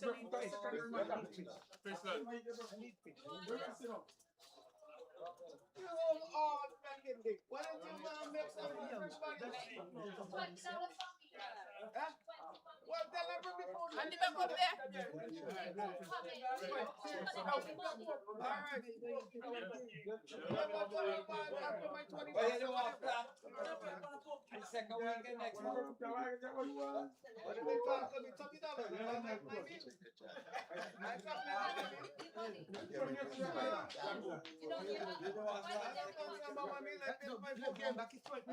Only thing I tell you when I did how much money you get? 20?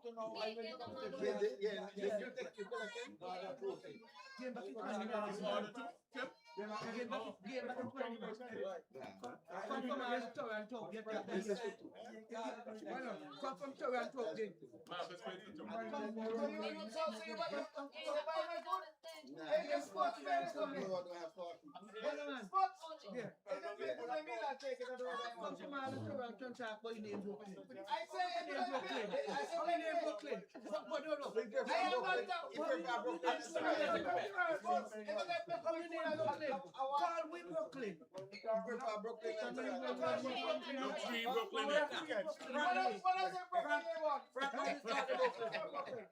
When they call the Brooklyn from?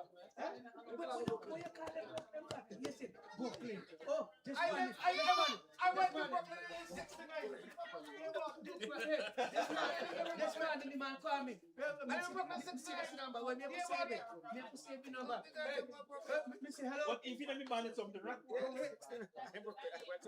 Hey Joe, when he call me this morning, me say Mr. Trainer, you lucky? Me say hello. Them days when they Look, this morning you call me. I talking, I speaking. Don't wait, speak when I'm talking. Hello, me say hello. This is Brooklyn. This is Brooklyn. This is fucking Brooklyn and you're from Toronto.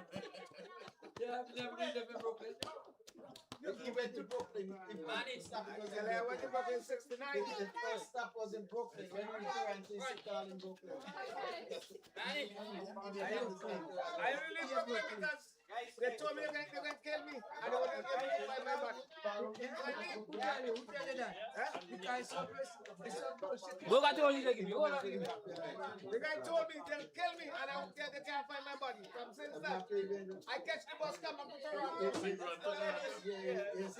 they give them much of the captain. There's a captain so I never. Thank you. Well, you did not thank you very much. Just woman in the team, so about it. It's okay, my day. You can't feel everybody. No, man, no. Let them enjoy. This. Go ahead, man.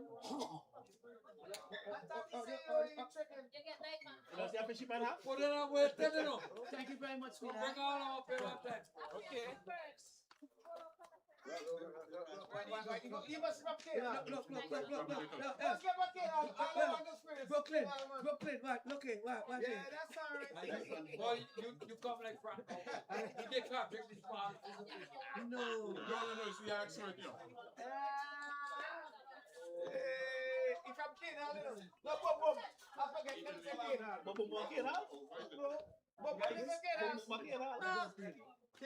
No, different. But more people, people don't strut, or the more people strut. It's not something.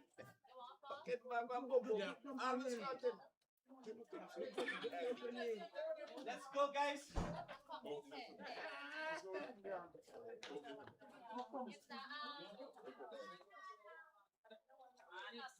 Thank you, Julian.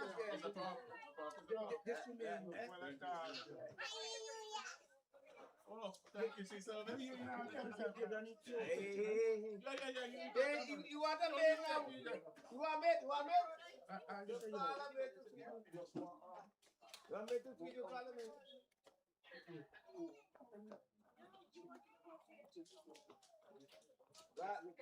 God bless you.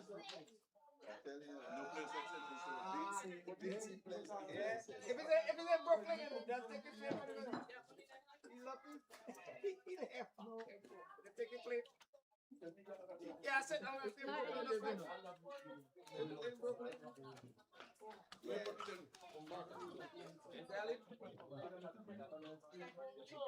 If I didn't leave Brooklyn, they wouldn't be talking about me. That's it. Brooklyn? Huh? That's one thing I need, boy. In my days, when they came in Brooklyn, they come up with them 5 days after. They come up for them. I say, boy, let me get out of here, boy. Guys, lucky. Remember when we were going to New York during overtime? Yes. We had the Will you catch it?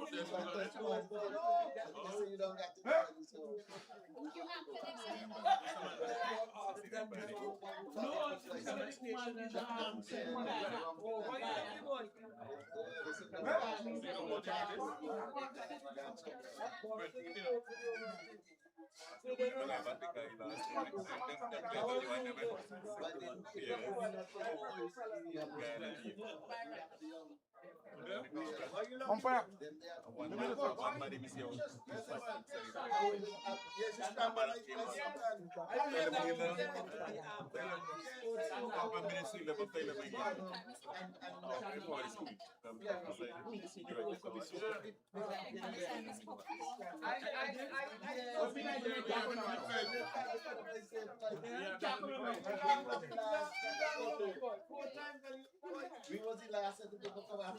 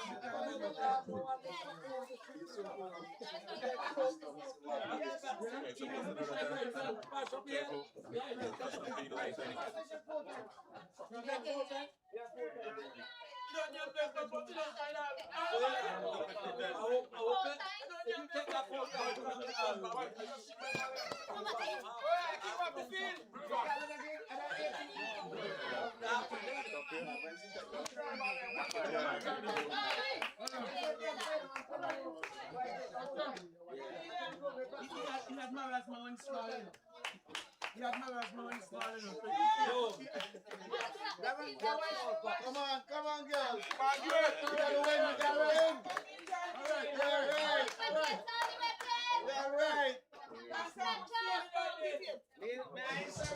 Yeah, hello everyone and welcome back to the final round here in the CG United Women's Super 50 tournament. Match between Guyana and Windward Islands women. Guyana earlier on won the toss, decided to bowl first and did so quite successfully, bowling out the Windward Islands for 97. Windward Islands had history in their hands to create here today. Still, of course, it's not over until it's over. Guyana still has to get these runs. Windward Islands coming into this round with 20 points on the board. Guyana far distance with 10, but they managed to pick up 3 bonus points in their bowling effort so far. Hello to you, Osnet. Good afternoon to you, Stacey. Good afternoon to all our viewers. Potentially an intriguing contest here at the Park Hill playing field. 97 runs on the board. It might look at first glance as an underwhelming total, but given the nature of the wicket, and of course Guyana, in terms of their batting, hasn't really put their best batting effort forward so far in the tournament. Dismissed for 31 in the last game. So I'm sure Windward Islands would have wanted perhaps something in the region 125, 130. But they will have to make do with 97 on the board as we see Janela Glasgow to start proceedings. A bit of seam for the first time today. Yeah, they have a number of batters in this lineup, Guyana, that hasn't fired just yet. And you will think to yourself, the caliber of players that they are, that they won't leave a tournament without putting some balls on the board. But it's over to Windward Islands now to deter that sort of progress from these batters. Really an agreement. One of these batters that just spoke about searching for once. Glasgow with ball in hand. Starts with a full ball. And right away, without troubling the scorers, they get buys. Without bat on ball, I beg your pardon, they get buys. Not the best of starts from Glasgow. A full-length delivery. Just pitching on that sort of hard nature of the wicket and going over the wicket keeper there, Fontaine. Didn't really cover herself in glory. Maybe a better effort was needed from her, but Guyana up and running 4 without loss. Yeah, just the start that they needed, Guyana, with minimum effort. Yeah, better from Glasgow. You expect the comeback from her, really, an agreement. Just fishing at that one outside of the off stump. There is a slip in place. Griman, the type of player that will enjoy this sort of pace. I haven't seen a lot of pace in the inning so far, or in the match so far. But Glasgow certainly can get it up to a reasonable pace. Bit of movement as well. Yeah, offering up some width. She's off the mark. Grimond slashing that one down to deep third. Yeah, she's a good time of the cricket ball, Grimond. Hasn't covered herself in glory by way of scores so far, but certainly has the talent to make this chase a bit comfortable for the Guyana team. Windward Islands, I'm sure the team talk would have been centered around getting all the wickets and putting some pressure on this batting unit. Yeah, so Janelia Glasgow to continue. Mandy Mangru to face her first. Yeah, they're looking for a quick single. They get it quite easily. Strong return, but slow to get it, Janelle Mackey. But a well-judged single, though, from Mandy Mangru. Yeah, good piece of cricket there from Guyana. Just using soft hands there was Mandy Mangru. And Mackey on the edge of the circle, so always going to be a relatively comfortable single if you're able to communicate quite early with your batting partner.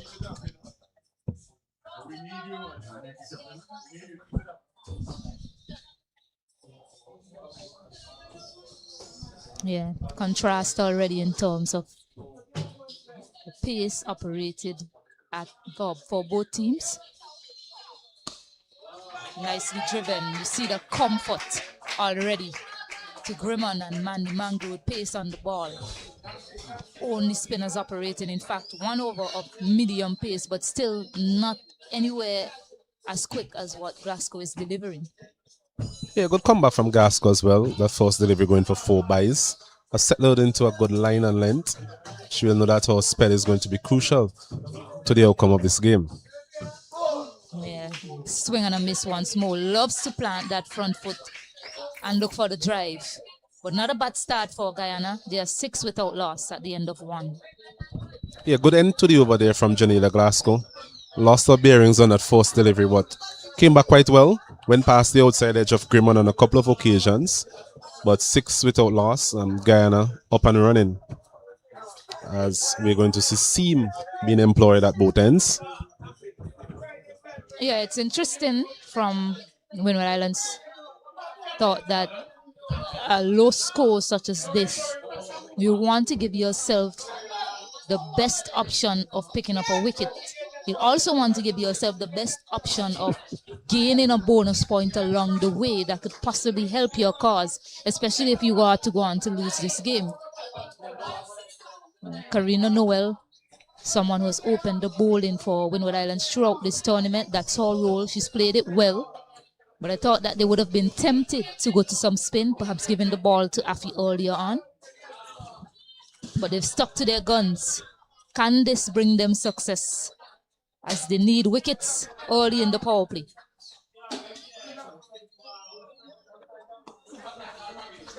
Yeah, again, the quick running between these two. And you'll expect that.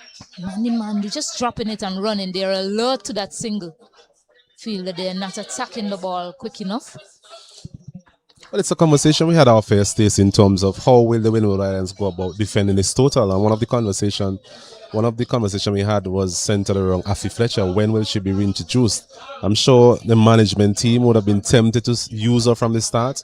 I'm not sure how comfortable she is with the new ball in hand, but given her experience, especially at the ice level, I'm sure she would have been able to do a job for the captain. Opting for pace from both ends, and we spoke about the fact that the Guyanese perhaps would be more comfortable against these options. Left to be seen.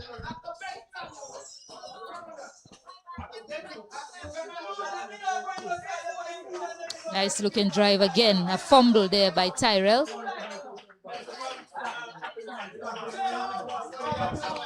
Just can't afford to give those easy singles away. Already a paltry total.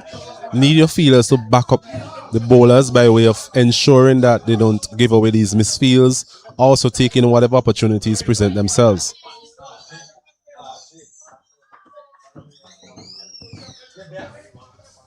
Yeah, you go back to that T20, first T20 that these two played, Mandy Mangru and Grimond. They did open the batting together. Got the team off to a fairly decent start. Shot nowhere close to the fielder, Ashlyn Edwards. Trying to force the issue there, Mandy Mangru. Has opted for that short length so far, Karina Noel. 3 deliveries into the pitch.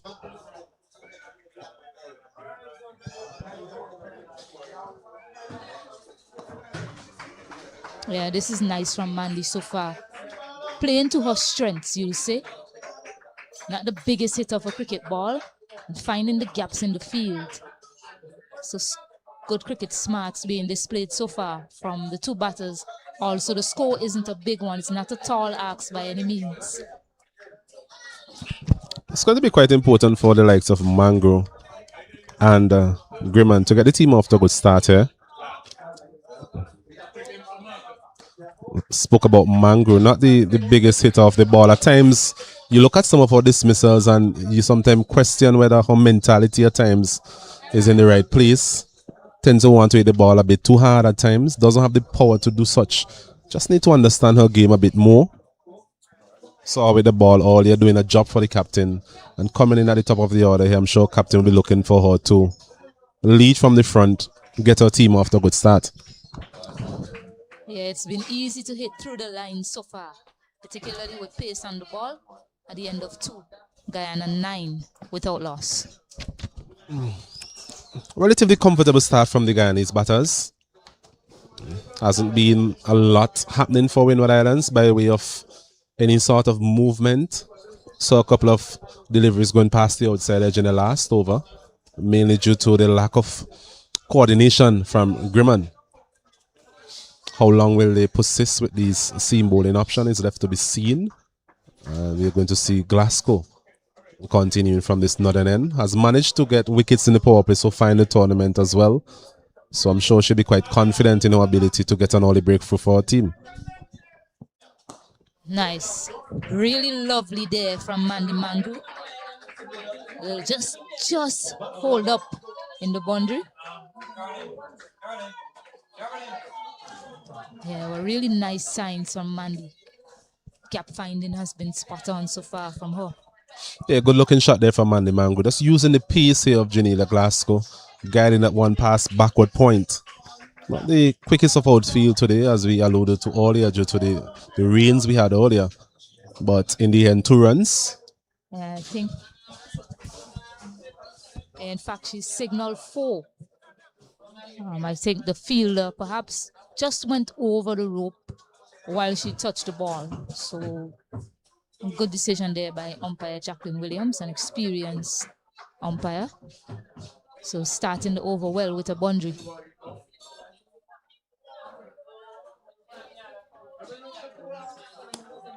Yeah, better line, better length, much tighter to the stumps on that occasion, Glasgow. I think another issue here for the Windward Island team, they don't want these two to get set before the introduction of spin. A lot of players struggle at the start of their innings to spin. So they want it a case where they're facing 6-7 overs of spin, getting themselves set, then they'll be in a better mind frame in terms of negotiating whatever spin bowling options. Yeah, I agree with you. And again, finding the gap. Won't get to the boundary. These two looking quite comfortable in the middle. This time she gets two. Another good looking shot there from Mango, just using the pace once again. Quite diminutive Mango. Normally players of that stature, they're very good through the offside, behind square. And those two shots we've seen in the over so far, peppering that offside field, finding the gap most importantly. A bit of change in the field. That offside field is now being fortified. Afi Fletcher now making her way into that backward square region. Nothing to leave alone. Haven't seen a lot of that today. But a good option. Low score. No need to risk anything. Mandy Mangru also searching for a score as well. Someone who's in that West Indies setup. Hasn't gone into the double figures often in this tournament. So looking for a score to finish our tournament well.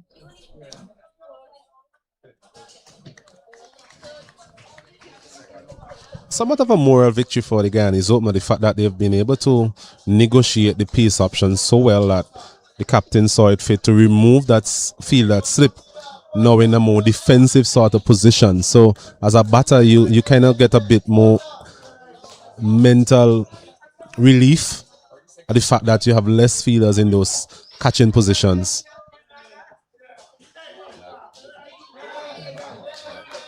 Thought they had something there, but just an appeal from cover. 3 overs bowled 15 without loss. Yeah, good positive start from Guyana, scoring at 5 runs per over. Largely due to the exploits of Mandy Mangru. Shaped up quite well so far. Timing the ball well through the offside, using whatever pace is being offered from Janila Glasgow. So a quite confident reply from the Guyana team. Windward Islands still searching for answers earlier on in this response. Yeah, still searching for answers as you said. And they've decided to continue with pace. There is an appeal and there is an appeal. And the continuation of pace has worked for Windward Islands. Karina Noel picking up that big wicket of Brilliant Agreement, who again, another batter searching for form, has to end her tournament on a low note. And I think the Windward Islands will be buoyed by this wicket and also buoyed by the option to continue with pace. Yeah, good change of length there from Karina Noel. We spoke about the first over where she bowled into the wicket. Bit short of a length, quite comfortable for both of the batters. Grimman on a couple of occasions punching it through the offside. This time's a bit fuller, a bit of skid as well. Normally the case with Karina Noel, just tend to kiss the surface, getting a bit of skid, a bit of movement back into the right hander, hitting her back leg, and that kind of made the decision a bit easier there for umpire Gustad. Yeah, much better length from Karina Noel. Just looking to, as you mentioned, just get it a touch fuller. Slightly overcast. The sun is peeping out now. Yeah, it was a bit too short to start in her over. It was easy to negotiate. She has found that length and line. Can she continue? New batter, Laureen Williams. So they've decided to give themselves some space. Guyana in between that top 4 of Grimond, Mandy, Shemaine Campbell, and Gajnabi. So Laureen Williams, so shown some promise with bat in hand in the tournament.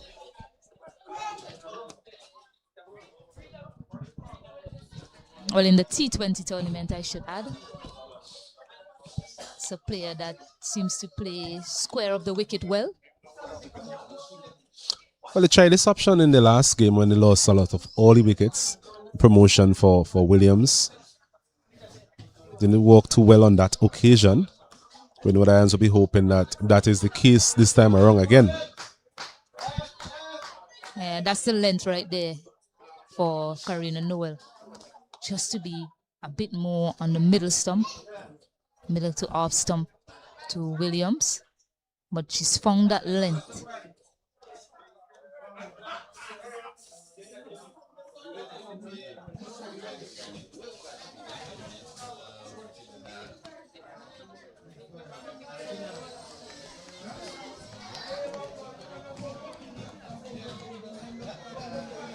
It's important for Laureen Williams just to stick around a bit longer with Mandy think that's what the captain and the coach will require of her before the introduction of Campbell and Gajnabi.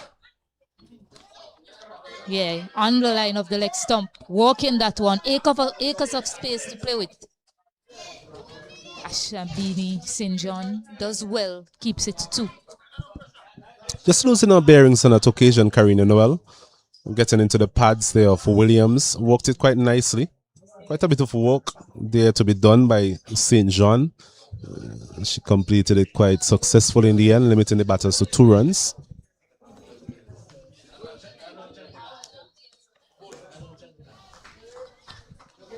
Yeah. Solid defense to end the 4th, a successful one for Windward Islands, 17 for 1. Yeah, just 2 runs coming from that over from Karina Noel. Got that wicket of Reliana Grimman as well.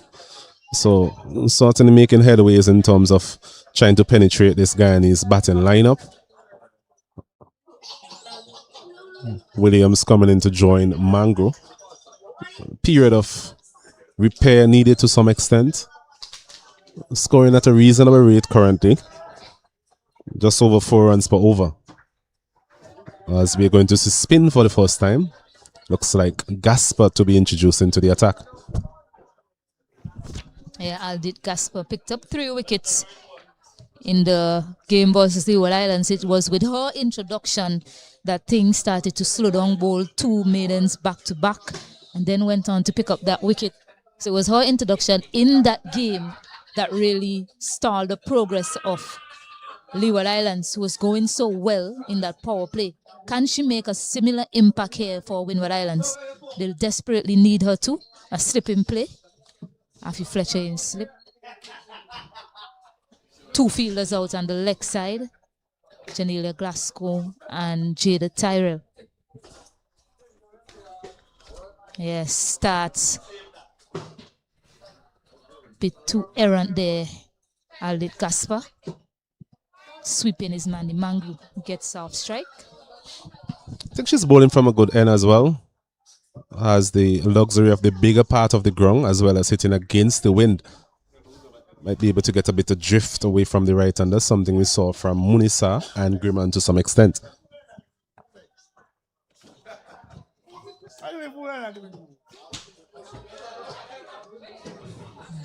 Gets on the back foot. Indecision about whether to take the single. Rightly said no in the end. Doesn't spin the ball much, Gasper, but just lands it on a length and it's extremely slow through the air.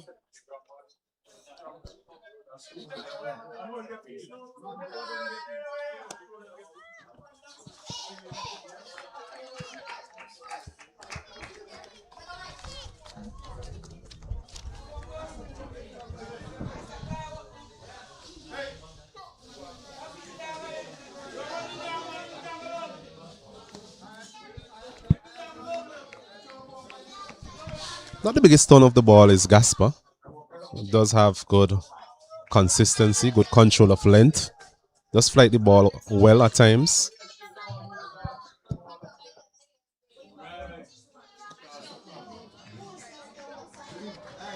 Yeah, not a lot of batters in this tournament are prepared to use their feet to come down the track.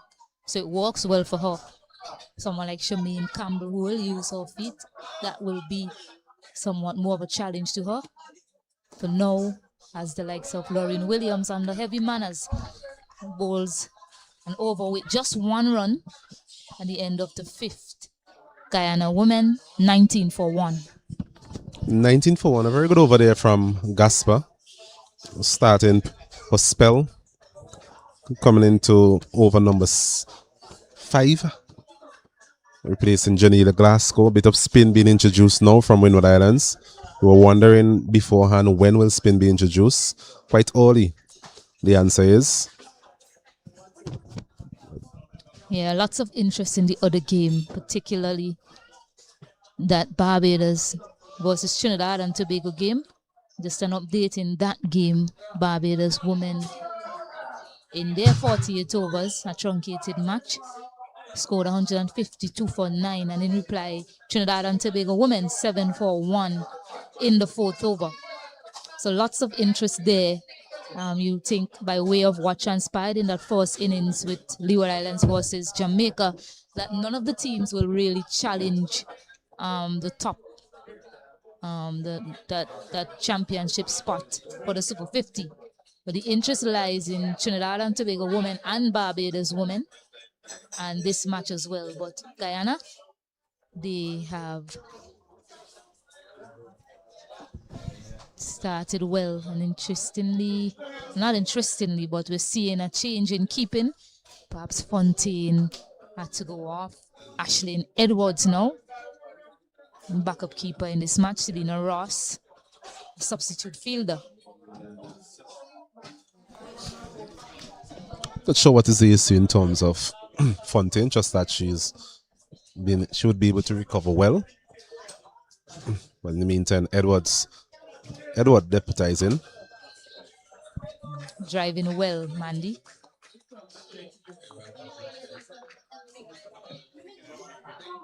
But can't beat Janelia Glasgow there in the cover area. I think Windward Islands know if it's a little bit more difficult to get rid of Mandy. She's been quite astute in her defense so far and her front foot play. So to her back foot game.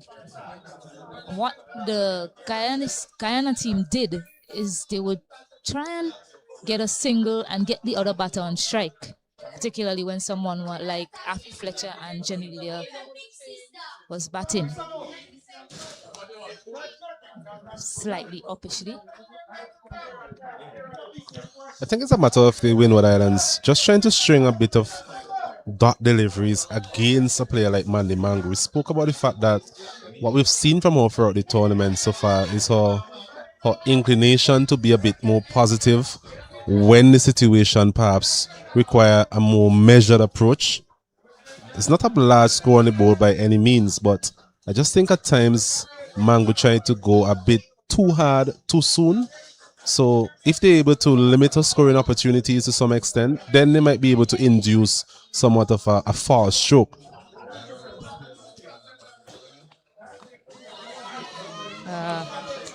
Muted appeal, change of keeper, unable to stop it. A bit wrong-footed there, Ashlyn Edwards. Fresh with the gloves on. First time in the tournament. By signal by the umpire. But perhaps also close to the stump, given the reaction from the fielders. You're looking to be positive again. Was Mango through the offside. A bit loose on that occasion. But in the end, a single gain from Guyana. The score moves up to 20-1.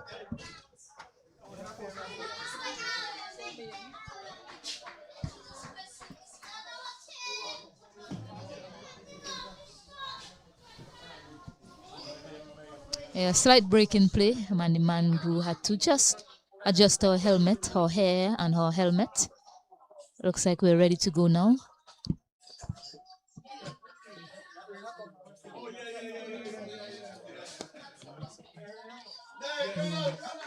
Again, quite solid between playing square of the wicket, Lauren Williams. I like to see them just bowl slightly fuller to her to see what options she has to offer when it's a bit fuller to her, Williams. I think she has brought more of a defensive game to the crease so far. Haven't seen a lot of attacking intent from her, Williams. Quite unorthodox as well in terms of her defense. But so far, she has been able to negotiate whatever threat has been posed by the Windward Island bowlers. Yeah, not a bad over, just a buy from it. But wicket is what Windward Islands will be looking for at the end of 6:20 for 1. Still they're delaying the introduction of Afi Fletcher.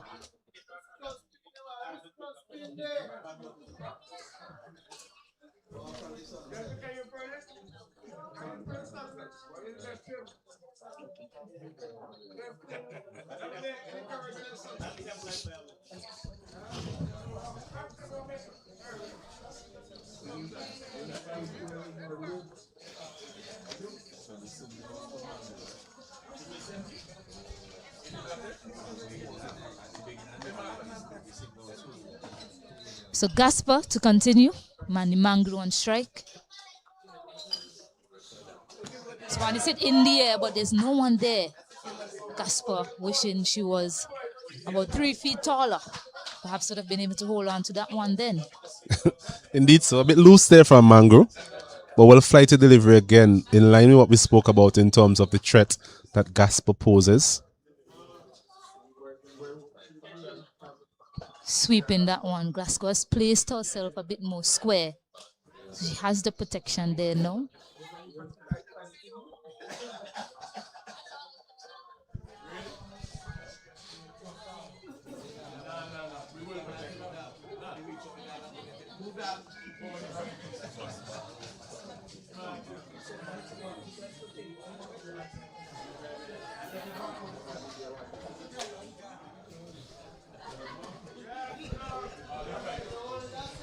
I still would like to see at least a slip though, Stacey. They will need to take all the wickets. Just have to find a feeder from somewhere. Maybe the square leg. Yeah, I'm with you there, Osnet. Particularly, the only time Mandy looks to play that side is when it's on the line of the leg stump. Just needs to be a bit tighter, Aldit, to Mandy, who's found 2 runs in that region, and then you can take that fielder out. That one down the leg side should be wide. And they're looking for a second, so wide. Yeah, waiting on the signal now from Jackie. Good work there from Janela Glasgow. I think both batters on that occasion had an eye on her. Wonderful athlete. Traveling all the way from deep square leg to that fine leg region and limiting the batters to a single.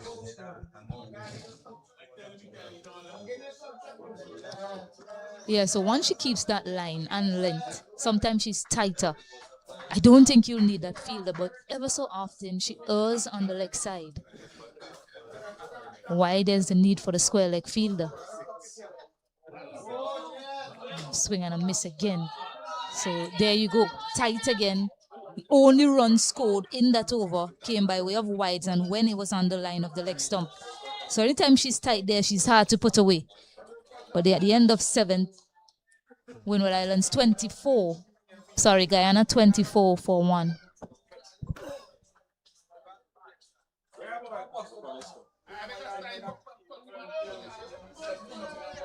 Yeah, I beg your pardon, 22 for 1.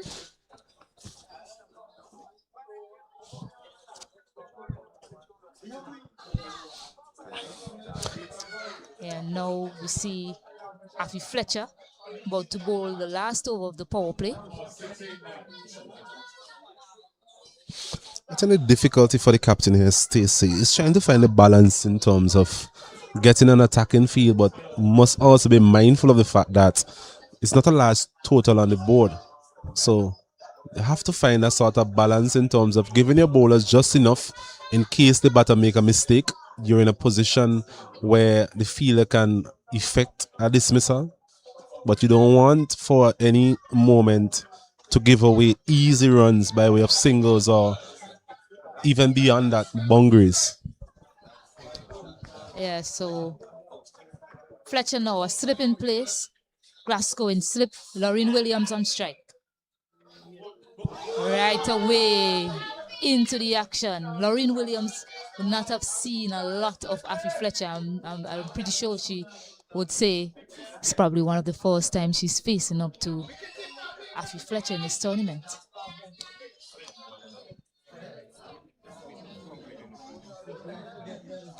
Yeah, negotiated her well there on that occasion on the back foot, just watching it closely. Always something to offer Afi Fletcher, whether with the bat or the ball. One of those all-action type of cricketers. Good cricketing brain as well. Yeah, again, I don't think Fletcher would mind her getting on the back foot too much. Again, looking content to play her on the back foot, Laureen Williams. I think it's a time of the day as well where those persons who know Park Hill wicket very well will start to get a bit more assistance for the spinners, and we have seen a couple of deliveries torn quite vociferously so far.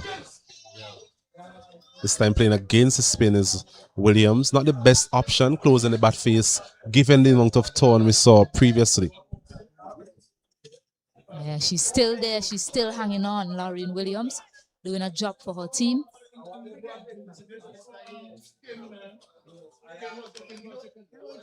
Floated that one up. Fuller looking to get off strike, but it's sent back by Mandy.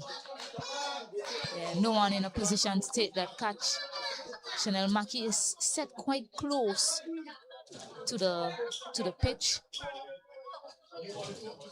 So one more ball in this over for her to survive.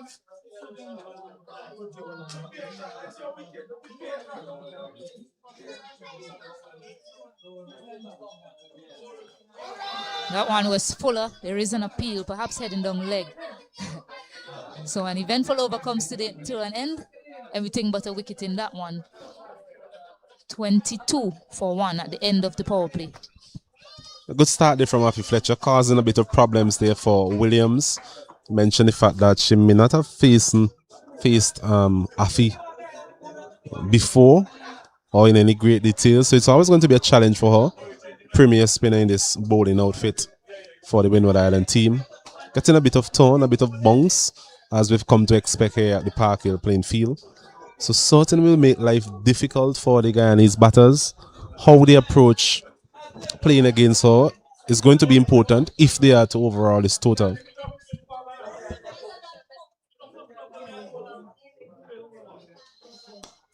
Gaspar on strike.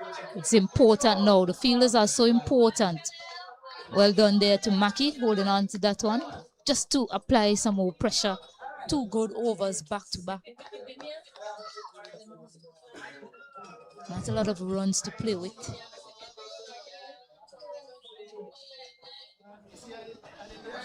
Sweeping this one straight to Glasgow again. That line. That's where they end up getting the run in that area, deep square leg. Fine margins here for Gaspar, something you spoke about in the last over. Whenever she's just a bit too straight, especially to Mangro, she's been able to employ that sweep option.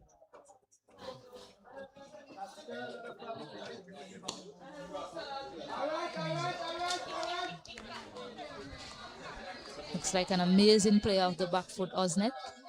Has connected on anything short. Still hasn't found the gap though. But hitting it quite well out of the middle anytime it's short.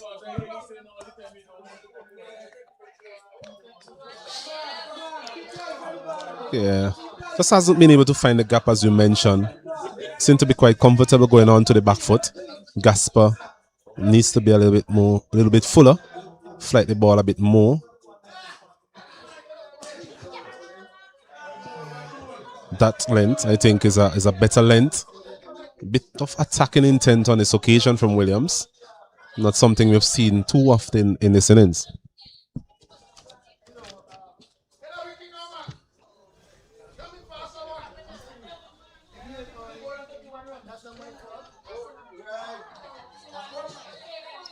Yeah, direct hit, but Mandy was always in her crease.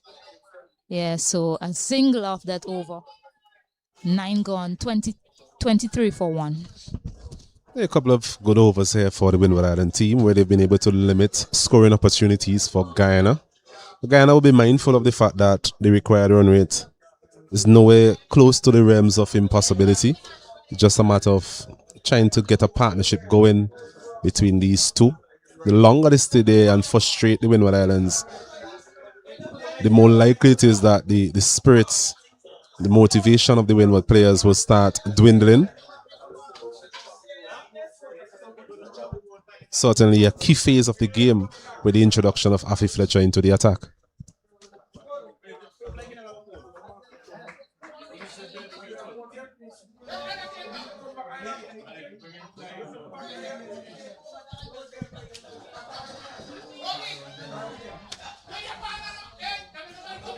Yeah, 74 to win. Lots of overs to do it. Fletcher to Mangru, who's sweeping and sweeping well, but there's a fielder there. Abini St. John, 1 bounce to her. In the end, I think a very good stop from St. John. A bit of spin on that occasion could have easily deceived her. I think she was quite mindful of that. But Mandy Mango again employing that favored sweep shot against the spinners.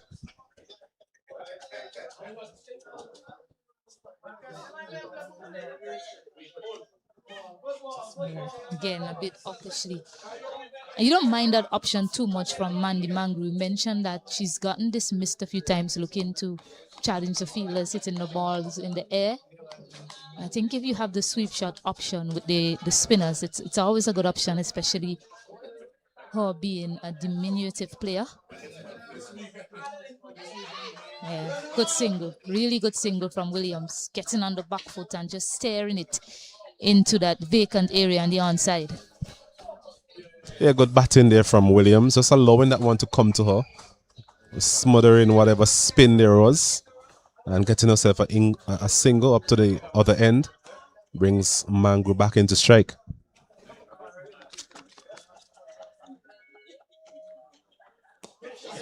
Again, sweeping again. And they mentioned to watch the spin. Better stop this time now from Abini. Had to do more walk to her right and did very well. Almost an action replay of the previous sweep shot from Mango. Swept quite powerful again. And that spin almost defeating St. John on this occasion. Thankfully for her, got her right hand out just in time. Just erring a bit too much on the leg side there, fetching this over.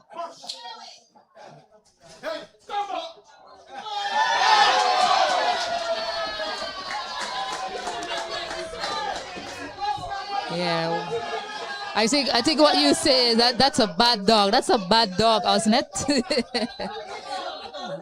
He loves some attention. Everyone was shouting at him to get off the field, and he just sat there and did the nasty. It's not good training at all. He's off the field now, but it's left a mess for the fielders.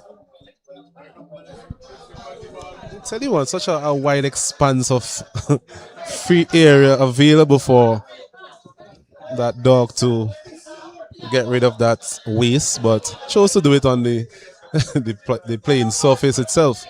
Yeah, I think as we're seeing the groundsman just doing some maintenance work at this time, not missing any cricket. I think he hated everyone shouting at him, so he just had to show them who is in charge. He's in charge, and he just stayed there and did what he had to do. But the ground staff has already cleaned that up, and we should be ready to start back. Oh no, there's another dog on the field. I must say, you're from this area, these dogs are unruly.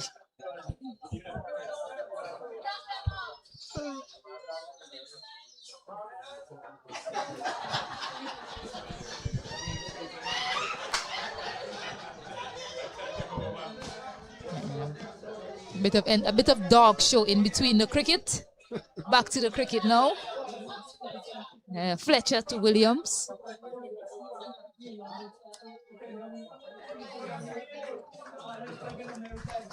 I think Williams has to be careful in terms of that shot, looking to walk the ball against the spin. I also think that those fielders in the circle maybe coming in a couple of yards as well. We've seen a couple of deliveries so far, just been hit upishly but falling short of the fielder. So that's something to think about in terms from a captaincy perspective. She's sort of playing her undue run as well. Get back to that at the start of the next over. 26 now for 1.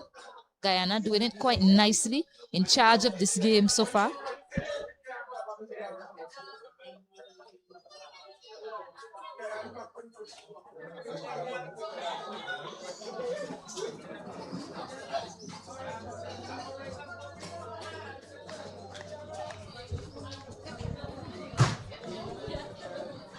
Yeah, she's sort of walking into those shots, Lauren Williams, when she plays Afi Fletcher.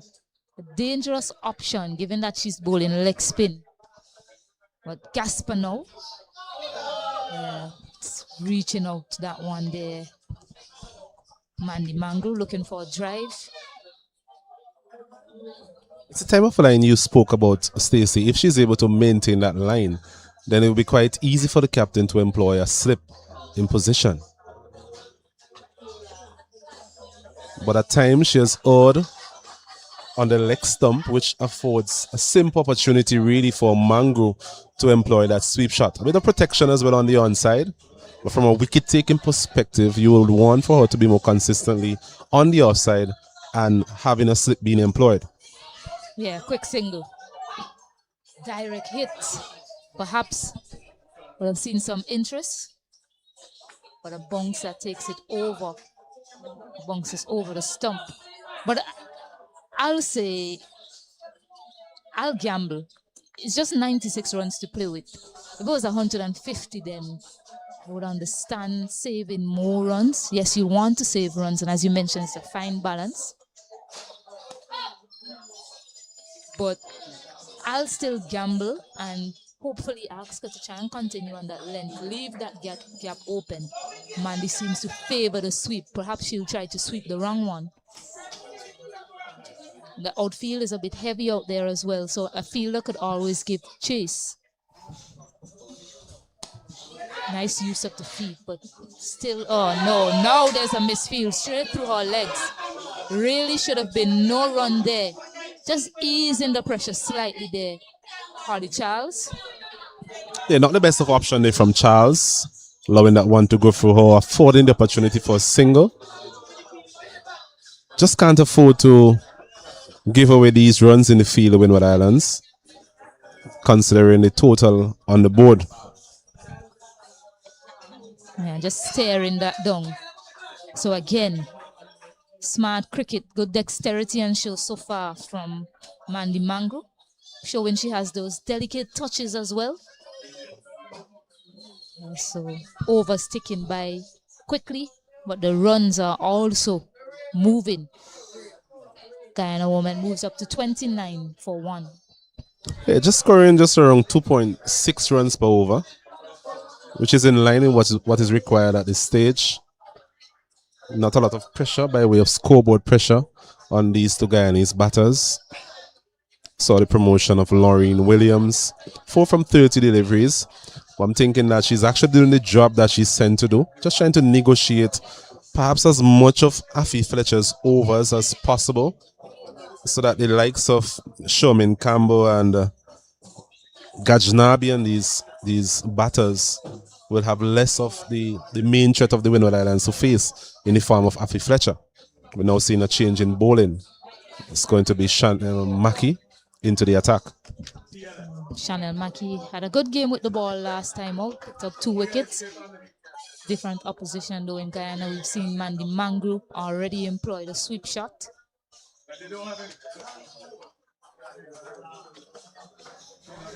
Doesn't spin the ball much, will just loop it slowly up to the batter.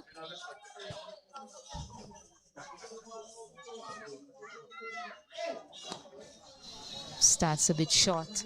Coming off a run-up today now, Chanel Mackey. She usually bowls medium pace, but I've seen her decided to just roll her arms. Can't really call it off spin, hasn't it? And it's been a successful ploy.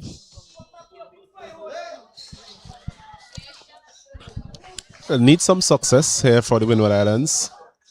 A rather comfortable start from the Guyanese in response to their 98 target.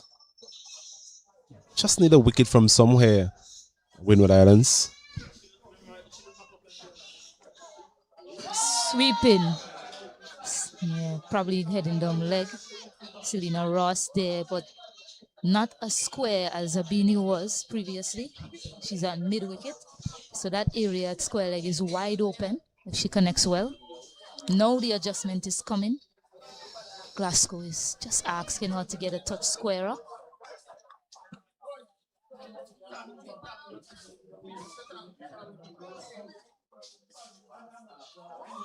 Down the leg side, well taken there by Edwards. It's the type of bowling that requires her line to be on the stumps. Try and bowl as straight as possible. Don't offer the batter any sort of room.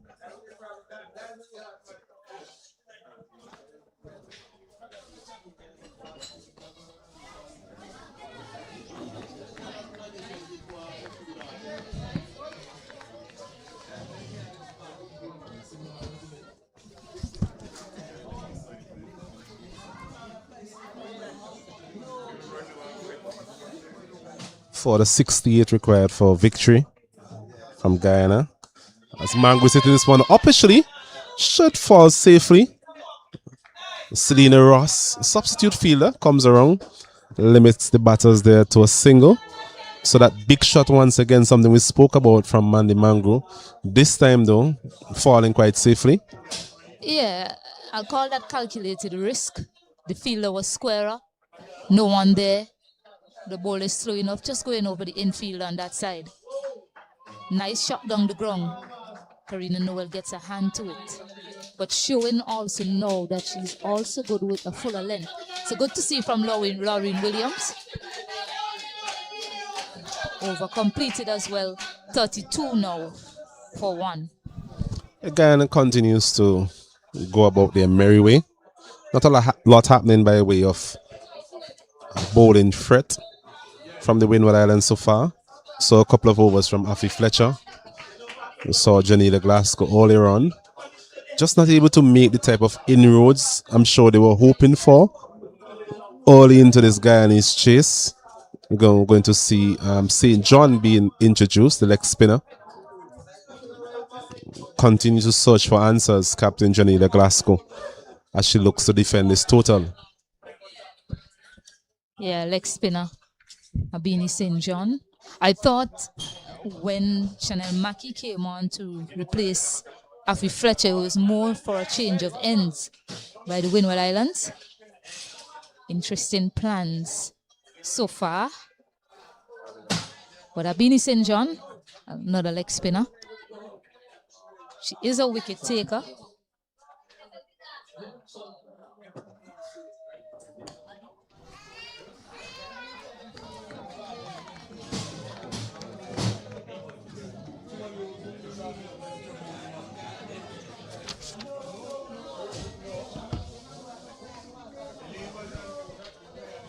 Windward Islands searching for a wicket. Can she produce that much needed breakthrough that they require? A bit too wide there on that occasion.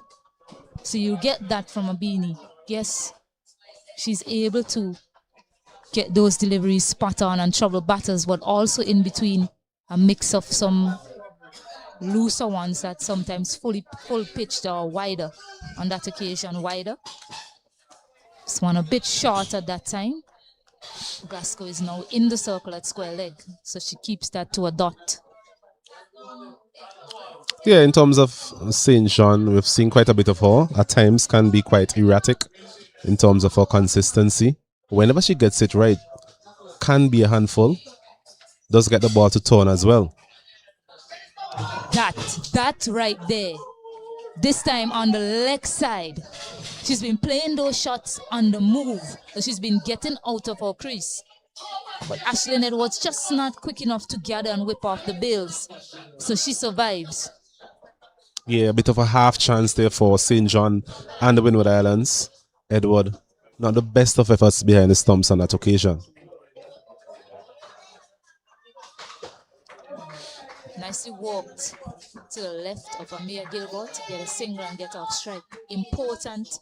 Something you didn't see a lot of from the Windward Islands, especially when one batter was under pressure. They were not able to get a single to get the other batter on strike. Lauren Williams, under some pressure in that over, able to get the single. Breathe a sigh of relief at the other end. Just stay and look at what Mandy has to do now that she's on strike. It's a good partnership between these two so far.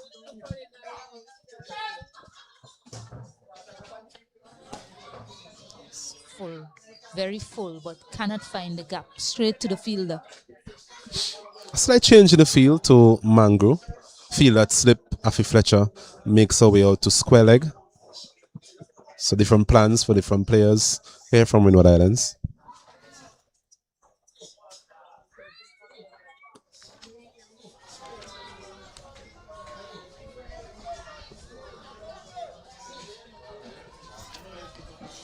Just hasn't been able to find that line and length that she's looking for. Bowling leg spin, quite a difficult art. So far a bit short on a couple of occasions, a couple of wides as well. But that area is maybe the region she'll want to be in. Bit of a half chance again in terms of an opportunity. Selena Ross not able to gather that one quickly enough. And in the end, Mangro made our way quite comfortably. So a couple of half opportunities for the Windward Islands, which they've not been able to accept as Guyana continued to go along smoothly up to 36-1.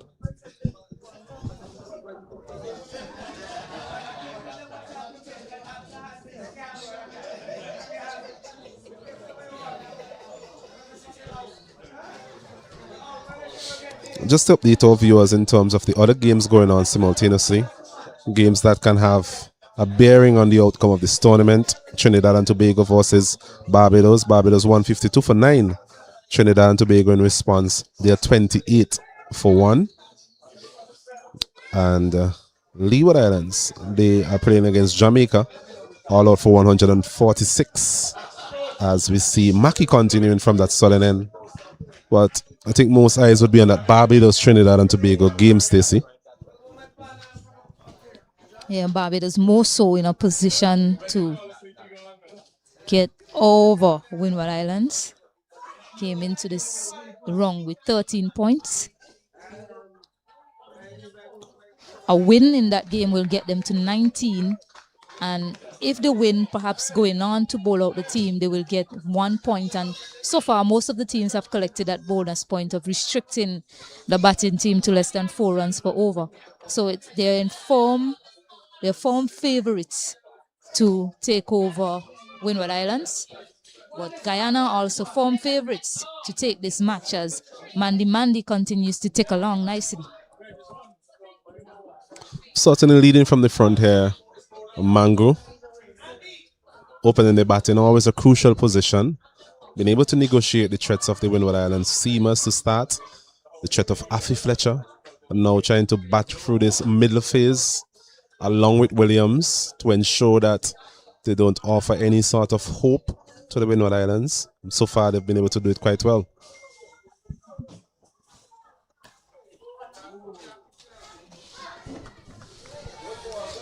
Chanel Mackie just looking to build up some pressure here. Spoke about the fact that given her pace and trajectory, needs to be as straight as possible, not offering any sort of room to the batters.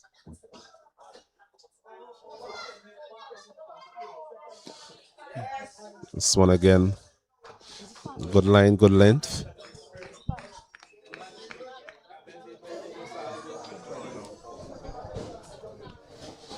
Partnership here building quite nicely. 22 runs, important 22 runs. Using her feet again is Williams, going across the line, but comfortably missing leg. So it's the end of the over, and at the end of it, 14 overs completed. Guyana on quest to chase 98 here to win this encounter. They are 37-1.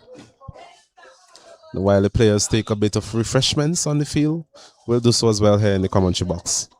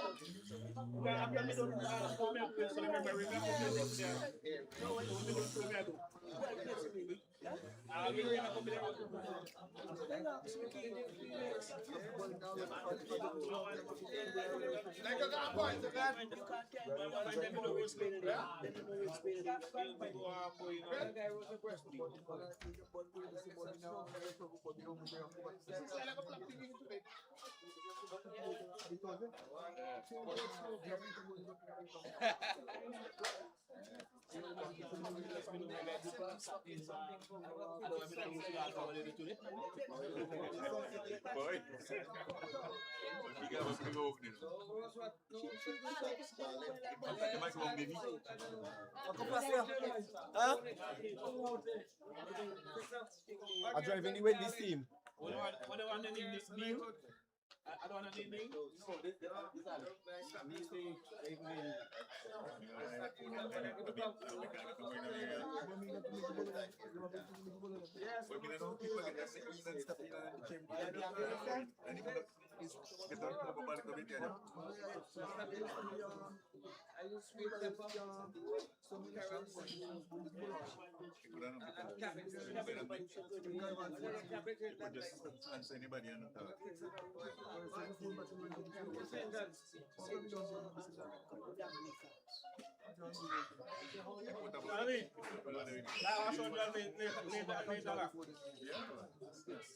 You never line a party that my essential to line.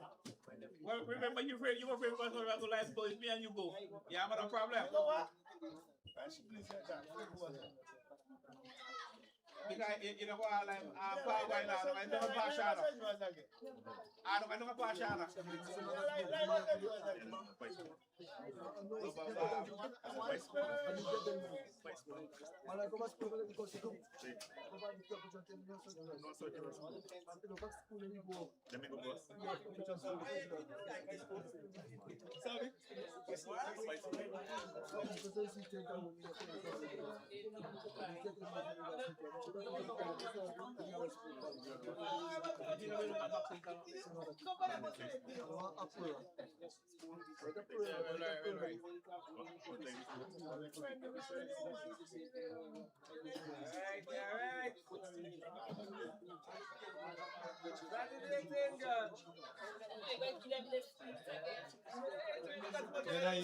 Then I eat the sweet feed him.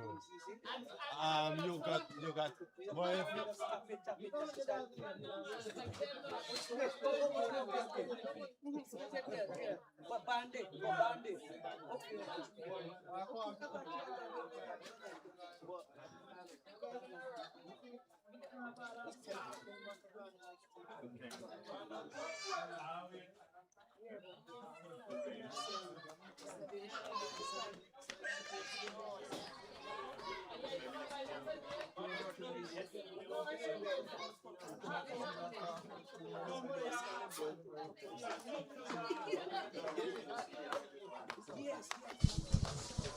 Welcome back to the Park Hill playing field.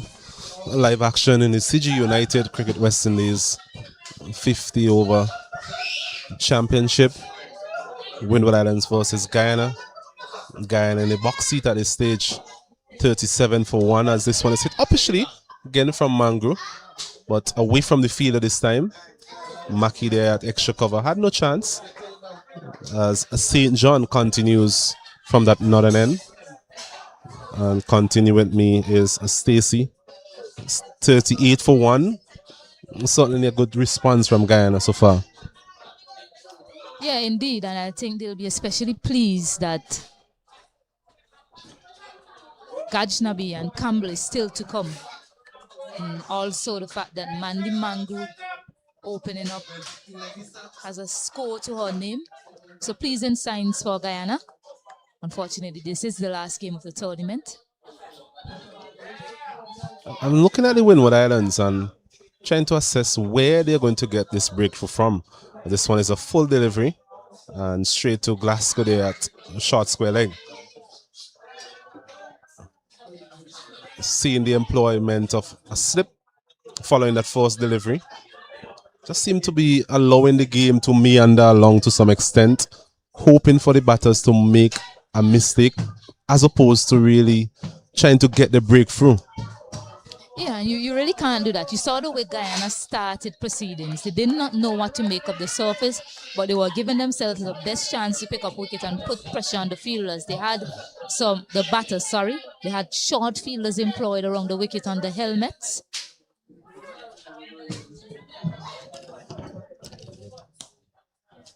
For almost the entire power play when they operated. So they were hunting for wickets. They were searching for a way to get wickets. This point in time, Windward Islands just looking as if they're waiting for the batters to make a mistake. And they're hardly doing that. These two in the middle of a decent partnership so far.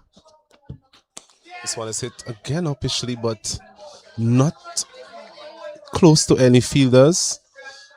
Ever so often we have seen Williams using her feet, trying to be a bit more attacking. on this occasion, just finding Holly Charles no run. So the end of the first over following the drinks break, Guyana they up to 38 for 1.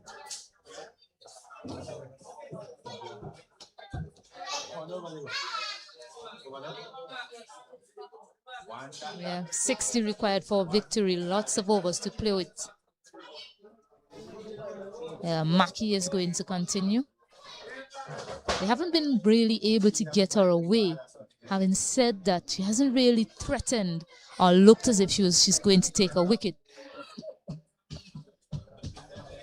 It's been easy for them to negotiate her so far. Maki, hopefully a change of favor after the drinks break for Maki and Windward Islands.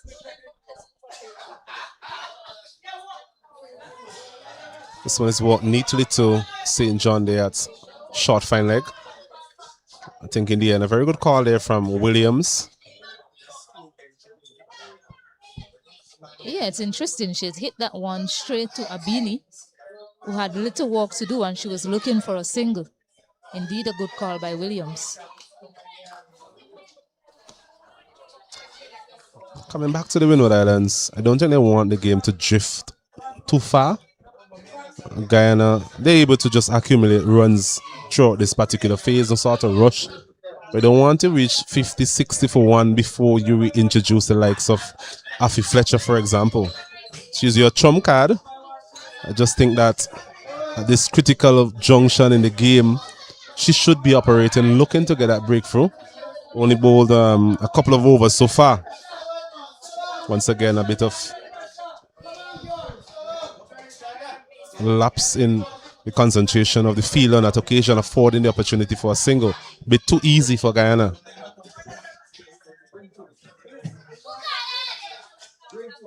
Yeah, playing that one on the move once more, Laureen Williams.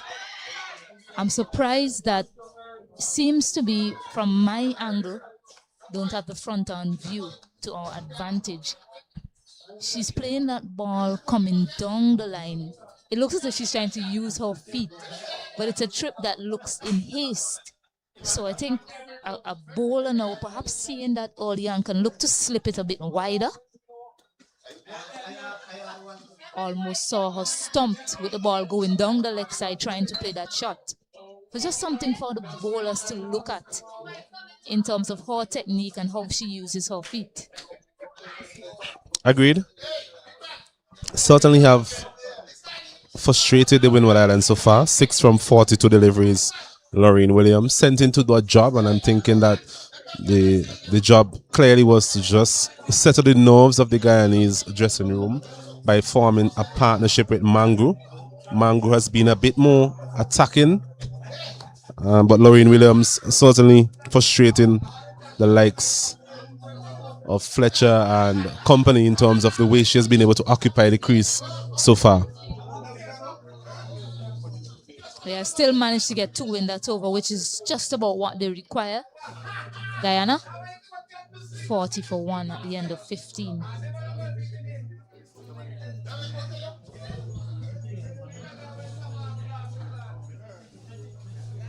Chanel Maki quite miserly so far in terms of her free overs, just conceding 6 runs. So doing a job for the skipper as well. Just need something in that 4th column though, if they are to put any sort of pressure on the Guyanese batters. St. John to continue.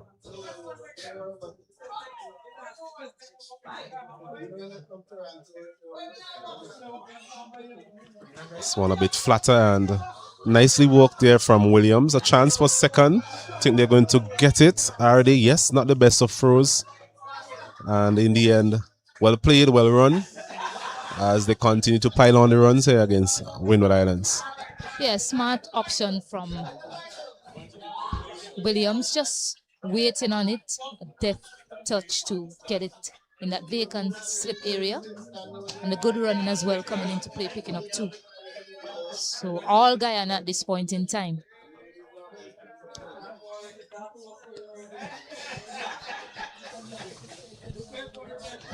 It's a shot that is safer given the fact that there's not a slip in position at this time, so she can clearly just wait on the turn of those deliveries and just guide it past that field at backward point. There's always runs on hand. Once again, using her feet quite effectively. There's Williams getting that one on the full, but just can't penetrate the field in terms of getting it past Charles at mid-on. Yeah, I like the look of Williams so far. Her approach seems to have the fundamentals that you can work with for a batter. Has some options that she's willing to use. Not shy of using her feet also. Certainly someone that Guyana can look forward to in the future. Seem to be someone that finds a way to stay in and score runs. She's done that well so far. It's one extremely full. Off the edge though. Looking to dump that somewhere in the region of mid-wicket, but finding the edge. Away the signal from the umpire was just dipping enough to not be called a no ball. And he managed to get 2 as well. Yeah, full delivery there, over pitching on that occasion, St. John. Offering the opportunity for Williams to free her arms, just getting the top edge, landing quite safely as well. This one is short of a length, punching it nicely into the gap. Ross gives chase. Don't think she can prevent the second. Oh, a direct hit there. Certainly would have been interesting. I don't think St. John also realized that Mango was struggling to some extent. Maybe if she was able to gather the ball in time and remove the bails, it would have been an interesting decision for the umpire. Yeah, it was a good throw, good return from Selena Ross. Yeah, but it's a half volley sort of return. So it was definitely harder for Abini St. John to get down, gather it quickly enough and whip off the bails, given the awkward position she found herself in. But 2 more runs, a good over for Guyana. They've now decided to go back to Afi Fletcher. Curious from the Windward Islands. Started with Afi Fletcher. She had not started with her, but she bowled 2 overs, then came off the attack. Now that they are basically halfway to getting that score, they've decided to reintroduce her. I don't know if they wanted to get the ball a little bit older, but just feel like always use your best options up front, especially in a game that's as low scoring as this one. Guyana batting lineup has been exposed already in this tournament. So get some early wickets, perhaps could have put some pressure on them. Instead, it's been smooth sailing. Credit to this partnership.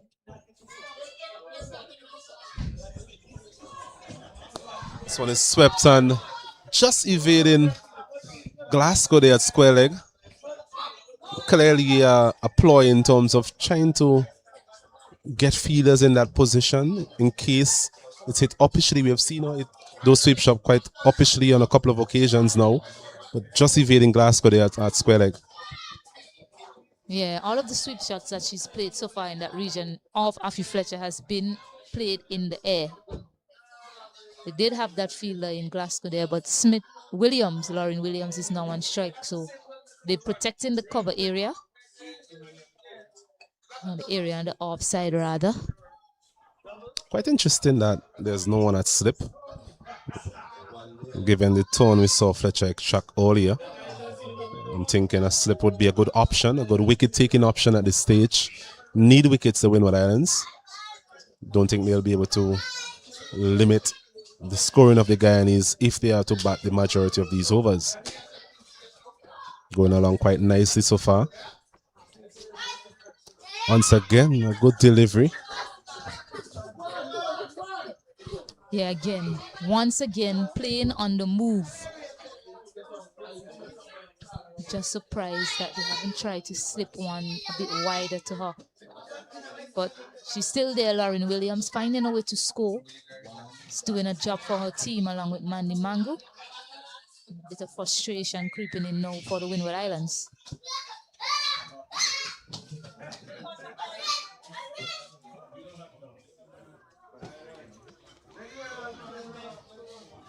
Sweeping again is a Mango.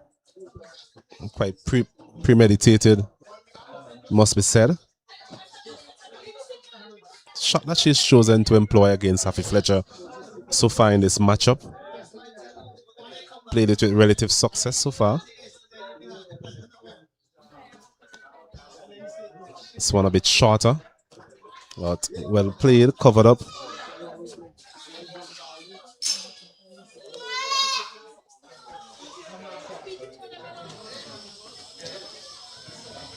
Bit overcast at this time, but no immediate threat of rain. We'll be hoping that the rain stays away,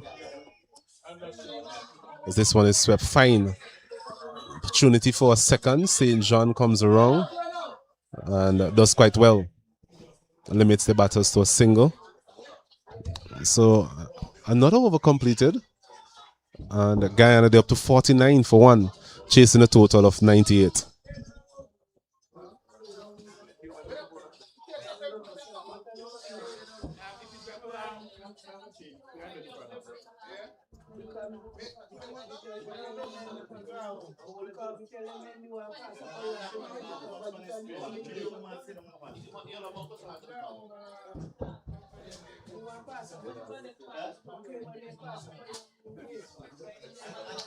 Yeah, some glove coming out, a bit of refreshment as well for the batters. Perhaps a message also from the coach.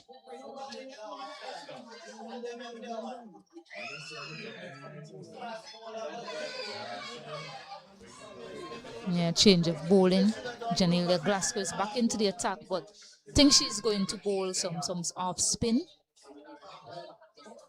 Can bowl off spin. She has a 5-wicket haul. Bowling off spin. No Windward Islands tournament. So it's something that she can do well. Searching for a wicket, searching for a breakthrough is Windward Islands. Wraps on the pad. Muted appeal, but that was always going down leg. So searching for that wicket-taking option, Captain Glasgow. Utilize Mackie, Noel, Fletcher, St. John, Gasper. So far, only one breakthrough. So trying to get the breakthrough herself. Little off spin this time around. Started with the new ball. Didn't get a lot of success. So just trying a different option at this stage. Maybe trying to buy a wicket in some way. Glasgow.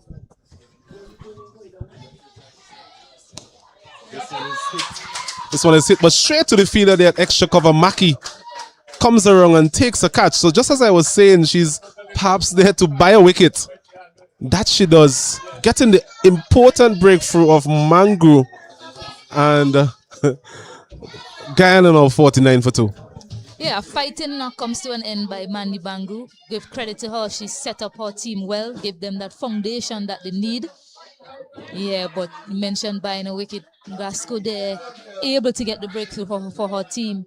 Mandy Mango just looking to up the ante, trying to get that one through the offside. But a really good catch also from Chanel Mackie, because that one was traveling. Yeah, gets that breakthrough with the need that they need. Perhaps a bit.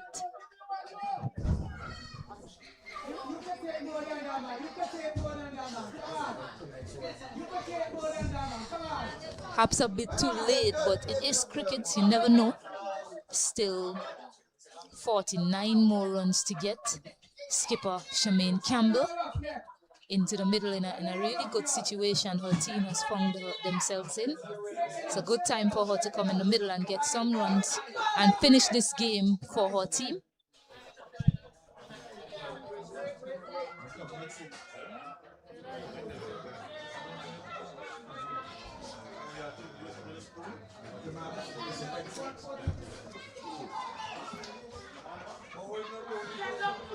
So Campbell to face her first.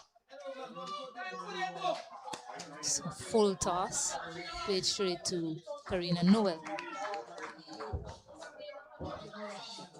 Bit of a loosener, not put away by Campbell.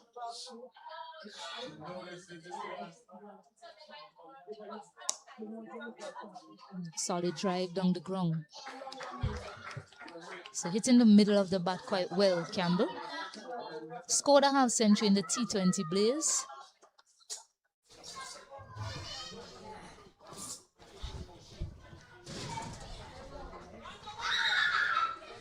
Yeah, really good finish to the over. Maiden wicket over from skipper Janelia Glasgow, bowling off spin. 49 now for 2, Guyana.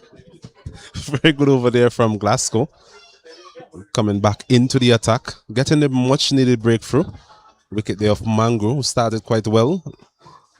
Looked quite comfortable at the time. Very good catch in the cover region there from Chanel Mackie, diving away to her right. Windward Islands will be hoping that they can get more of the same from Afi Fletcher from the other end. Just requiring around 49 for victory, so certainly still a fair distance to go for the Guyanese. If the Windward Islands here are able to just string a couple of good overs together by way of limiting the scoring opportunities as well as picking up a couple of wickets, I'm sure they'll make this game quite interesting. Guyana, on the other hand, they'll be looking to form another partnership. This one is, and she's gone. A bit belatedly there, Ashleen Edward. Not the best of wicket keeping you will see, but just effective enough to get that dismissal. Something you spoke about earlier, Stacey, in terms of trying to get those deliveries a bit wider to Williams going away.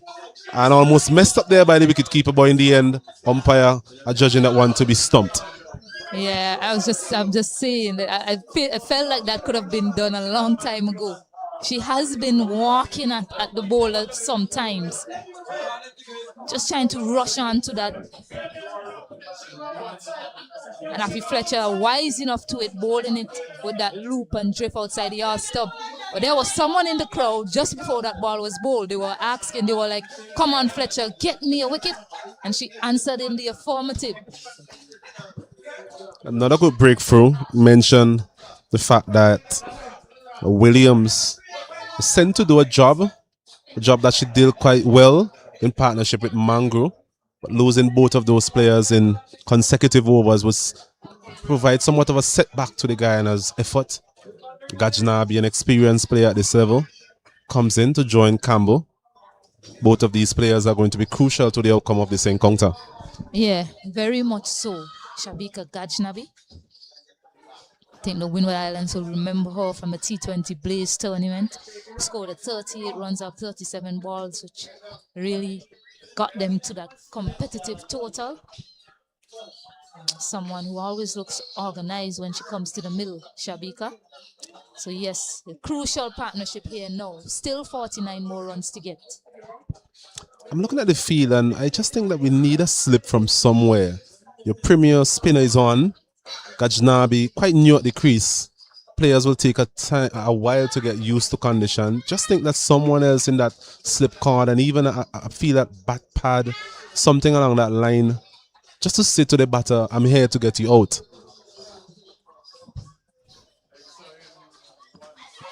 This one is a loud appeal.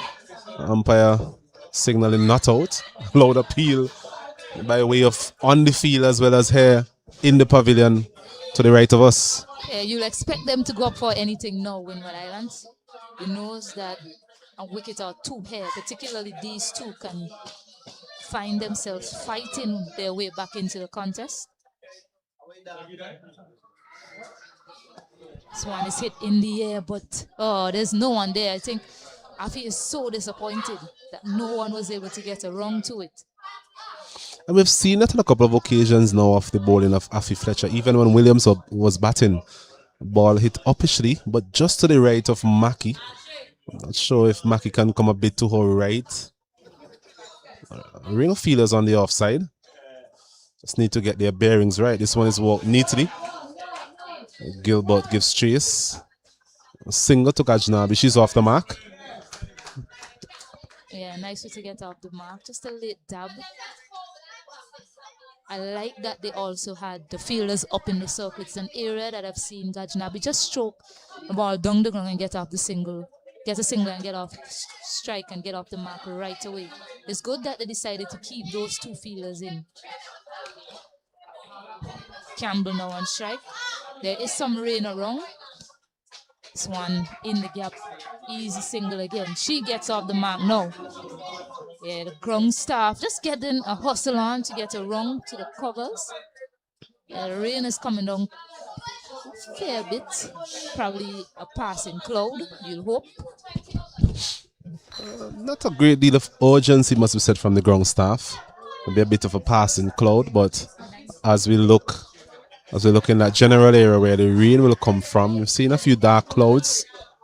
So speaking to some of the locals earlier on, they were quite adamant that we'll have rain at some point today.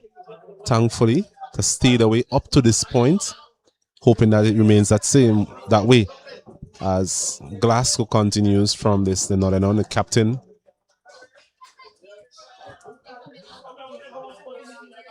Yeah, so we officially have a game. 20 overs have been bowled in this contest. So we'll certainly get a winner.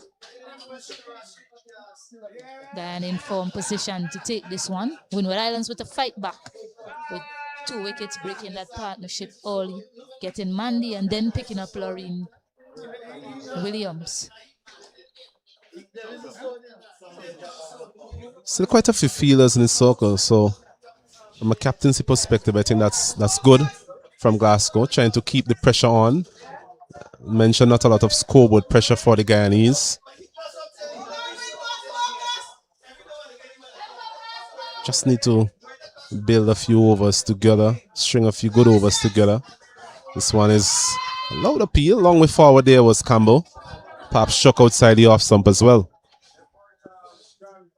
Yeah, so Janelia Glasgow causing some issues here to Jermaine Campbell. You have to look for the use of the feet coming from Campbell. Yeah, it will come. That's how she gets out of trouble.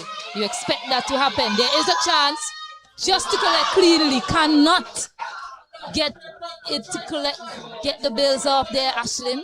A better throw though, much more accurate to Ashlyn Edwards. And oh my, these two, you usually find them in a run-out situation. Windward Islands unable to take that opportunity just then. Yeah, a bit of a half chance there for the Windward Island team. A better throw, as you mentioned, would have caused a bit more discomfort there for Gajnabi. In the end, making her ground quite comfortably. This time again, using her feet. So both players inclined to use their feet, trying to get to the pitch of those deliveries and walking them into the onside. So refreshing to see that at times. A sort of batsmanship.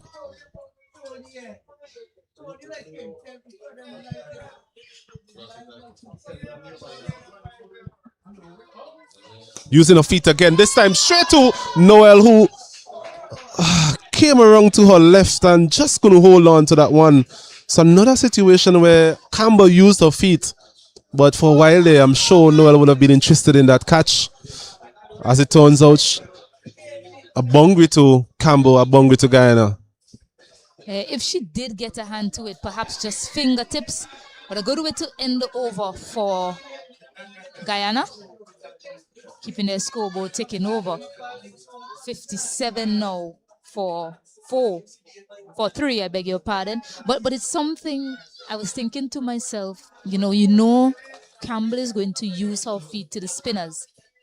As a batter, you have to try to telegraph. As a bowler, you have to try to telegraph what the batter is doing, particularly if you know them well enough. So I was thinking there, that's why I was saying, look for the use of the feet.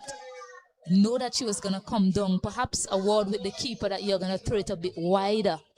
She was a long way down in using her feet, but connected well on both occasions.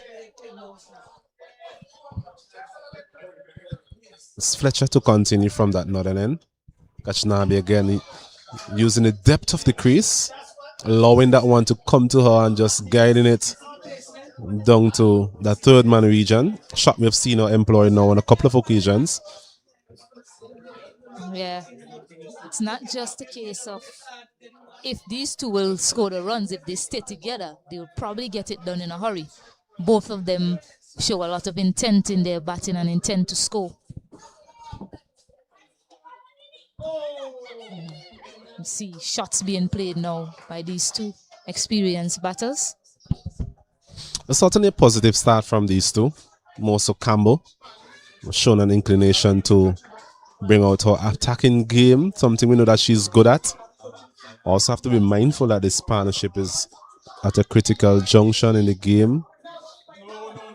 Don't want to lose any of these anytime soon, Guyana. Windward Islands will know that they need to break this partnership and break it quite quickly. Mention the fact that they're not only going to be aggressive in terms of their stroke play, but they're running between the wickets as well.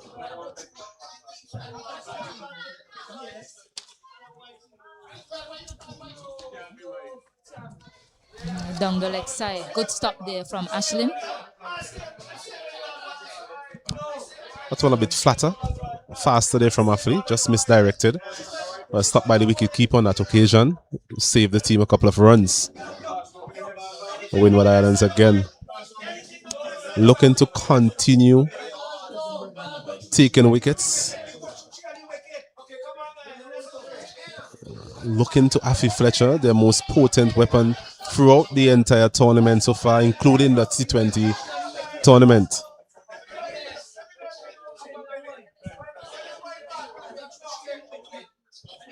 Into a fifth over is Afi. This one delivered from the front of the hand. Well negotiated there from Gajnabi. These two will know each other quite well.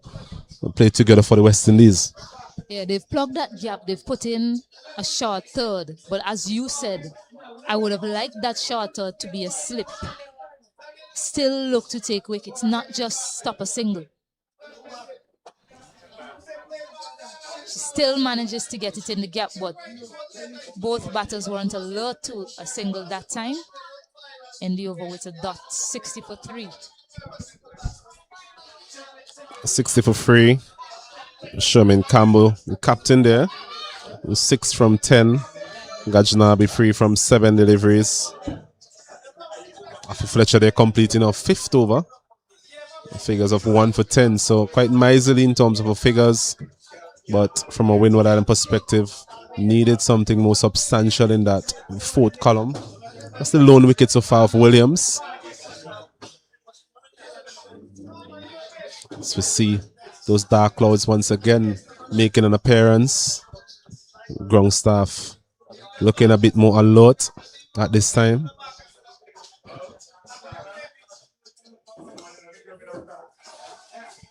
As Glasgow, it is continuing proceedings from that northern end with her off spin. It started out as an off spin, if my memory serves me correct, Glasgow. So certainly has the ability in terms of being a slow bowling option. More renowned for her seam bowling. Yeah, not signal wide, so that was really close to the stump then.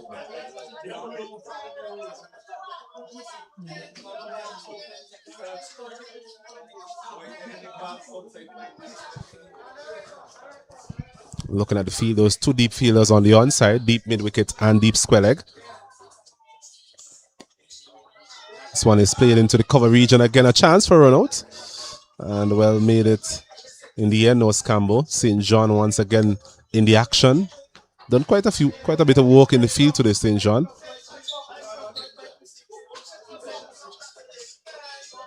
Guyana doing it quite easily at this stage. 61 for 3.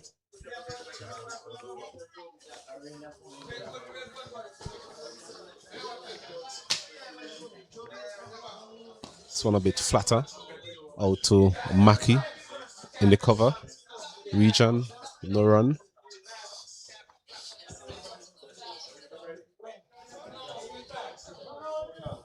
Still looking for that breakthrough is the Windward Island team. Guyana looking to shut the door really in terms of any sort of breakthroughs, as this one is diving again. Holly Charles, not the best of days in the field, as Noel gives chase and limits the batters to 2 runs. Certainly these two looking like they're determined to get Guyana over the line.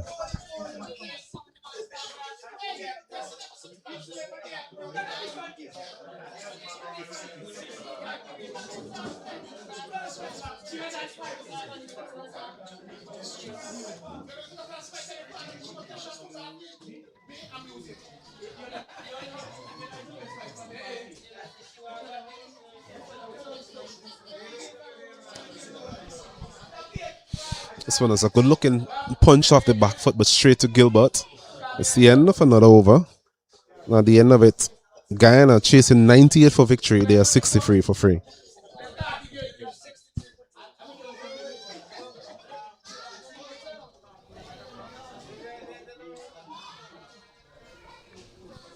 Just looking in that general direction once again. I think we'll have some rain at some point. Ground staff already in position.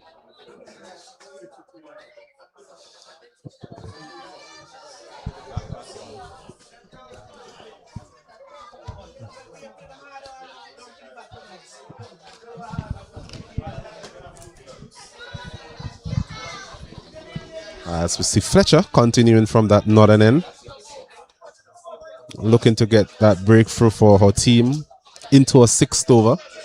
Ball into Campbell. Always a good matchup to see these players, part of the West Indies setup, compete against each other. Sherman Campbell and Afi Fletcher. Still in good spirits, the Windward Island team, trying to cheer on their premier spinner.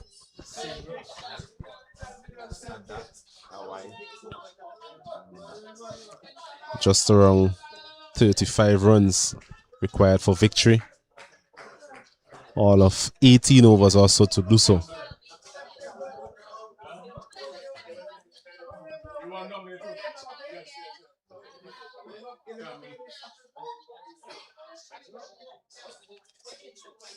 Sweeping at this one. A bit of tone, a bit of bounce. For a second there, maybe that back leg was outside of the crease, but in the end, managed to get it back in time.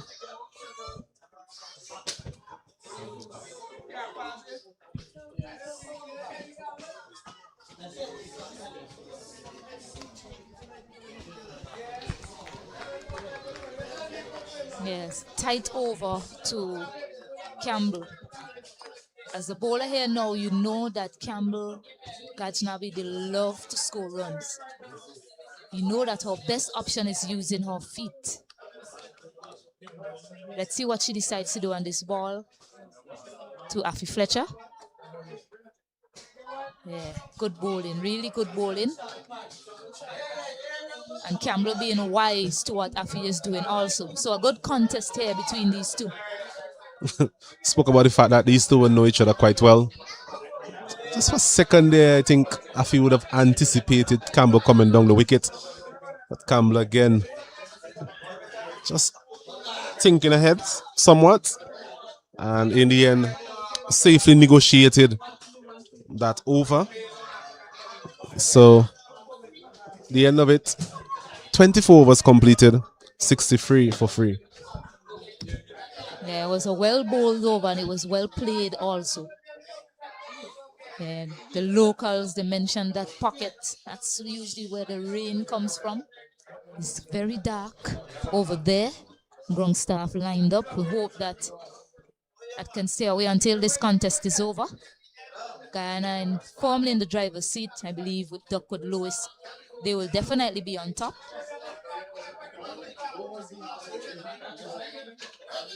Yeah, change of bowling now. Janelia Glasgow has replaced herself with Aldit Gaspar. One deep fielder, Selena Ross at deep square. Well, Glasgow is going back now to deep mid-wicket. Gaspar being reintroduced into the attack. This one is a bit short and pulled in front of square. Should get a couple of runs as Glasgow, being the type of athlete that she is, running all the way from deep mid-wicket into that long on region. Can prevent 2 runs though. Gaspar into a 5th over. I think the umpires here being a bit proactive in terms of getting the covers on. Rain is upon us. So a bit of disappointment there for the fans in terms of no cricket at this time. But I think the umpires in the end doing the right thing, getting the covers on before that downpour. Show local knowledge as well would have dictated such a decision. So at the rain break into over number 25, chasing a total of 98 for victory. Guyana, they are 65 for free, requiring a further 33 runs with just around 17 overs to go. So what we'll do now, we'll take a short break and we'll rejoin you whenever live coverage will be resumed.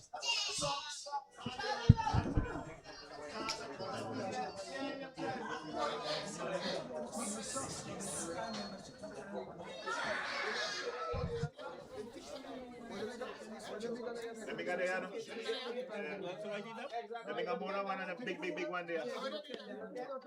What we don't know where they carry it. A real man, they stuff up, I put them down.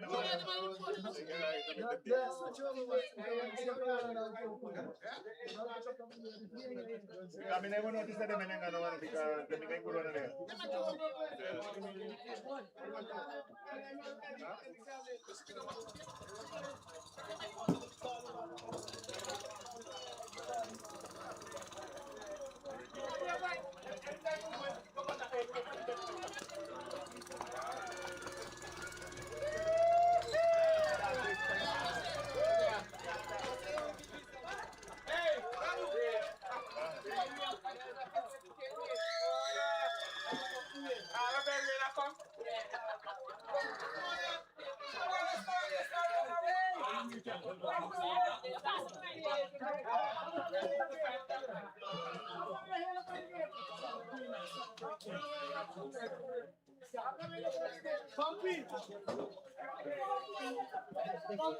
Sorry.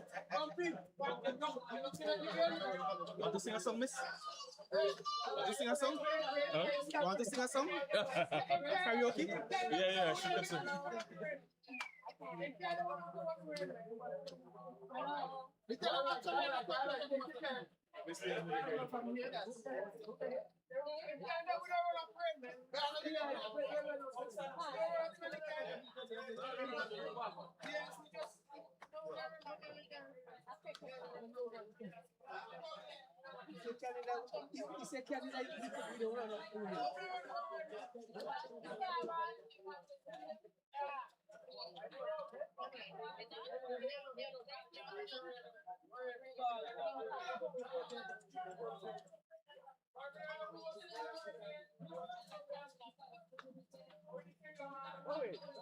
Brooklyn never leave my side over there. Brooklyn will make arguments with me. You ain't done, man. You ain't done. With me, so one party. You see over the clay? Because they get that, but I'm fighting in the haze. You know it.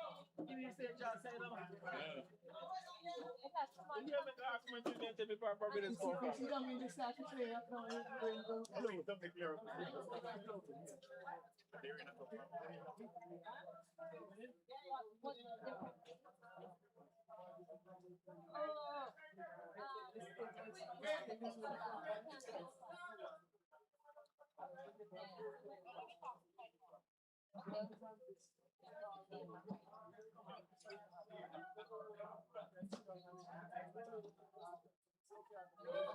Stand there, I'm saying.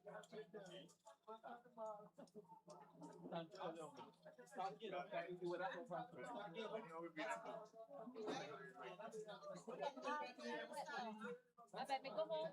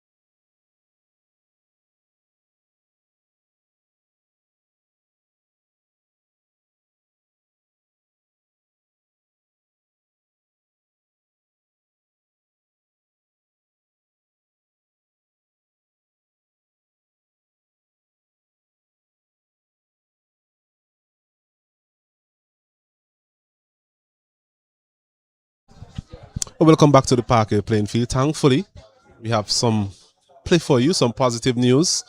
The rain has left us at this time, and we're going to continue proceedings. Guyana 65 for free, chasing 98. So no change in terms of the playing conditions, but change in terms of the intent there from Gajnabi. First delivery following this rain break. Muscled really all the way for 6. Brilliant start to proceedings here for Guyana. Total now moves up to 71 for free. Guyana on the charge. Such a lovely shot.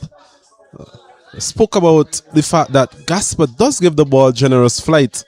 Gajnabi using her feet, not getting totally to the pitch of it, but just being able to use her arms and use them quite well.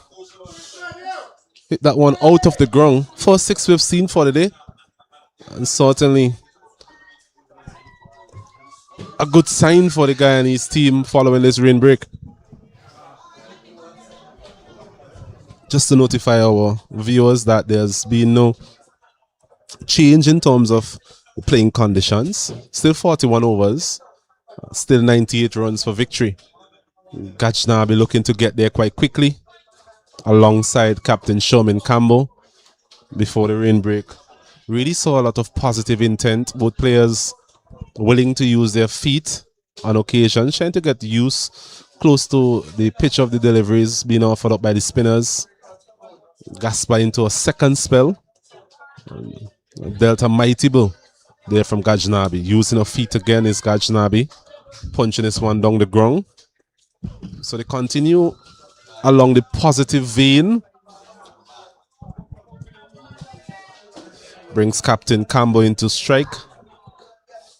Herself has shown glimpses of what she's capable of in terms of her attacking stroke play. Whatever sort of confidence Windward Islands had going into that rain break dented quite early. As I welcome back Stacey. Yeah, Osnet, and it's something I was saying I love to see added to someone like Campbell and Gajnabi, who uses their feet quite well. Someone that doesn't spin the ball a lot, just lands it on a length, and good batters, they're able to read what you're doing, especially if you become predictable. And that's what you saw happen there when she launched that 6, Gajnabi. This one is short of a length and punched through the offside. Should challenge the boundary.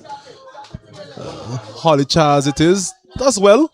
Bit of footwork from the Grenadian. Limits the batters to 2 more runs. So doing it quite easily here, both of these Guyanese batters. Yeah, easy work for them. And once these 2 are in, they'll try and finish this game quickly. Finish in a hurry. We'll have an update in terms of the other games quite shortly. This one is sweeping again. It's Campbell. Serena Ross still on the field for Fontaine, who had to leave the field quite early in this response. Yeah. Flu is attacking everyone in various camps this tournament. Gajnabi herself battled the flu, but batting quite fluently in the middle. 75 now for 3. Cruising now. Guyana. Yeah, Fontaine herself is ill with flu. Zeta as well battled the flu also. I think Zeta, just looking back, I think Zeta was a big miss for the Windward Island team. Got herself in a bit of form at the top of the order for Windward Islands, and I also think that in terms of her bowling, she would have been quite useful on a track like this with her left arm option. Unfortunately, Windward Islands had to adjust their plans, and in the end, just not coming to the party here today. At least not yet. Bit belatedly. But certainly everything looking in favor of Guyana. Both of these players quite experienced. They will know what to expect. Promise you an update in terms of that other game as she's sweeping this one nicely. St. John comes around and Gets 2 runs quite easily in the end. A game between Trinidad and Tobago and Barbados, when Barbados looking to get a victory there and perhaps challenge the upper echelons of this championship table. Trinidad and Tobago, they're 76 for 2, chasing 152 for 9. Last wicket there of Joseph, Janaba Joseph. Crucial one for the Barbados team.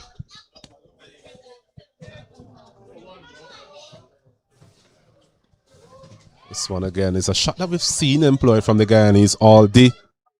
Just going back, using the depth of their crease and just guiding these deliveries past third man. So they've been able to use the crease a bit more than what we saw from some of the Windward Island batters.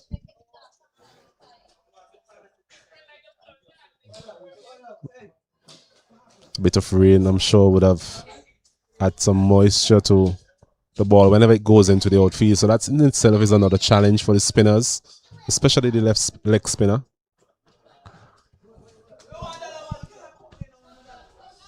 Crowd has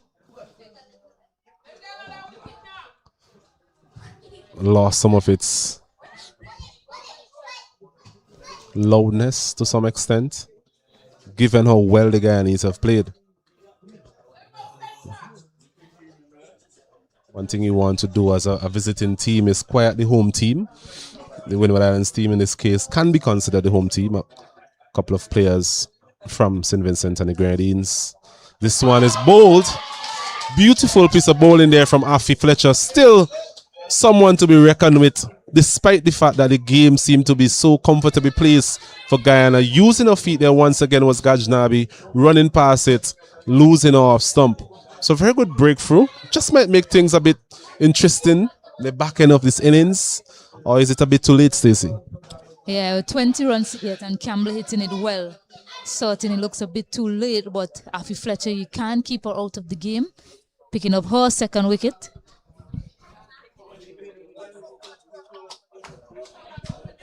Yeah, the home team, the home crowd erupted in celebrations there, but they are also a knowledgeable crowd and they know that, you know, it's a long way to go still for Windward Islands. Long way to go indeed, but they'll want to make it as difficult as possible for the Guyana team. So far, they've had a very good tournament with Windward Islands. Those 2 victories to start the tournament. Not the best of efforts today in terms of the bat. But they'll want to end the tournament on a good note, putting up a fighting performance if they're able to. 4 wickets so far from the Guyana team. Spoke about Guyana chasing on 77 versus Jamaica, lost 5 wickets in doing so. Once again, not the biggest of totals, but losing quite a few wickets might end up being a matter of what could have been for the Windward Island. Yeah, indeed. So successful over comes to an end for Fletcher, Windward Islands. 78 for 4, Guyana. Successful over there from Afi Fletcher, giving all as expected.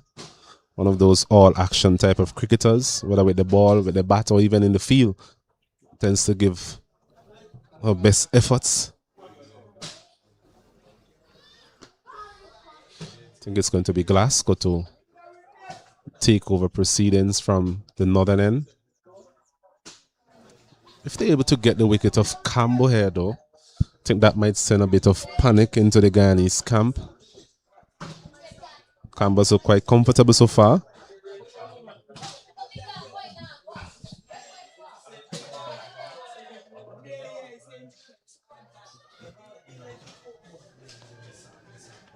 This one is a full toss and struck firmly, but straight to Karina Noel. Noel had that half opportunity to dismiss Campbell before the rain break. Just getting her fingertips to that shot. Quite powerful shot, it must be said. Using her feet on that occasion was Campbell. Just getting it over the head of Karina Noel. To that delivery to start this over.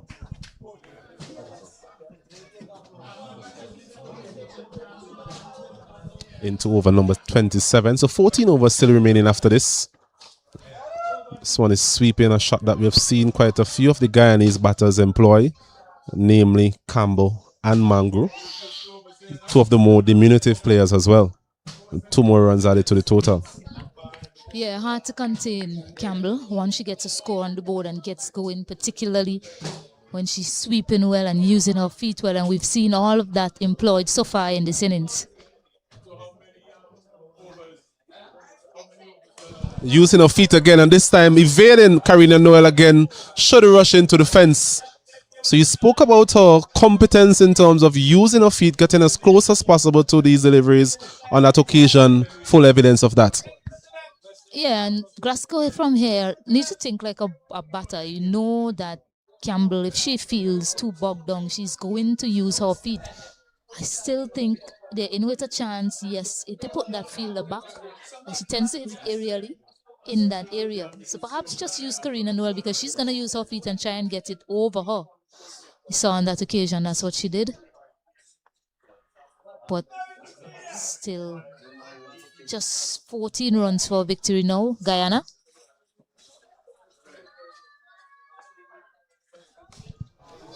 Yeah, same Action thing. repeat of the previous shot there from Campbell. A bit wider this time around, that region of Cow Corner, but same result, same shot, same player.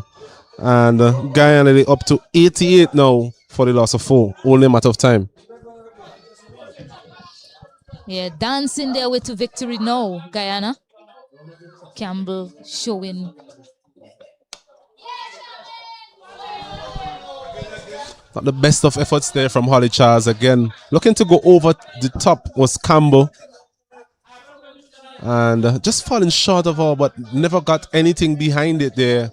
Holly Charles afforded the opportunity for a second. And Guyana, a very good over there from them. They're up to 90. 90 for the loss of 4, needing a further 8 runs for victory here at Park Hill. Yeah, Campbell looking to finish it in a hurry.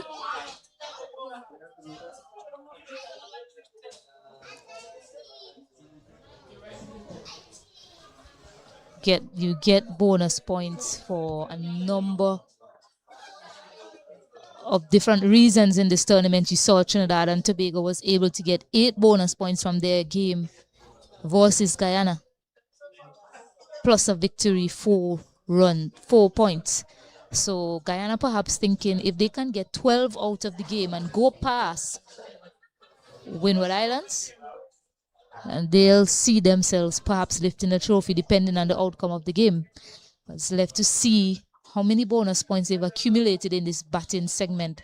They did notch up, from my calculations, 3 bonus points from their bowling efforts.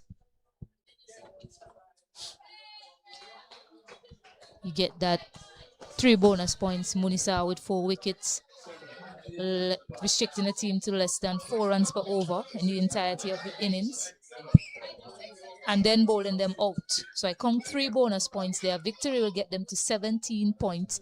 It's a case now for them to see how many more they can get in this last batting effort.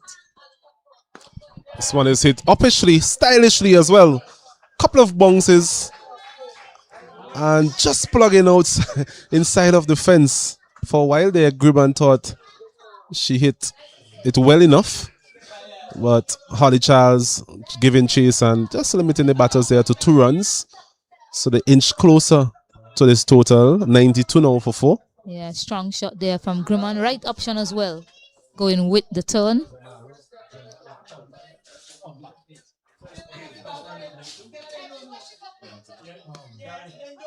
This one is punched again powerfully through the offside.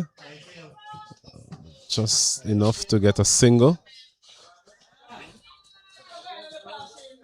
You see the shoulders dropping to some extent from the Windward Island team. But overall, I think they should be proud of their efforts in this 50-over championship. Didn't do as well as expected in that T20 format.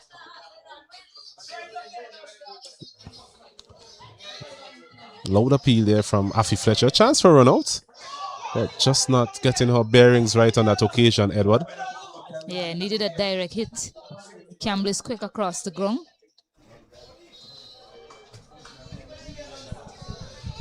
Total up to 94 for 4. Looking to finish it off fair These two, Shanita Grimman and Captain Sherman Campbell.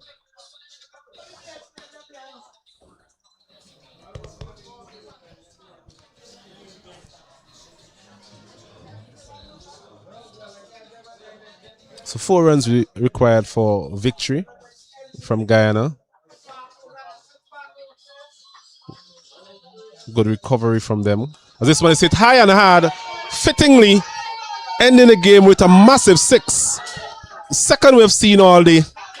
And Guyana, they are winners here in this encounter versus Windward Islands. They do so by 6 wickets. Yeah, congratulations to Guyana, who came out into this game to make a statement after being bowled out for 37, letting everyone know that they are still someone to beat, and came out here and delivered with confidence, started with ball in hand, and then finished things off quite effortlessly with bat also. So congratulations to them. We await results in the other games to see who will be a CG United Super 50 Women's Champions. Just not enough runs on the board from a Windward Islands perspective. Inserted force to bat force here today by the Guyanese, and just didn't get enough partnerships going. Lost wickets at regular intervals. For a while there, Glasgow and Fontaine threatened, but in the end, just not a sustained batting effort from the Windward Island team. In the end, perhaps short by 40 to 50 runs, but not to take anything away from the Guyana team. They bowled well, took their catches, and of course, in terms of their batting, they were able to get partnerships at the top, which made it easier for the likes of Campbell, Gajnabi, and of course, Grimman finishing off things with a 6. So congratulations again to Guyana. Commiserations to the Windward Island team, who have bounced back somewhat in this 50-over championship. Yeah, certainly so. Windward Island, certainly they will hold their heads high for the way they have shown resilience in this format of the game after what transpired in the T20 tournament. Yeah, despite the results, as I said, they can hold their heads high for the way they've come back, and certainly a lot of players to look forward to in the future. A well-rounded team led by Janila Glasgow today. Zeta James, you mentioned that she would have been missed today as well with bat and ball, unable to recover in time enough to take the field today as well. But again, congratulations to Guyana. A lot to work with for them also going forward in the future.